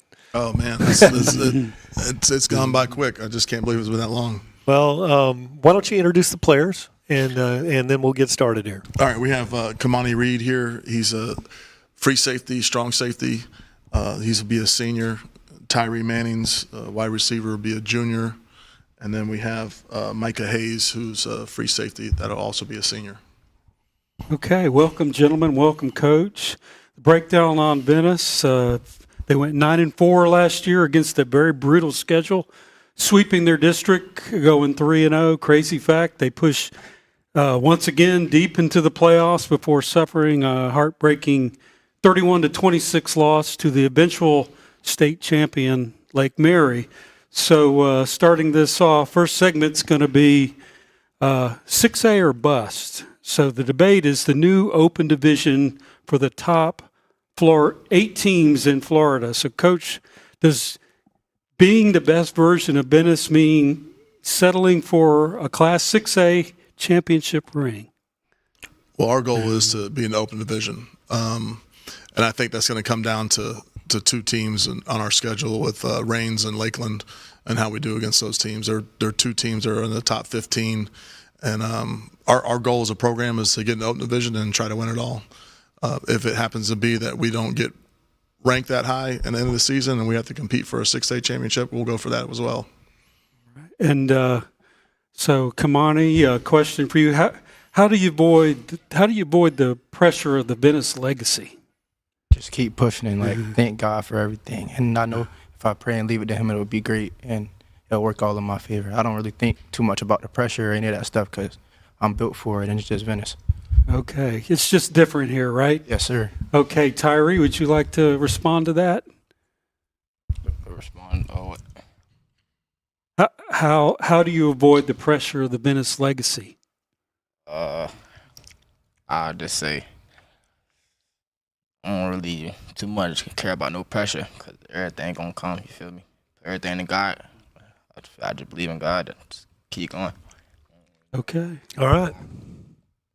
You want to respond? Okay, go for it. Like, to top off what Reed said, we don't really worry about too much the pressure. We just work, focus on us, get better on what we could do, and then we'll worry about everything else. So just fall into place. Fall into place. I love the answer. All right, so let's move on to the next segment here, which we're going to call the debate. It's District 6A District 12 debate, 6-team district. Will this help or hurt you, Coach? Will this hurt you or help you when the playoffs roll around? Our district? Yes. Well, I stated in our last media day that our schedule was a little weaker than it has been in the past, which it is. But at the same time, we are playing 2 teams that are in the top 15, which I don't think any other area teams are playing anybody in the top 15. But the district we can't control. Those are things that we can't control, and we don't enter games and trying to play to the level of our opponents. We try to play our best game every Friday and try to get better each week. And we're always our biggest competition is competing against ourselves. And are we getting better each week? So I don't think that will be a factor. Obviously, it is a little watered down, our schedule compared to the past. Okay, now I'm going to ask a question to Kamani Reed. And you know what? Coach is going to absolutely slap me upside the head of this because here's what only game Coach is worried about is the first game of the season. So, Kamani, other than seeing Lake Mary again in December, is there any one team that you're looking forward to playing? I'm looking forward to play all of them. Great answer. All right, especially the one next Friday. Yeah, that whatever that game is. That is a fantastic answer. And I think for time's sake, I see some of the others. Let's move on to the next segment here, Ken. Yes, the spring experiment. Coach combined squads for spring practice, something you'd never done before. So how did the experiment work out for you? I think it ended up working out really well for us. One thing it did is we had a chance to see all the kids, and in the past we had missed over some kids that were playing JV that probably should have been up with us. And I think that we kind of figured out what I did is before spring is I basically put a template together and said, listen, this is how many DBs we're taking, this is how many linebackers we're taking, and I really put it in a position coach's hands to decide, like, all right, well, who are your top 4 middle linebackers? Those are people that are going to be in our locker room. And there was no, well, I like this guy too. You got to pick your top 4. And the good thing about it is we're going to have a lot of 6-quarter guys, that are actually, in the past, what we've done is we've dropped varsity guys down to play JV. And we're going to kind of do it opposite to where we're bringing JV guys up to help our varsity as well this year. So the 6-quarter thing is going to kind of go backwards. It's going to kind of get those kids that need some experience, and we get into games that we have it sealed up at halftime, that they get a chance to get in the game and play. So this sounds like something you might continue to do. Yeah, I mean, it's going to all depend on numbers, really. The numbers worked out. We had a new school open, and it took 40 of our kids. So the numbers were a lot lower than they had been in the past. But I think in the next 2 years, the numbers will be back where they were before that. Okay, one of y'all take this. How was having underclassmen practicing with you, and were there any leadership moments that you were able to help an underclassman? Like, it's great because I get to have like a person under my wing where I can teach them and learn them. When I was a freshman, I had the same thing, and it's just my way of giving back. And it's great, like, to coach them up, and then you give them your knowledge and stuff like that along those lines, whereas, like, they're not actually experienced, but I have experience, so I can coach them myself and, like, be a leader and show and pass it on. Like, say 2 years from now, they turn to the next leader or something like that. Mm-hmm. Very good. That's what it's all about. That's a great answer. Next segment. You hope that you have the team-minded program like that and leadership, team lead. You got to have a great coach, which you guys do, but it's great to have team, out there. It's about the players that play the game. So let's go to the next segment here. Let's go to the 2 major road trips. Debate. 2 top-tier programs could determine the playoff outcome. Coach Peacock, on September the 4th, you travel to Lakeland. It's a shorter ride, but Lakeland is more familiar with the Indians. Raines, on the other hand, is less familiar, but a 270-mile bus ride to the middle of Jacksonville. Wow, which one will be tougher to prepare for? Well, I think you got 2 top quality teams right there. So I think we're going to prepare for every team the same exact way. Obviously, there's some logistics and getting across the state. What time you leave, it's going to be a full day off of school. So you always, as a coach, you want to keep them in the same routine each and every week, so they know exactly what is expected of them, where they have to be, at what time they have to be somewhere. So that's going to kind of throw off the clock a little bit. But we have to get used to that, because when you get into the state championship game, it is total mayhem. So everything is thrown off. Schedules are thrown off. So you have to learn how to adapt that. So we got to learn how to adapt that. I mean, you never know. You could get in a situation where we're playing one of those games and you have a 2-hour rain delay. So you got to learn how to adapt. And let's go to a question for a player here, Kamani. Which one of these games are you looking forward to playing? We're talking about the Raines or Lakeland. I want to play both because that helps me, like with college, get to showcase my skills against real talent and anyone we play. But it's just another game that I have to work and prepare for. All right, and now, Coach, I want to tell you something on these microphones. Every coach, because you're used to dealing with tape, when you do that, it's like thunder that we hear. But we're all, we've all had our ankles taped and all this stuff, and Many everybody times. does that. And I appreciate it, and I'm trying not to ever throw shade on a coach that's got to come from a winning program. Okay, I'm sorry, I digress there. I won't mess with it. We'll move on to the next segment. Coach retention. Several coaches have been part of the program more than 10 years. So, Coach Peacock, players play, and you've had some great players. Coaches coach, but talk about how having a core group of coaches staying together breeds success. Man, it's one of the most important things in your foundation and your culture and building a program. I mean, it takes time. It takes time to get your program to where you need it to be, and it takes time for your coaches to trust you. It takes time for me to trust them. and being with guys that on the same staff for 20 years is really huge for us. And then we got a bunch of, Clay Burton, who played for me, so he knows the culture. So I think we have 4 or 5 coaches on staff that are past head coaches. So we have a really, really great staff, great men, great leaders of these kids that coach hard, but also love them up. And I've been blessed with that. I've been blessed with their loyalty, and it's hard to find. It is when you're starting off. It's hard to figure out who your staff's going to be and who's loyal and who's really in it for the right reasons. And to keep them.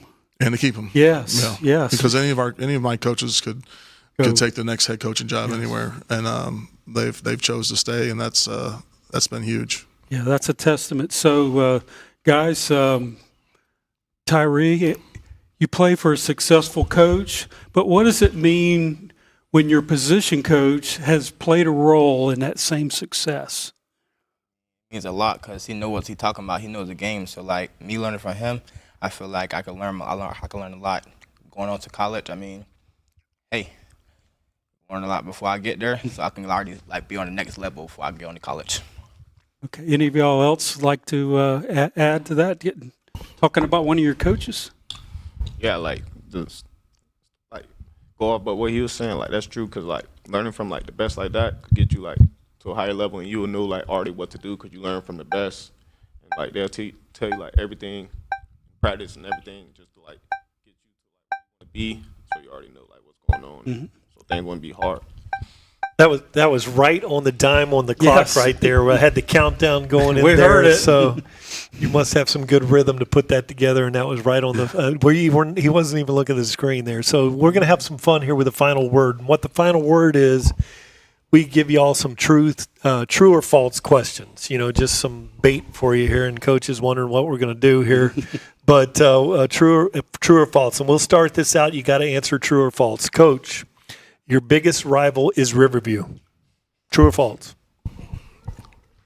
And that's a 2-part question. I mean, it's like Wile E. Coyote and you know what I mean, and you know what I mean, the Coyote's always preparing, and it's always there. Always there a year. But the Roadrunner still has to prepare each day to beat him. So we're kind of losing its luster, but. I would say definitely yes. That would be our biggest rival. There you go. Okay. And I'm not sure if it's an actual battle, but the quarterback battle will last into the season. Do you have a quarterback battle going on? We do. Okay. True or false? True or false? And into the season, I mean, I would say true. We have a freshman that is learning very quickly, and we also have a junior that is a pretty special player as well. Yeah, we've seen you guys figure it out with 2 quarterbacks in the past, haven't we, kid? Yes, we have. You got a guy that probably can't throw it 10 feet, but man, he can run you over, and then you got another guy in there, and okay. So we've suffered through that before in our own personal experience, Coach. Let's talk to a player here. Let's talk to Kamari. True or false? You are not worried about your schedule. True. All right. And Tyree? True or false? Venice will play for a state championship. True. Okay. Like it. And then the next question. All right. True or false? You'll repeat as 3-0 district champs. Actually, it'll be 5. Oh, yeah, 5. Right? Yeah. 5 games. They got a big district. Yeah. Half your schedule. Okay. True. They're going to go out on a limb with the extra 2 games. You could have said 3, 13, or 8. He doesn't matter. He's going to get them all. He saw that 0 on there, and he's going to go, we're not going to lose. So, Ken, go ahead and go to the next one. I know you're all, none of y'all play defense, right? You're all on the offense? Okay. All right. I'm versatile, Coach. Of course, you're an ATH. True or false, the defense will be better this year? True. Okay. All right. Well, that gives us enough time. We're at the end of this final word here. I want to especially thank Coach your commitment to the program for so long in Sarasota County and Venice. It's a great tradition that you guys have down there, and players. You're part of just a superior program, and you're very fortunate to be a part of it. So thank you for joining us here today.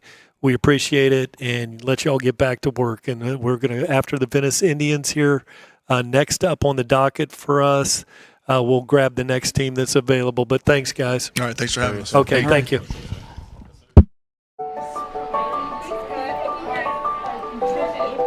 We're at Braden River Elementary School, and we are celebrating our Spring Innovation Expo.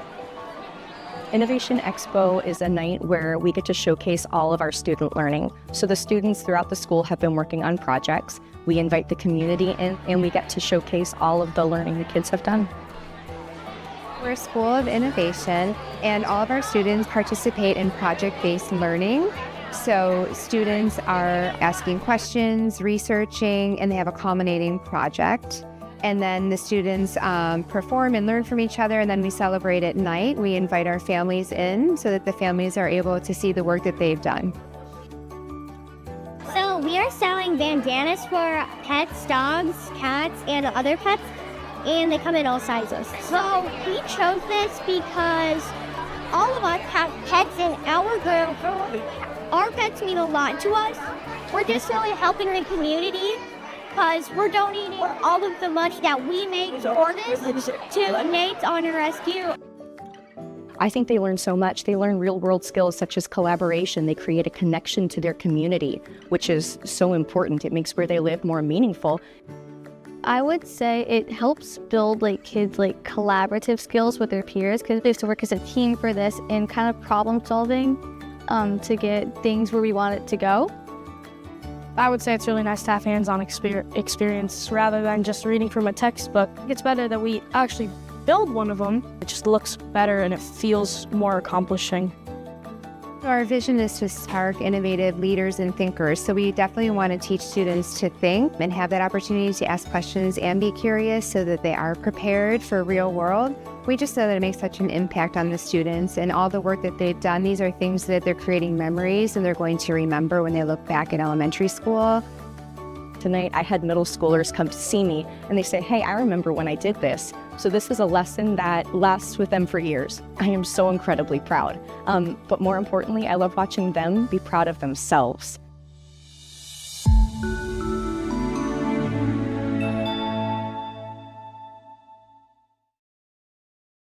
Welcome back. Now we welcome Coach Jaquez Green and the Manatee Hurricanes. Coach, why don't you introduce yourself and the players? I'm Jaquez Green, head coach at Manatee High School. Today I have with me Nolan Downs, our quarterback, and Bryce Cooper, who plays defensive back.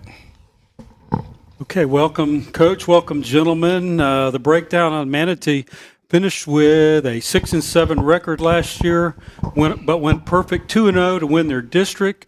Crazy fact, they had a heart-stomping 28-26 regional final playoff loss to Riverdale to end their run, and I watched the highlights of that, and it made me hurt too. I remember watching the game and had to go back and watch the highlights.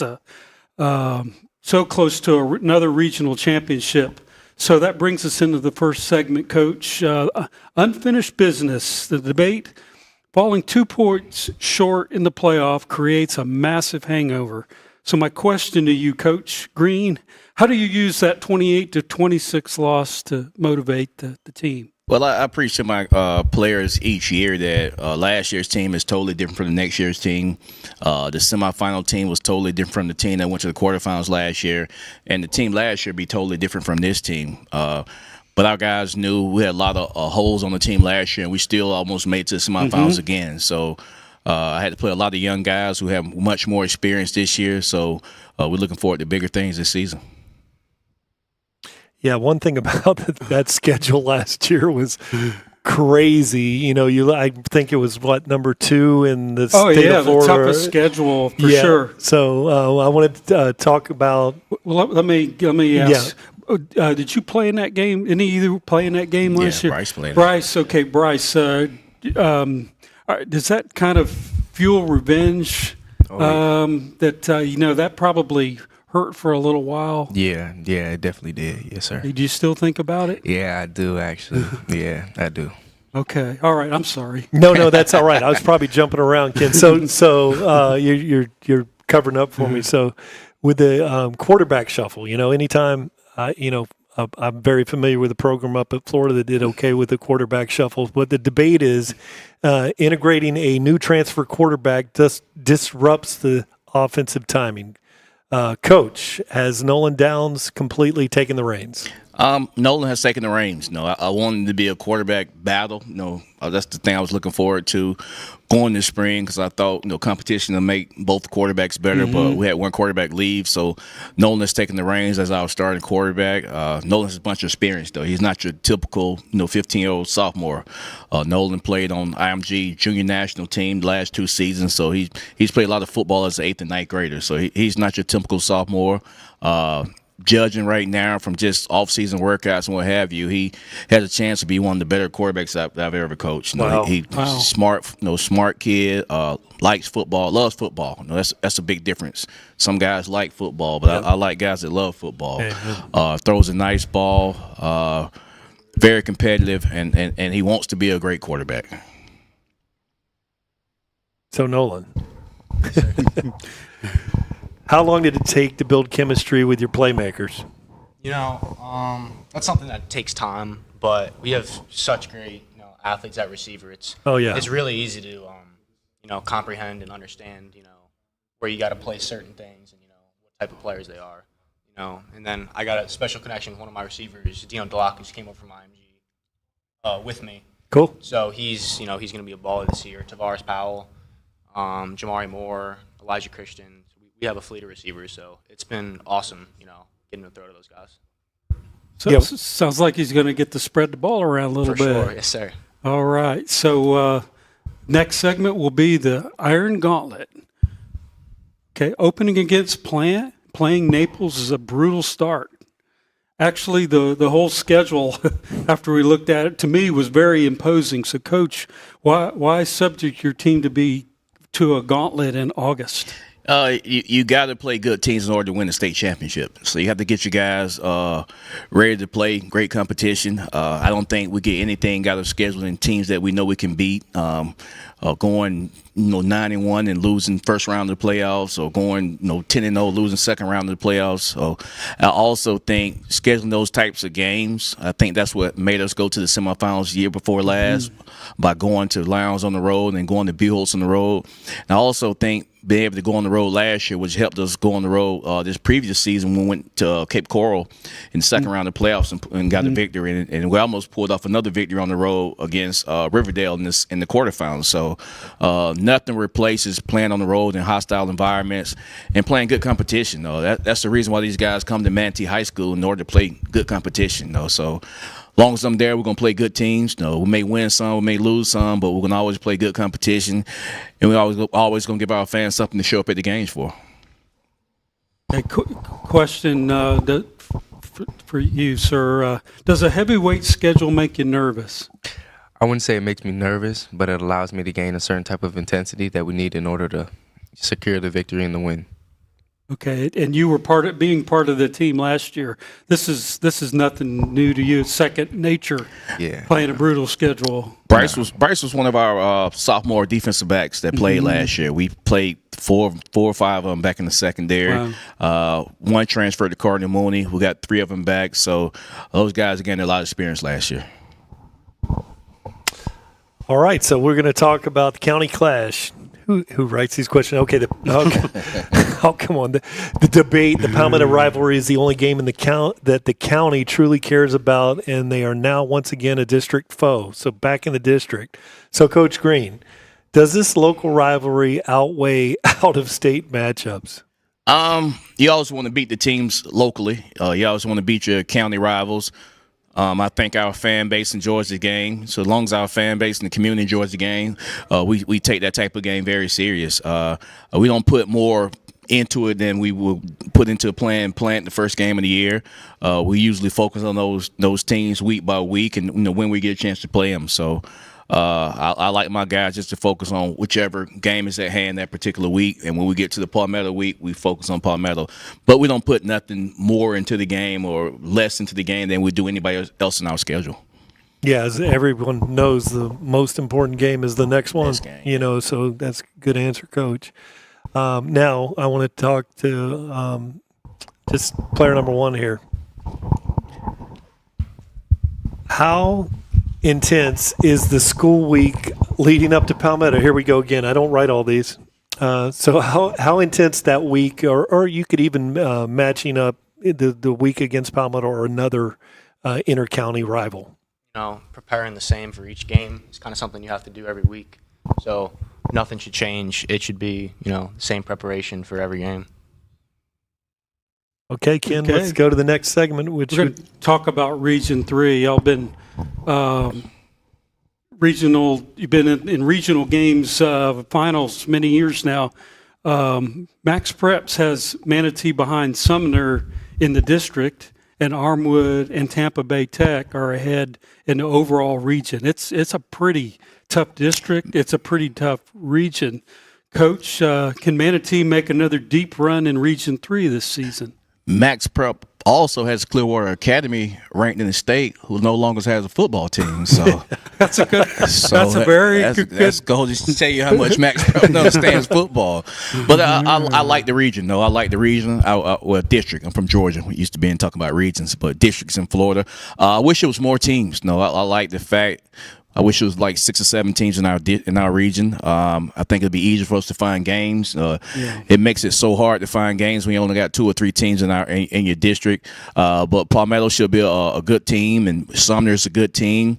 Parrish was on the rise, and they had some things that happened with the coaching staff. But I think they'll be a team that is pretty tough by the time we get a chance to play those guys later on in the season. So it's a good district. All the teams are not far apart. So both fan bases on both sides of these matchups will be able to travel to each game. Okay, questions for Nolan. What's your biggest concern taking over the reins of this long-standing, successful program? I don't have any concerns. I'm just going to go out and play ball under Coach Green's offense and go have a great season. All right. Now we're going to have the fun part of it. We're going to go to the final word here, guys. And this is very, very easy. This is where we just ask simple, true, and false questions. So I don't know about this first one. I thought this defense was pretty good. The defense, Coach, the defense will be better than last year.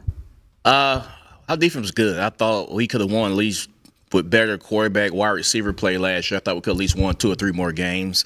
Thought our defense was good. I think our defense will be even better this year. Secondary is way more experienced than last year. We added some more coaches. I think we're better coached on that side of the ball than we were last year. And just in camp, our guys are playing so much faster. That just comes from experience from them guys playing last year. So true. The defense will be better. True. I think we'll be better on defense this year. Yes. True. Okay.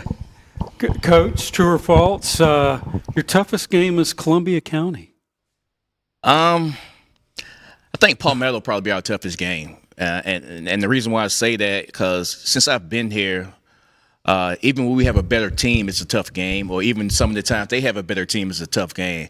And it's been a close game. I think they got us last year pretty good, and we got them the year before that pretty good. Mm-hmm. But the other 4 or 5 years, it's been a real tight, close game, regardless of what type of talent each team possessed that particular year. So Palmetto, it's one of them games when the kids, they make mistakes that they don't normally make. They be so hype about the game. So, but I think the Palmetto game will probably be that type of game.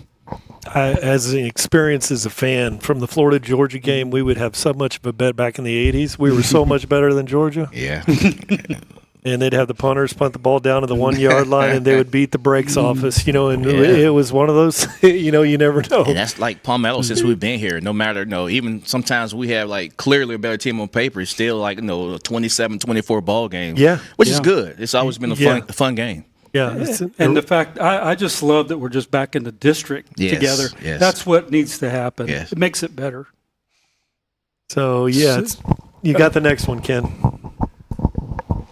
Yeah. No, I think. Okay, I'll give the next one here too. I had the toughest game. Yeah, you get to pick a player. Okay, pick a player. Mm-hmm. Okay, so we'll go here. All right, and. True or false? Manatee will repeat as district champions.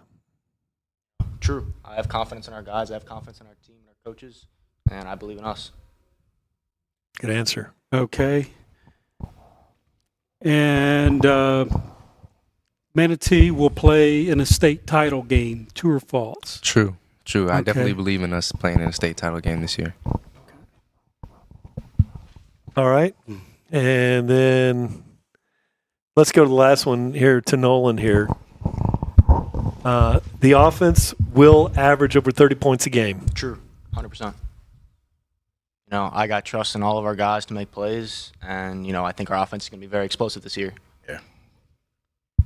And then the very last one, Palmetto is your most important game. True or false? It's definitely a game that we look forward to and we anticipate, but as Coach Green said, we play that week, and so it's not really something to worry about it, but it's definitely something to keep in mind.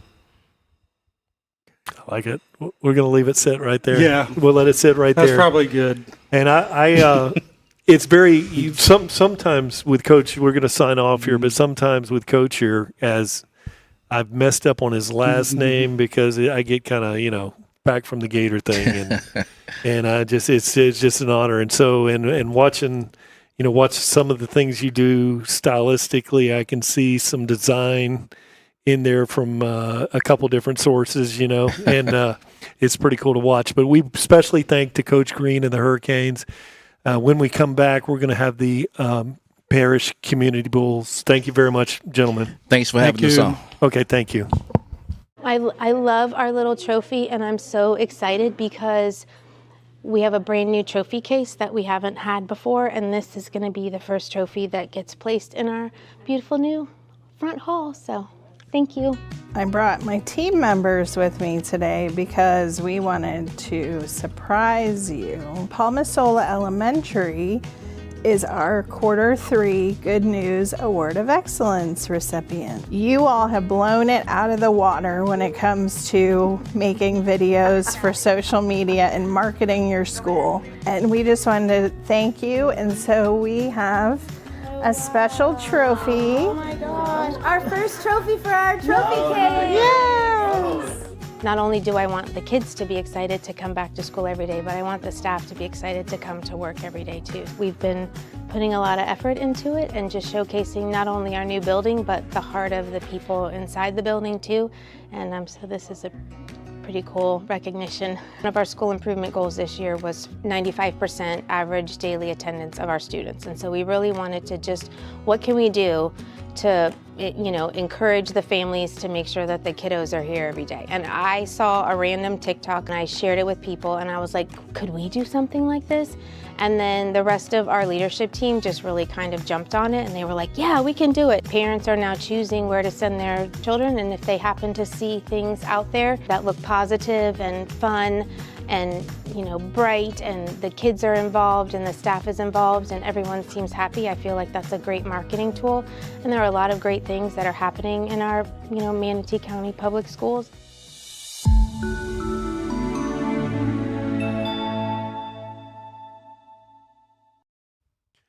Hey, as a guy that's from north of the river here, we've got some North River news here with the Parish Community Bulls. And we've got head coach Cody McNear, and he's going to make some introductions. Coach McNear, so good to see you. Introductions of players, and then we'll get started. Sure. Thanks for having us. Oh, you're welcome. Thanks for having us. Right beside me is Juan Miguel Giano. He's a wide receiver. That's our starting quarterback, Thomas Seymour. He's a senior as well. Okay, welcome Parish Community, welcome Coach, and congratulations on the new position for you. A little breakdown on Parish Community. The Bulls finished with a 9-2 overall record last year, and they were 3-1 in the district. Crazy fact, they rode a massive 6-game win streak before falling to Eastlake in the state playoffs to end their season last year. So first segment, we're going to call it something you're probably familiar with, outworking the work. For sure. Yes, sir. Okay, they're nodding their head. Can this mantra translate to a district title? So, Coach, what's the missing piece to turn an 9-2 team into a district championship this year? I would say it's not really a missing piece. We just got to get a little luck on our side, but we're going to keep working hard. And we got the guys to do it. We had the guys to do it last year. We just fell a little bit short. but we're going to push a little bit extra. Instead of doing 10 reps, we'll do 11. Instead of doing 11, we'll do 12. We've got to get some extra work in there, outwork it. But it's going to come when it's our time, definitely. Okay. And for the players here, we got some time. I want to ask you, do you believe the process of outworking the work can deliver you a district championship this year? I believe it can, only because of just being with the team for 3 years now and everything, and going into my 4th year. Just seeing the process with the old head coach, and then just the adversity that we had to face throughout the spring and everything, and then Coach Cody coming in as our new head coach, just seeing our process and the way that we've gone about things over summer and throughout spring and everything, and up to where we are now and everything, just seeing to the success and all the benefits that it's brought to us up until this point. That's why I believe in process over product. Okay, would you like to add? Yeah, I'll go. Yeah, it's just like Juan said, we've had a lot of adversity. We've had 3 different head coaches from the end of our season to now. And it's just about, pushing past that and getting better as a team overall. And I think we've done a great job at that.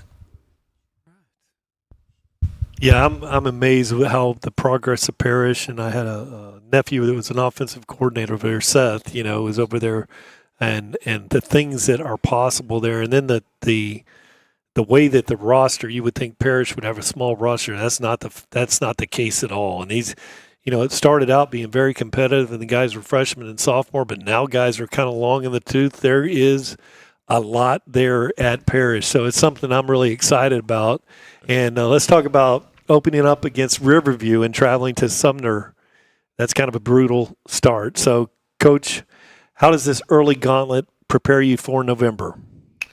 We just got to win day by day, like play by play, show up every day, outwork the work, keep doing the small things right, and I think we'll be fine. We actually start with Lakewood Ranch at our home. So we got for the Classic. Yeah, we got for the Classic we have St. Pete High. Okay. Next week we got St. Pete High, and then on the 21st we have Lakewood. So we're just gonna come out and do our best parish football. Like I always say it a lot, and I mean it. All we can do is control what we can control. That's it. We keep our eyes on what we do. Like we have a board in our locker room right now where normally we'll put our opponent's name there. It just says Parish.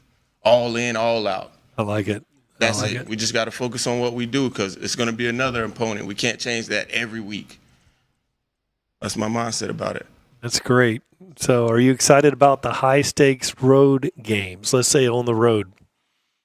I'm excited about it. We're going to show up, but we're in a pretty tough schedule. It's different than the past years, but I think we're up for the challenge. Good deal. We'll put up a good fight against anybody. And I take my boys over anybody as well. I don't want any other player from any other team. I'm in love with these guys that I go to work with every day, truthfully. Okay. I love it. Okay, next segment, new quarterback. All right. Multi-year starter Bryson Bolts graduated. There are 3 quarterbacks on the roster. Coach, has a starter been named? I think that we might know that answer. For sure. Thomas Seymour is going to be our leader. Okay. Going to be our leader this year. So question for you. You inherited a great running game. So is that going to make the transition a little bit easier for you? Yeah, definitely. I mean, Kobe's a great running back. He was great last year for us, and it's really going to open up the passing game because they're going to have to be so worried about him breaking out and making, big plays that they're going to sometimes leave the back end open or have to blitz some more guys, and we're going to find stuff open over the middle.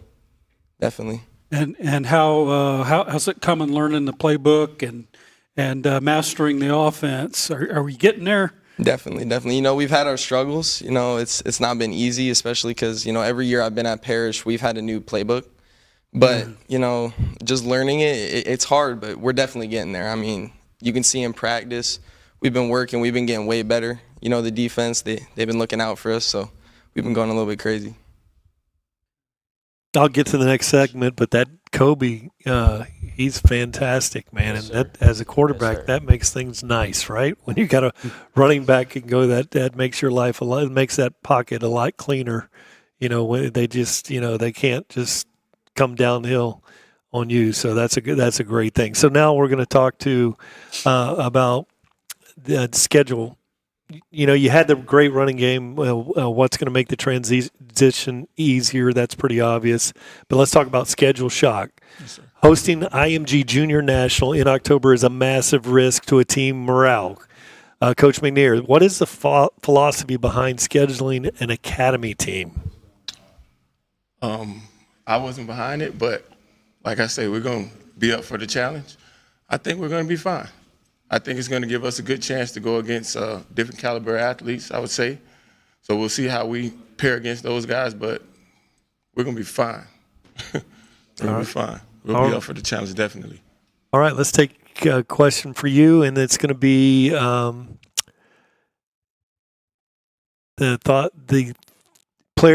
Palmetto game. Is that the most important game to you? I would say that every game is an important game to me, just going by each game week by week, just focusing on what opponent we have that week. I won't say that from the 3 years that we've been there and everything, that Palmetto hasn't been an exciting game for us every year. Everything just with this, like the rivalry in a sense every year and everything, and just going in from being a freshman and seeing the type of excitement surrounding the game, and being a junior last year and actually playing in the game and everything, and seeing all the hype around it and all the adrenaline highs in the middle of the game and everything. So I will say I'm very excited for the game, but I won't say that it's our most important game. I'd say every game for us this year is very important. You know, we did that first game over there in Paris. And, oh, what a crazy atmosphere. There was tailgating going on, and the Palmetto kids were dressing up as cowboys and cowgirls, and it was a wild and a very good football game. Yes, sir. It was going to go either way. And when we went to school, the parish guys went to Palmetto High School. Yes, we went. So now the granddaddies and all that of the players that you guys have on the team, we were involved with them because there was only one school north of the river, and so it's really cool. And what I did here just to show. As a quarterback or as a player, sometimes they do give you a different look. I've completely jumped ahead 2 or 3 segments, and I'm going to see if Ken can pick it up and figure out where we need to start. Oh, well, yeah. Well, we'll pick up at segment 5 as the clock changes there. Heard it. 5A 10, Class 5A District 10. Tough district road. There's only 4 teams, and they're all good. Every one of them are good. You get Palmetto at home, Sumner on the road, and Manatee is at home. Manatee's at home as well. You got Manatee at home. So, Coach, thoughts on District 10, and how do you approach that? I mean, it's tough. There's no weak. It's definitely a tough district we're in this year. But we're going to show up, and we're going to play parish football. We're going to give them everything we got every down, every play until that clock runs out. That's all we can do. I work these guys hard. They work each other hard. They push each other. So I think we'll be up for the challenge against anybody. We can hold our own. And do you think, Coach, there's a possibility that all 4 teams could make the playoffs? Hey, I hope so. That would be something. That'd be something. I hope so. I think it's very possible. Because it's a tough district. We got some great teams in that district. Great teams. For the players, is there any one game you think that might be more important than another, or just one game at a time, outworking the work? Yeah, I definitely feel like all the games are going to be important. We've got a really tough schedule this year, as you guys have said, so all the games are equally as important. But, definitely Palmetto's up there. We always love playing Palmetto, like we said. Manatee, this is our first time in a long time, so we're really going to hope to play those games to the best of our ability and get the win. With us, with Parrish, you guys were our guys, for years and years and years. So we don't have that, as guys that live in Palmetto, we don't have that same thing, that feel that we have crossing that river. It's a different deal. So we'll go into the final word, the next segment here. Now, the final word, the rules are this, true or false. So you have to take that on a true or false basis here. So that can be difficult. So, Coach McNair, true or false, the district title is guaranteed this season? Gotta say true. You can't say false. No, you can't But say yeah, false. Guaranteed. Correct Yep. answer. Yes, sir. Coach, your offense will be better than last year. I'm gonna say true. All right. I'm gonna say true. It's a quarterback, We did great right? last year. You did. But we can't say false. True. That's right. Belief is the one. Yes, sir. If you don't believe, you can't get there from here. So true or false? And player number one. So we'll go with you. You will surpass 9 wins this year. True or false? True. Oh, that sounds like they're going to be in the playoffs. We're talking about faith-based dudes here. So Thomas, quarterback. True or false? The IM game is your biggest test.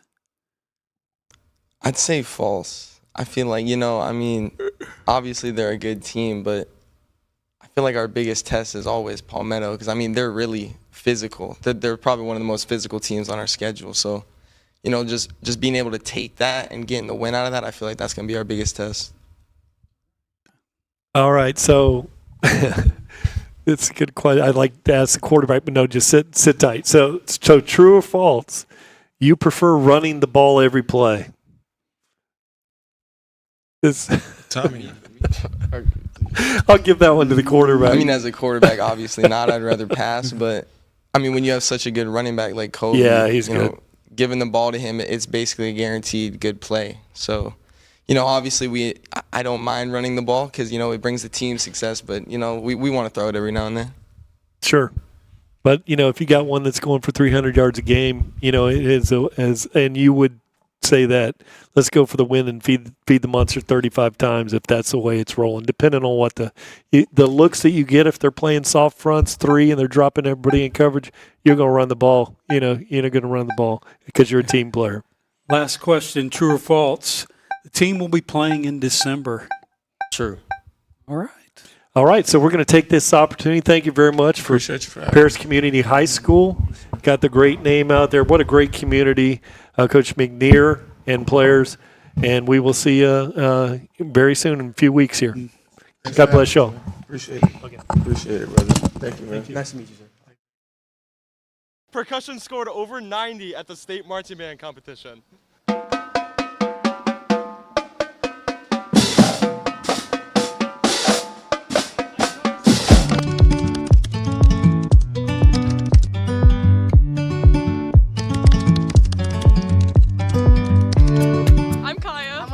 I'm Juliana. I'm Veronica. And we love Lakewood Ranch. Somebody I've never seen before or talked to in my life told me that I looked good today and it made me happy. I just had a really good beach volleyball senior night. My friend over there, Kylie, came and we have prom tomorrow and I'm going with all my friends, so super exciting. Our SGA field trip to Universal was so fun. The girls JV flag football team won county champs. I aced my math test. I started believing in God. I made districts for track and field. I won a college football playoff competition with all of my friends. Got my first football offer, Division II. Jesus died for me this week, and I'm just grateful for him. I finished my song album I'm working on. I became an aunt. Her name is Alif, and she's the cutest thing and the best thing that has happened to me so far.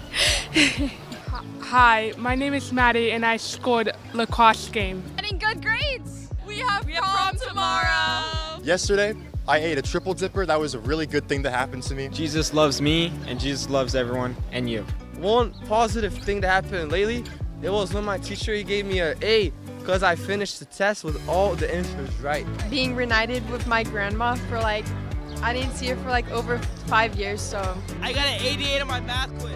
I passed my math test. My favorite teacher is Miss Lester. I love you.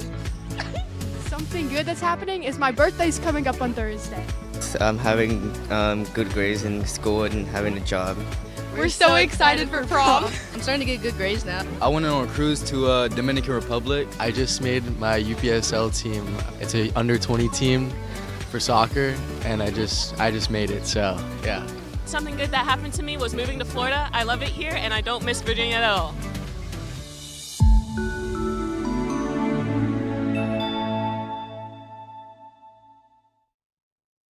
We've got some big news right here. We have Southeast Seminoles head coach Kurt Bradley And we welcome you. And why don't Coach Bradley, why don't you introduce your players to us, their positions, and then we'll get started. Yeah, Caleb Crawford, right here, first one over, number 4, junior. He's going to be a 3-year starter for us at linebacker.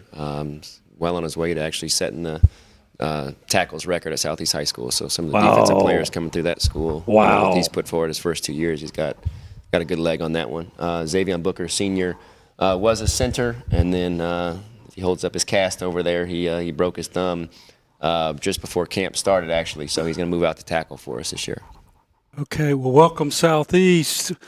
Breakdown on them. Southeast comes off an impressive 8-2 record in Coach's first season with a 2-1 district finish. They will compete in Class 3A District 12 with Braden River, Bayshore, Mooney, and Booker. So first segment, year 2. Coach, the debate is an 8-win season proves the rebuild at Southeast is over and Southeast is back on the map. Coach, my question for you is what gives you the most confidence that the program has fully turned the corner?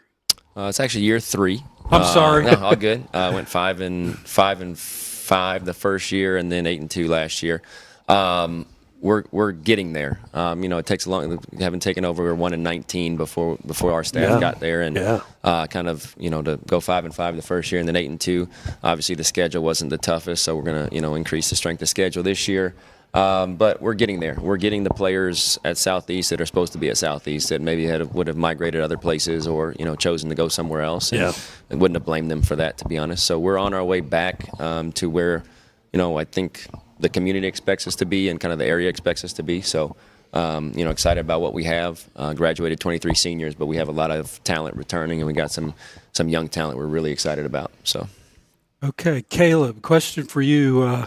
Linebacker, and good luck on breaking that record. I'm sure there's that's quite an impressive list that you're going to be part of. Does the locker room feel significantly more confident? Overall, the locker room does feel more confident. There's more people expressing how we're going to do this season and how much better from last year we're going to do. So the locker room is more of we're more open to our expectations of this year than last year. Okay, Xavier, would you like to respond? Yes, I also agree. I like the confidence that we have this season, knowing that we'll continue to drive, try to make a playoff run this year. Okay. All right, let's turn it over now and talk about segment number 2. And so in segment number 2 here, we have the debate. A new transfer quarterback, Mason Summer from Booker, disrupts timing. Coach Bradley, how's that progressed? And right at this current point, have you named a starter yet? Nothing is, disrupted anything. I mean, that's kind of the nature of Florida. I mean, obviously, I hate what happened at Booker for the program. I mean, there's stuff like that happens, and it affects so many people, and so many young men were affected by that, and families. We got, I think, 5 or 6 kids from Booker, and the only concern we had was how was going through all summer with our workout program, and then the camaraderie that we built within our program is how do those guys come in and mesh, and Mason was the first one to get enrolled, and from him, the rest of the guys that had been followed, they've been awesome. They fit in, had no, there's no clicks. They've come right in. They've meshed well. Mason and Boston are going back and forth in practice. We got a kickoff classic we just scheduled a couple of days ago, so we're headed to Steinbrenner on Friday. So each of those two will get a half, and we'll evaluate in those things. But obviously, love Mason's experience and what he brings to the table from a physicality standpoint. He's a big, strong kid. So him and some of the other guys have been a welcome addition to our program. All right, the next question I have is for the now from center out there. Is it Xavier Booker? Yes, sir. Okay, that's speak up, man. Yeah. All right, Xavier. So get it close. So how is the chemistry in the huddle? Now this is going to be interesting because you've changed from center. out there. How's the chemistry in the huddle with the new signal caller coming in there and out? How's that go? The chemistry in the huddle has not changed because me coming to practice, mostly helping these guys out, telling people what to do and stuff, trying to help them get the plays right. And obviously for the new center, I'm teaching them the best I can. And when I come back, I still have that mindset that the huddle will be the same as usual as the chemistry we have. That's awesome. And what you see is leadership roles with players. You know, a player-driven team is what the coaches love to have. You got to have great coaches like this, but that's what you need. So that's great point there. Now we're going to go into the next segment, Ken. Yes, Class 3A, District 12. 2 county rivals, a defending state champ make up a tough district. Coach Bradley, now that Booker's pretty much an afterthought, what's your take on the district? I'm not going to call anybody an afterthought. I mean, it wasn't too long ago that people thought Southeast was an afterthought. You know, it doesn't. Oh, yeah. Things can happen. I wish the coach down there the best of luck. Look, it's a lot of, you know, county rivalries, and like you said, I mean, it's a very. I don't know if there's any district that's closer in proximity than our district. I mean, we're not leaving. You're going to Sarasota County. That's the furthest we got. Welland Park is the new school. I'm excited to see what they'll do down there. I know they have great numbers, so I have, you know, the lineage of that coaching staff. They'll have that thing going pretty quickly. But yeah, I mean, it's a tough district, and you know, looking forward to it. I think we're kind of at this next stage in our program where kind of got our foundation built, and now we're looking to kind of stack some wins, and now it's the playoff push and those things. That's the expectation for this year, is to return Southeast to the playoffs and then go from there. So Caleb, which county rival, Braden River and Parrish, do you most get excited about to play? Why? It might have been Bayshore. It was Bayshore. I'm sorry. Yeah, Bayshore. Yeah. It's been a long day. Yeah. So which one do you get most excited to play? Honestly, I get most excited to play Braden River. Braden River is like, we honestly took their coach, but the exciting part about playing them is because I get to play my old teammates that used to go to Southeast, and then we get to play some new people that we obviously talk back and forth against each other. So that's just fun playing against them. Okay. Xavion, which one do you prefer? Honestly, I also agree with him. I do want to play against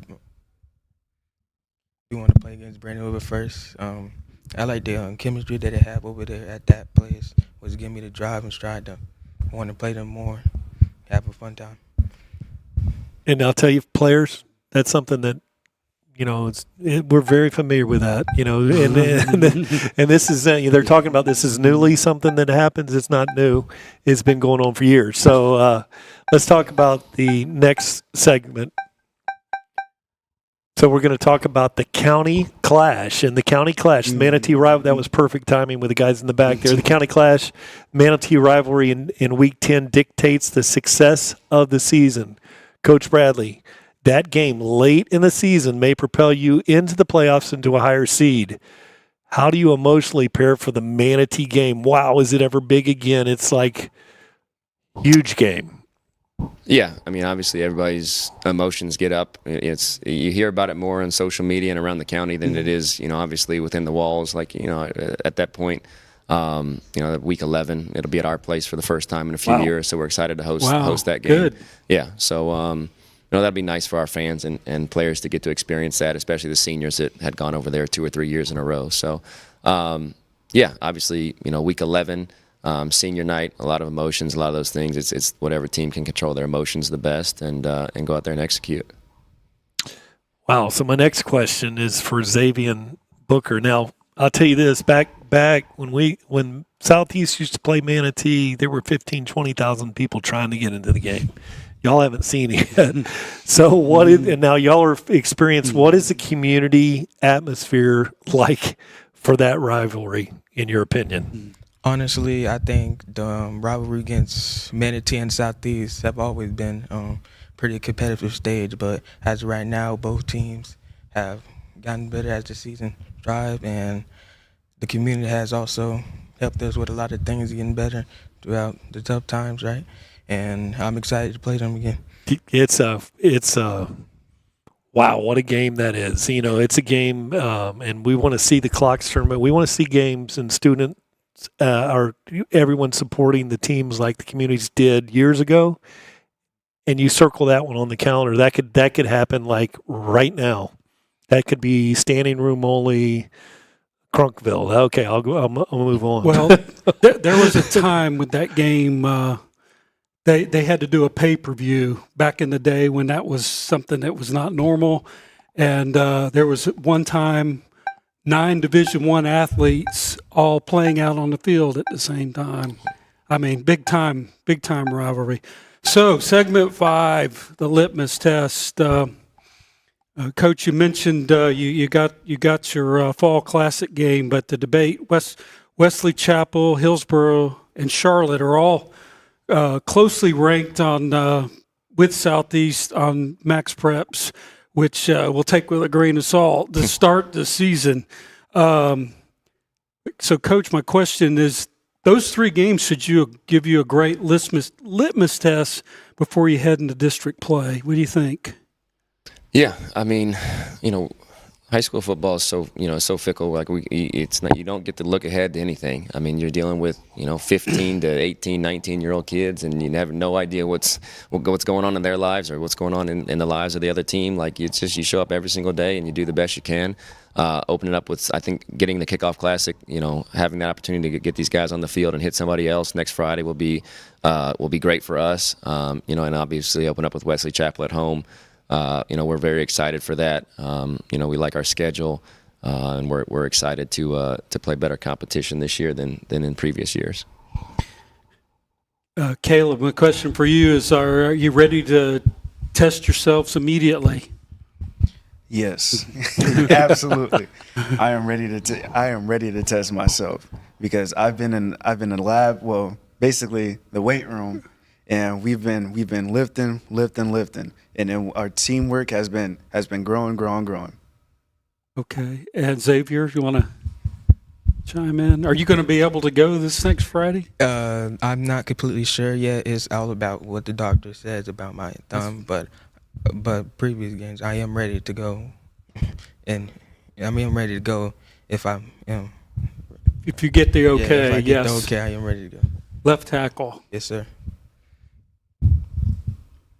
We got 32 seconds. We can move on actually to the end here, Ken. We can move on to the final word because I don't want to go talking about injuries and how far along you are and all that. He'll be good to go next week. He's playing. Okay. So let's talk about the final word here, Coach Bradley. True or false? Now, these are all true and false questions. And if, you could plead the Fifth Amendment if you need to. You will make the playoffs this year. True. Coach, you will surpass 8 wins. Any team on our schedule, if we play well, we can win. So, true. Okay. Expect our kids to go out there and play well every Friday night. All right. Caleb, true or false? Manatee, Coach, Manatee's a guaranteed win. True. I like it. Belief is what it's about. That's right.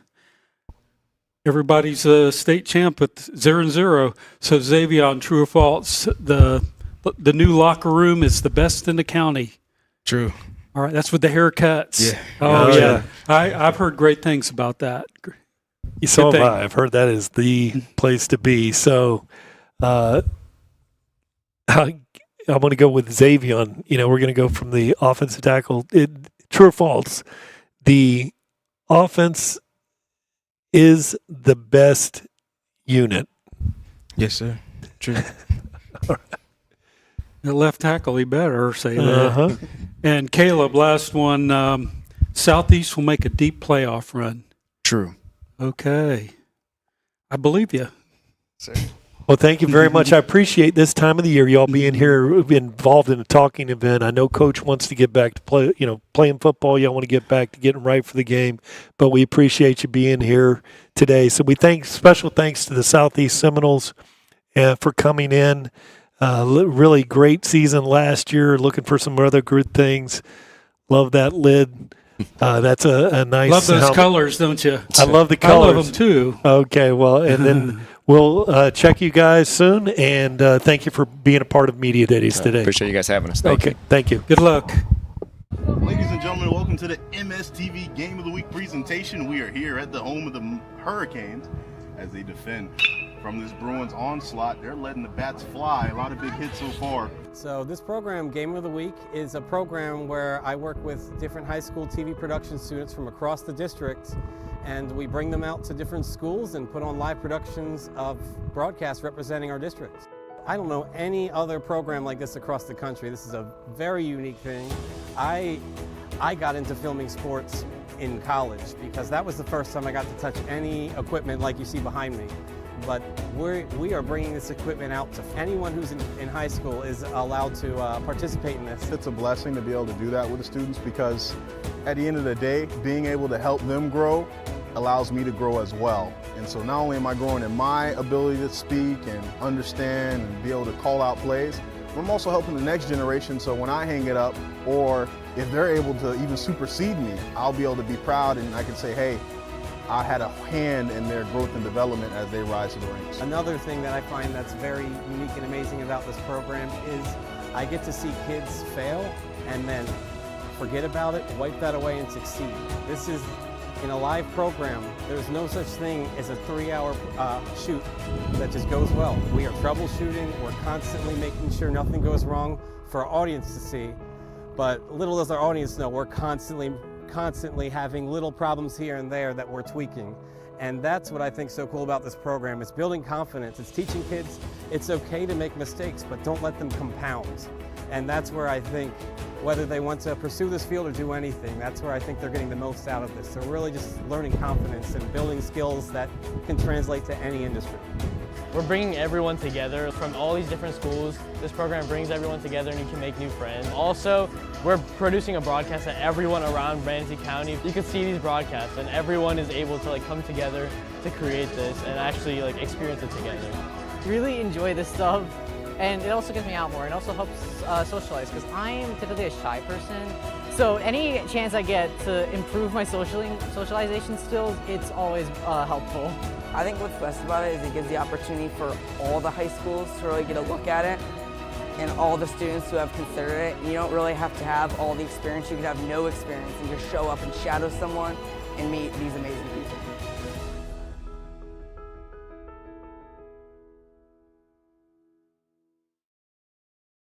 We are joined now by Coach Amp Campbell and the Sarasota Sailors. Also joining us today is Hudson West. So, Coach, introduce your player and yourself. My name is Amp Campbell, and I am the head football coach at Sarasota High School. Alongside me is Hudson West, our quarterback. Okay, the breakdown on the Sarasota Sailors. The Sailors are looking to build off a 4-7 season, losing in the opening round of the Class 4A to 7A Florida Invitational Tournament. I had to go back and research that to eventual champion, Dr. Joaquin Garcia, 55-33 in a shootout. Coach Campbell starts his third season as the Sailors head coach. So first segment is finishing strong. Sailors have started strong under Coach Campbell, but have faded each of the last season. So question for you, Coach, does this year's team have the belief, and does this team have enough depth to turn the table and finish with a winning record? Yes, we do. I felt like the past 2 years, that's been the issue with our program, where we didn't have depth. My first year was probably the worst of having depth, and last year we got into the first round of the little playoffs where we didn't have guys. A lot of guys that were starters did not play, so we had to use JV kids. So our big issue coming into this year was depth. So we have it this year. I'm very excited about it, and see where it goes. Hudson, my question for you is, how does this culture help you push through adversity? I would definitely say other people pushing me, holding me accountable. And again, like we talked about, is finishing. So just all the people around me helping me become a better person, better player, just kind of finish things. All right, Hudson, we're going to talk about a rivalry renewed. And so the debate is the Riverview game is the only one that matters. So, Coach Campbell, as a Riverview alum, what does beating them mean to you? Well, I think it means a lot, but you can't just base that one game off your whole season. But I think that one game means a lot to the program. If I'm not mistaken, Sarasota hasn't beaten Riverview since 2011. It's been a long time. Yeah. So I have kids on my football team. If you do the math, 15 years. So that's a long time. So 14 years. So it's going to be competitive. We was competitive last year for a half, and then the second half, let's go back to the depth part. They kind of leaned on us, and we didn't have guys that we can rotate to come in and sustain it. So it's going to be it's huge. I think over the past, I'm going to say maybe 12 to 13 years between Venice and Riverview, that's where the district championship kind of went down to with those two teams. So, and I think right now for us, we're Sarasota. The respect right now is not there. But I feel like after, with the things that we went through this past off season, but also to the spring and the summer, and just being able to mentally challenge our guys to get there. So this thing will be interesting this year. All right, Coach. And Hudson, is the Riverview the most intense week of the year? Got 34 seconds here. I would definitely say it is. Everything's a little bit more significant. You watch more film, you prepare more, it means more to you. So I would definitely say it's one of the bigger weeks. Okay, next segment, Class 6A District 12 in the realignment. A 6-team district, number one, makes scheduling easy, but makes for a stressful season. You're playing a district game every other week. Wow. So, Coach, how do you maneuver through 5 district games? I think, it's something that the way I look at it, you're going to have Lakewood Ranch, you're going to have Riverview, you're going to have Venice, you're going to have, Lehigh, so you're going to have Northport. So it's going to be challenging. But at the same time, too, each week you got to get your team ready to go, because there's not a game that you can sit there and take anybody lightly. You have to have them ready to be able to compete every Friday night. And Hudson, is simply improving the record enough, or is it playoffs or bust? I would definitely say it's playoffs or bust.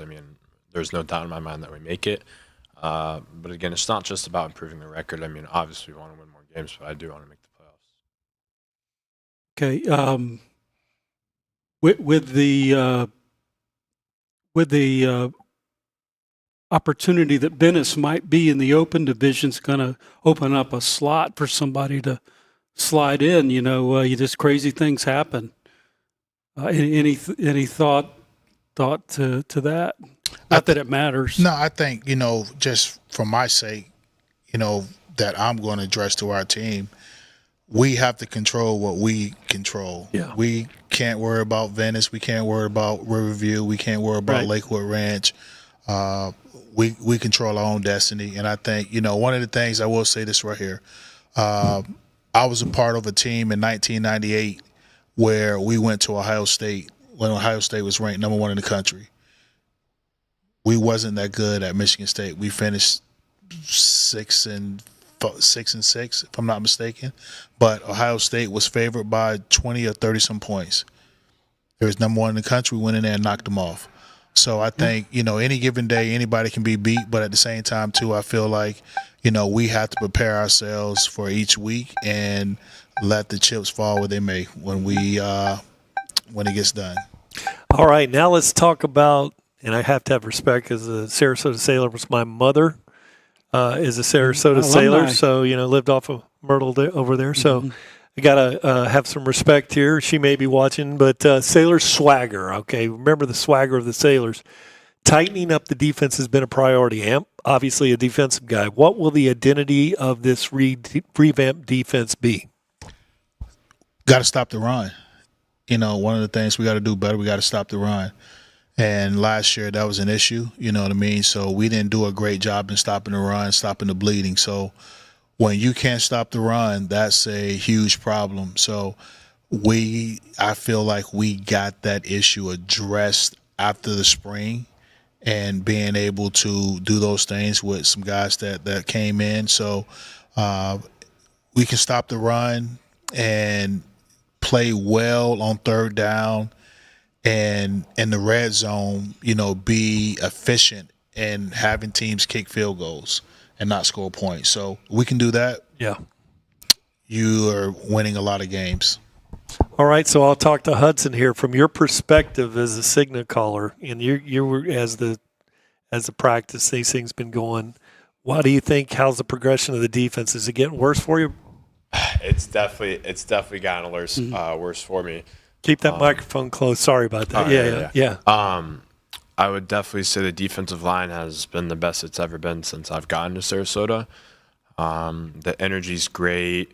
I mean, I feel like we have great leadership on the defense.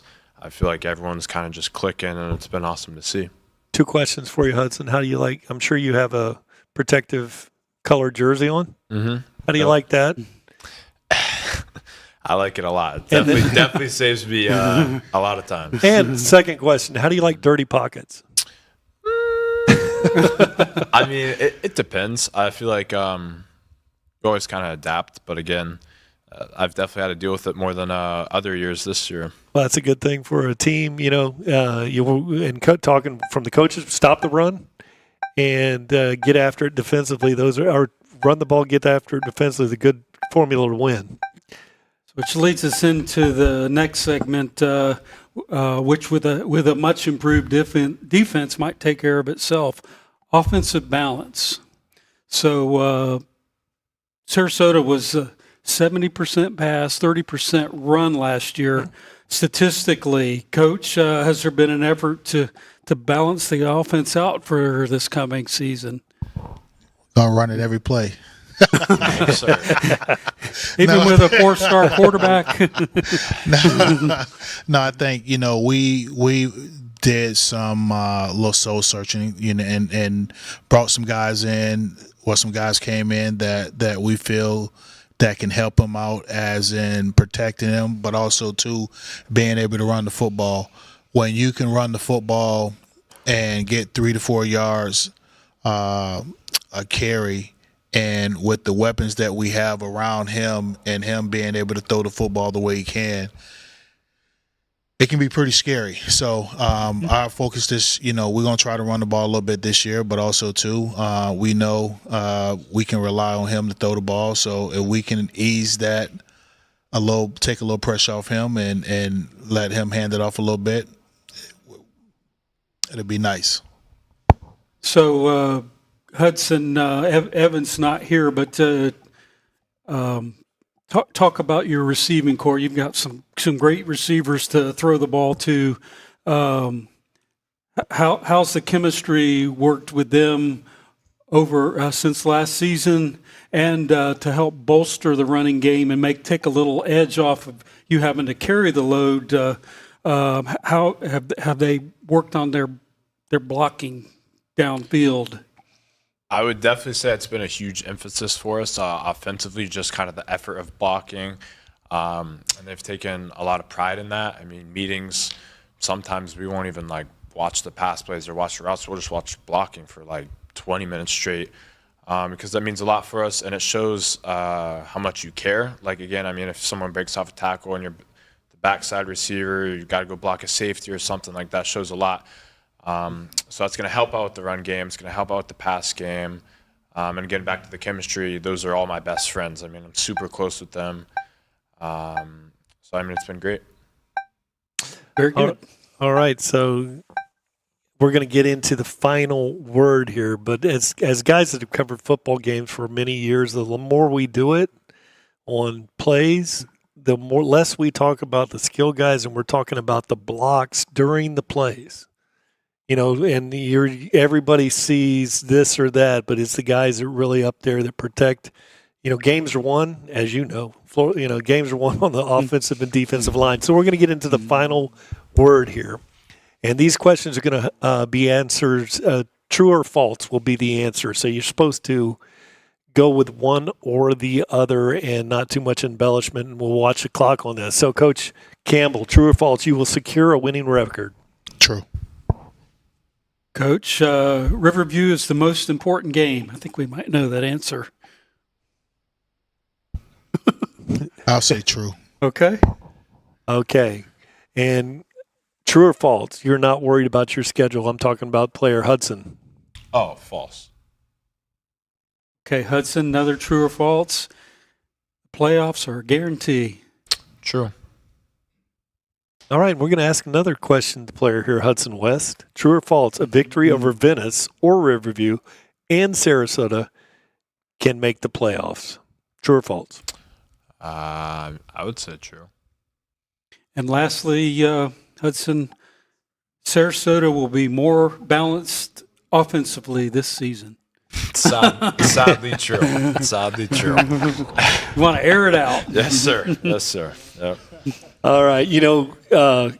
If you can get 300 yards rushing the ball, any coach in the country, especially a defensive-minded guy, is going to do that. So your receivers and you're going to have to complain a little bit, but pile up the W's.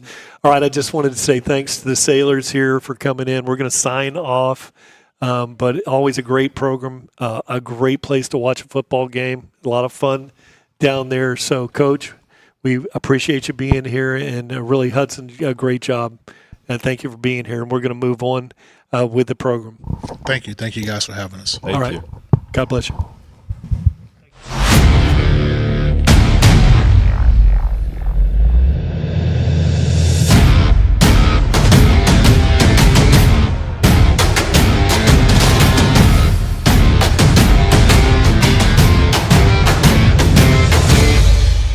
Today we had a United Way fundraiser in which we ate as many chicken nuggets, school chicken nuggets, in 5 minutes as possible.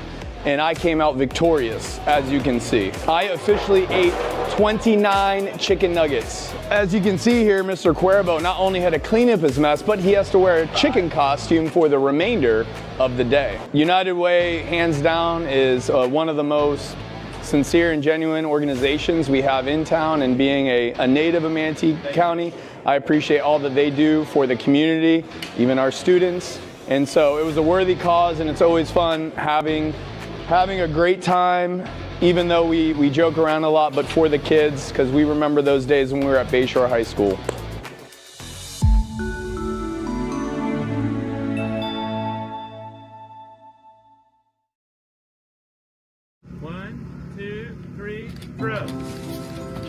We're really excited to be here breaking ground on the new Rye Ranch Elementary School, which will open in August 2026. We're at the new site of Rye Ranch Elementary, and we're in the middle of a new subdivision.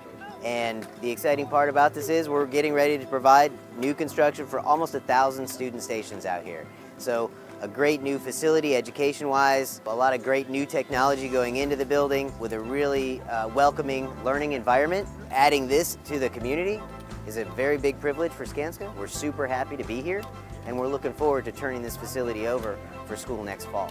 The planning ahead is crucial because this school will be opening right on time as students need to access it. But it really takes years of work, and it's working with the county, with the developers to make sure that all of the critical parts are in place. Well, you're looking at about 130,000 square feet, an exact number of 969 student stations.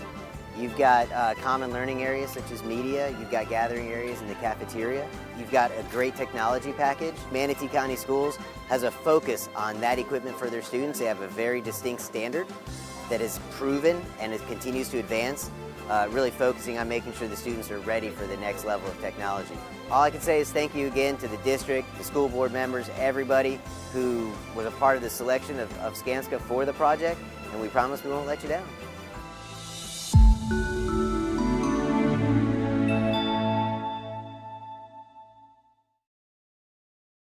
We have a couple special guests joining us here on Suncoast Media Days 2026. We have Andy Villamarzo and Jarrett Rojas.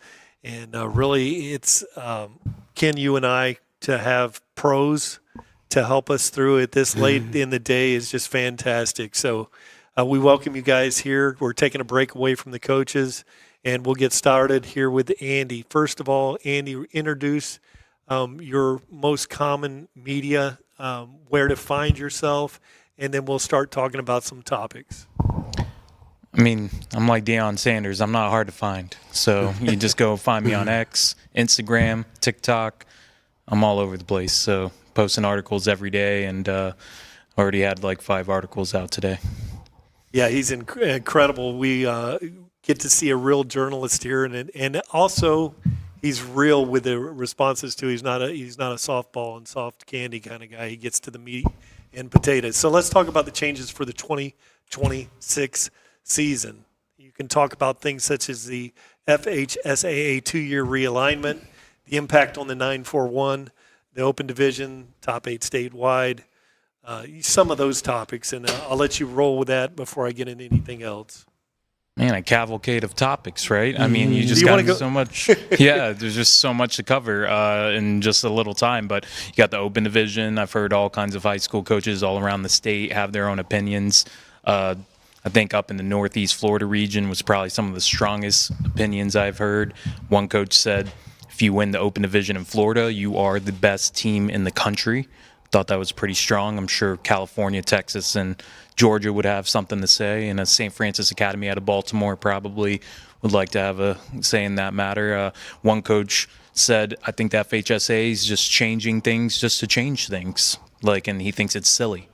So you have some coaches that really like what's going on with the open division, and then you have some coaches that are like, why do you keep changing things? What's the purpose of this? So I think it's kind of a double-edged sword with that.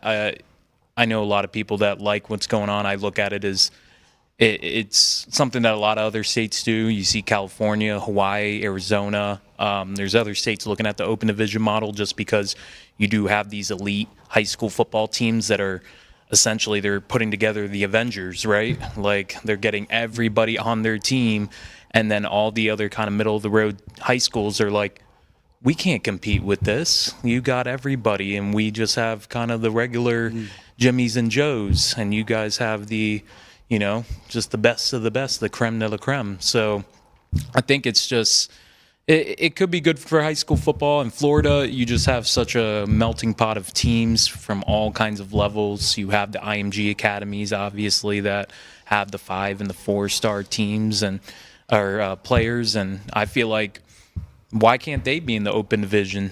I mean, my message out to high school football teams in Florida is, if you guys are amassing the Avengers, why don't you play the Avengers? So how about just make it all even? Because everybody I hear going, oh, well, IMG openly recruits players.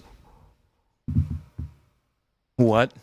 I mean, there's teams all over this state that are putting together teams. So, I mean, Miami Carroll City is a team that I know that is really put together this team, and I'm not stating that they're doing anything nefarious. I'm just saying they were 6-5 last year, and now, I mean, we're talking about a team that's being talked about as a top 15 team in the country. So, I mean, what are we talking about when we're comparing IMG Academy to any other team? So I don't understand that. But the open division, I think, is going to be a good thing. And some of the changes that the FHSA, like the student-athlete transfers in season, I think that's good because you're not essentially almost getting like a free agent pickup during the season. I think you saw a couple teams take advantage of that. Venice got Darion Jones during the season and almost took him to the state championship game. American Heritage did get a pickup on Leon Strotter, who started for Miami Northwestern, and he did take him to the state championship game, and they won it. So it was, and I know talking to coaches around the state, they were like, man, they like signed a player essentially. Like they were able to get somebody in free agency. So I think that's a good rule. I mean, but does it really like slow down student athlete transfer? No, I think you just find another way around it. So Andy, in our 941 area code, I think we have some teams that might be in those final 8. Who do you like? Well, the first team I've been thinking about is Cardinal Mooney. Obviously, not at any of the media days, from my knowledge, but they do have a very good team. I have a lot of good players. Davin Davidson, a Florida commit, 4-star kid. I mean, really loved him from the moment I saw him. Just has that frame, 6'6", 220 pounds, rocket arm. I mean, if you could put together a quarterback, it's probably what you want him to look like, right? Like, can easily see over the offensive line. He can put it anywhere he needs to, and he's just got a great, body size. So I'm sure Coach Summerall is going to be real happy when he gets up to Gainesville.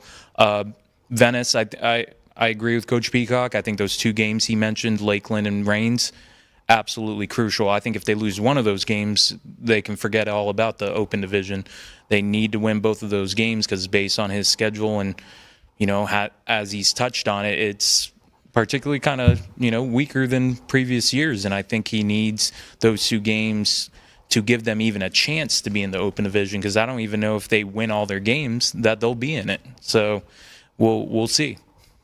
And the last question about that, say Venice and Cardinal Mooney make that, that's going to open up, that would open up some opportunities for other teams in their district to possibly qualify for the state playoffs that might be on the bubble. Anybody you kind of like? Well, I'll say first, when mentioning those 2 teams, and if they both go into Open Division, if we could only be blessed to have them both play each other, because all the chatter that's going on, I think that would be absolutely, that'll take care of that. Yeah, that would absolutely be amazing. I'm sure everybody would. Yeah, you probably have people from other areas of the state signing up to, get a ticket for that one. I mean, Manatee, Palmetto, I think are a couple teams that are really. You look at the talent that they have, obviously bolstered by, what's gone on at Sarasota Booker. They've taken on some talent. Talking to Coach Eric Sanders a little bit ago, I mean, just knowing like Palmetto from last year, reaching the region semifinals, not happy with what happened, losing to Mitchell. I think they have real state semifinal aspirations. I think they could really get to the Final Four. And with teams getting pulled out and put into the Open Division, especially in Class 5A, that opens the door for Manatee and Palmetto that much more. So you definitely got to like those 2 teams and their prospects. And Port Charlotte, they're a team I think that legitimately could win Class 4A. I really do think they can win that classification. I think Logan Flaherty, Elias Pearl, Jalen Francis, Bruce Bland, and Andre Scott. The list goes on, and they've never won a state title. So I know, talking to Coach Ingman, there's probably a little bit in them. They don't want to be in the Open Division because this is an opportunity for them to bring something home that they've never done. And the Booker update is we're up to 21 players, I guess, that have transferred the last time I checked. Who do you think the winners and losers are through all that here locally?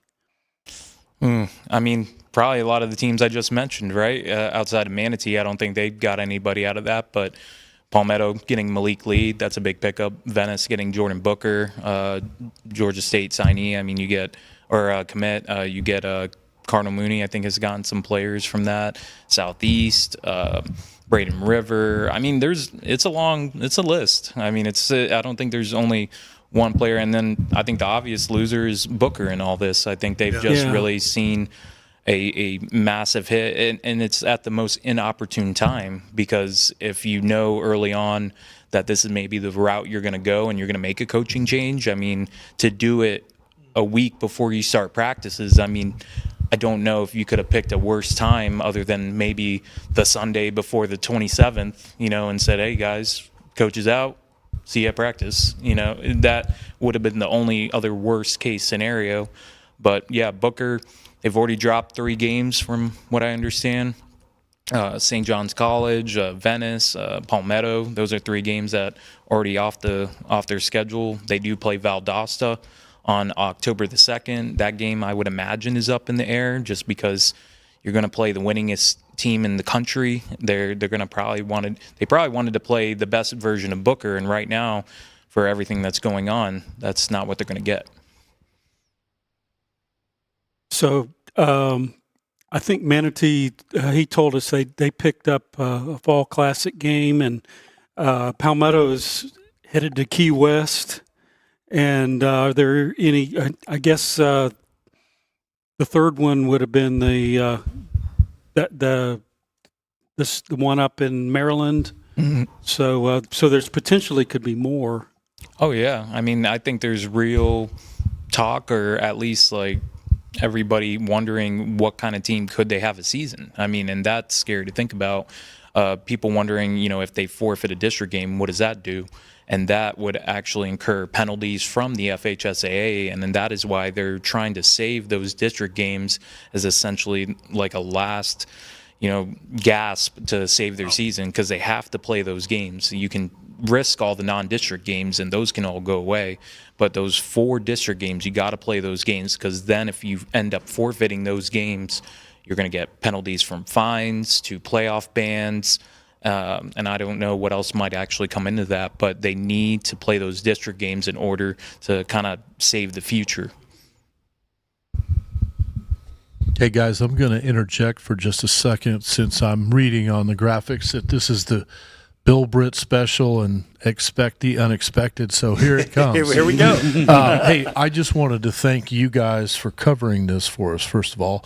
It's really important that we get as much coverage to all of the teams that come here as we possibly can, and you guys play a role in that, not just here locally but statewide, and so we really appreciate having you. And I also am obligated, of course, to thank IMG for everything that they do here, and we mean that sincerely. I mean, this is a fantastic facility, and what a great venue for everything that we are trying to do to help promote all of the high school programs in our area. And so it's been a fun day and a great day.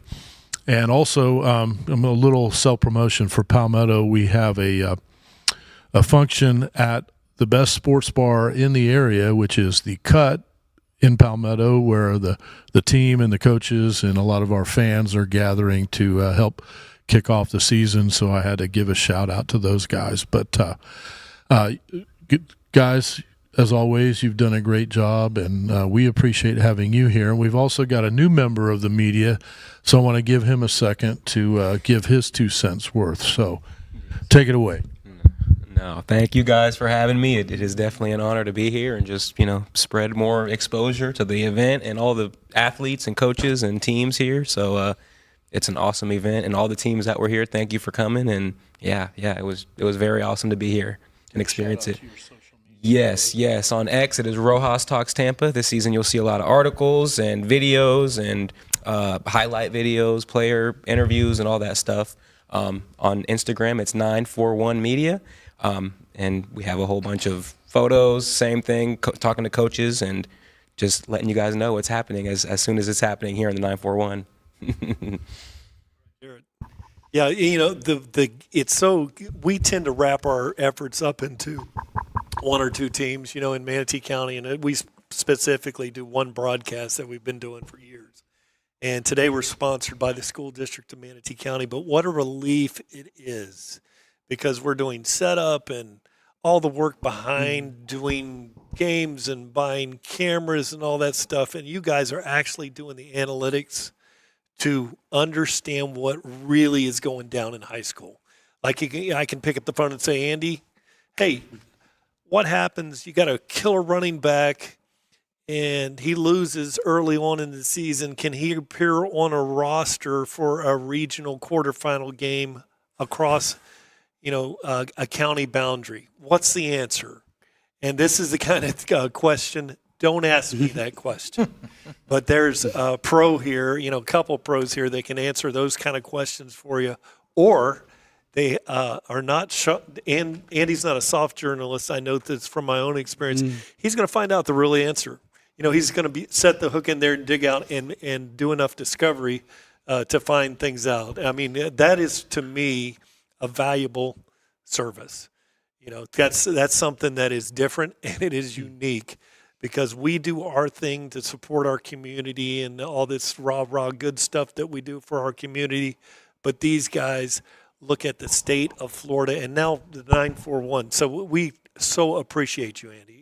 It's a blessing to have you, have access to you guys, and you do it with your social media accounts, and it's awesome. Just want to say thank you guys for having me here today. Thank you to IMG Academy for the great media day event. Jared does great work here in the 941 as well. He's covering all three counties. So without all of us kind of collaborating and being able to talk to one another, and I always tell everybody it's me covering the country. Without everybody else kind of helping me along, I don't know if I could do the best job that I do. So I thank everybody, and I just appreciate the opportunity to be able to keep doing what I love. And just thank you guys for being there. When I get the calls, I would just love to say, here's the guys in the know, here's their X accounts, here's where you go. And that's what I will do from certainly this day forward. So it's great, and the work you guys do is just awesome. So I think we take this segment and we'll call this, put it together. But if you want to deal and figure out the information and find out some answers. When you have questions out there, these are the pros that have the answers for the question, or they have the intestinal fortitude to figure it out. So thank you guys. I appreciate it. Thank you. Yes, thank you so much. All right. Thank you. Thank you, Jared and Andy. Go Tigers.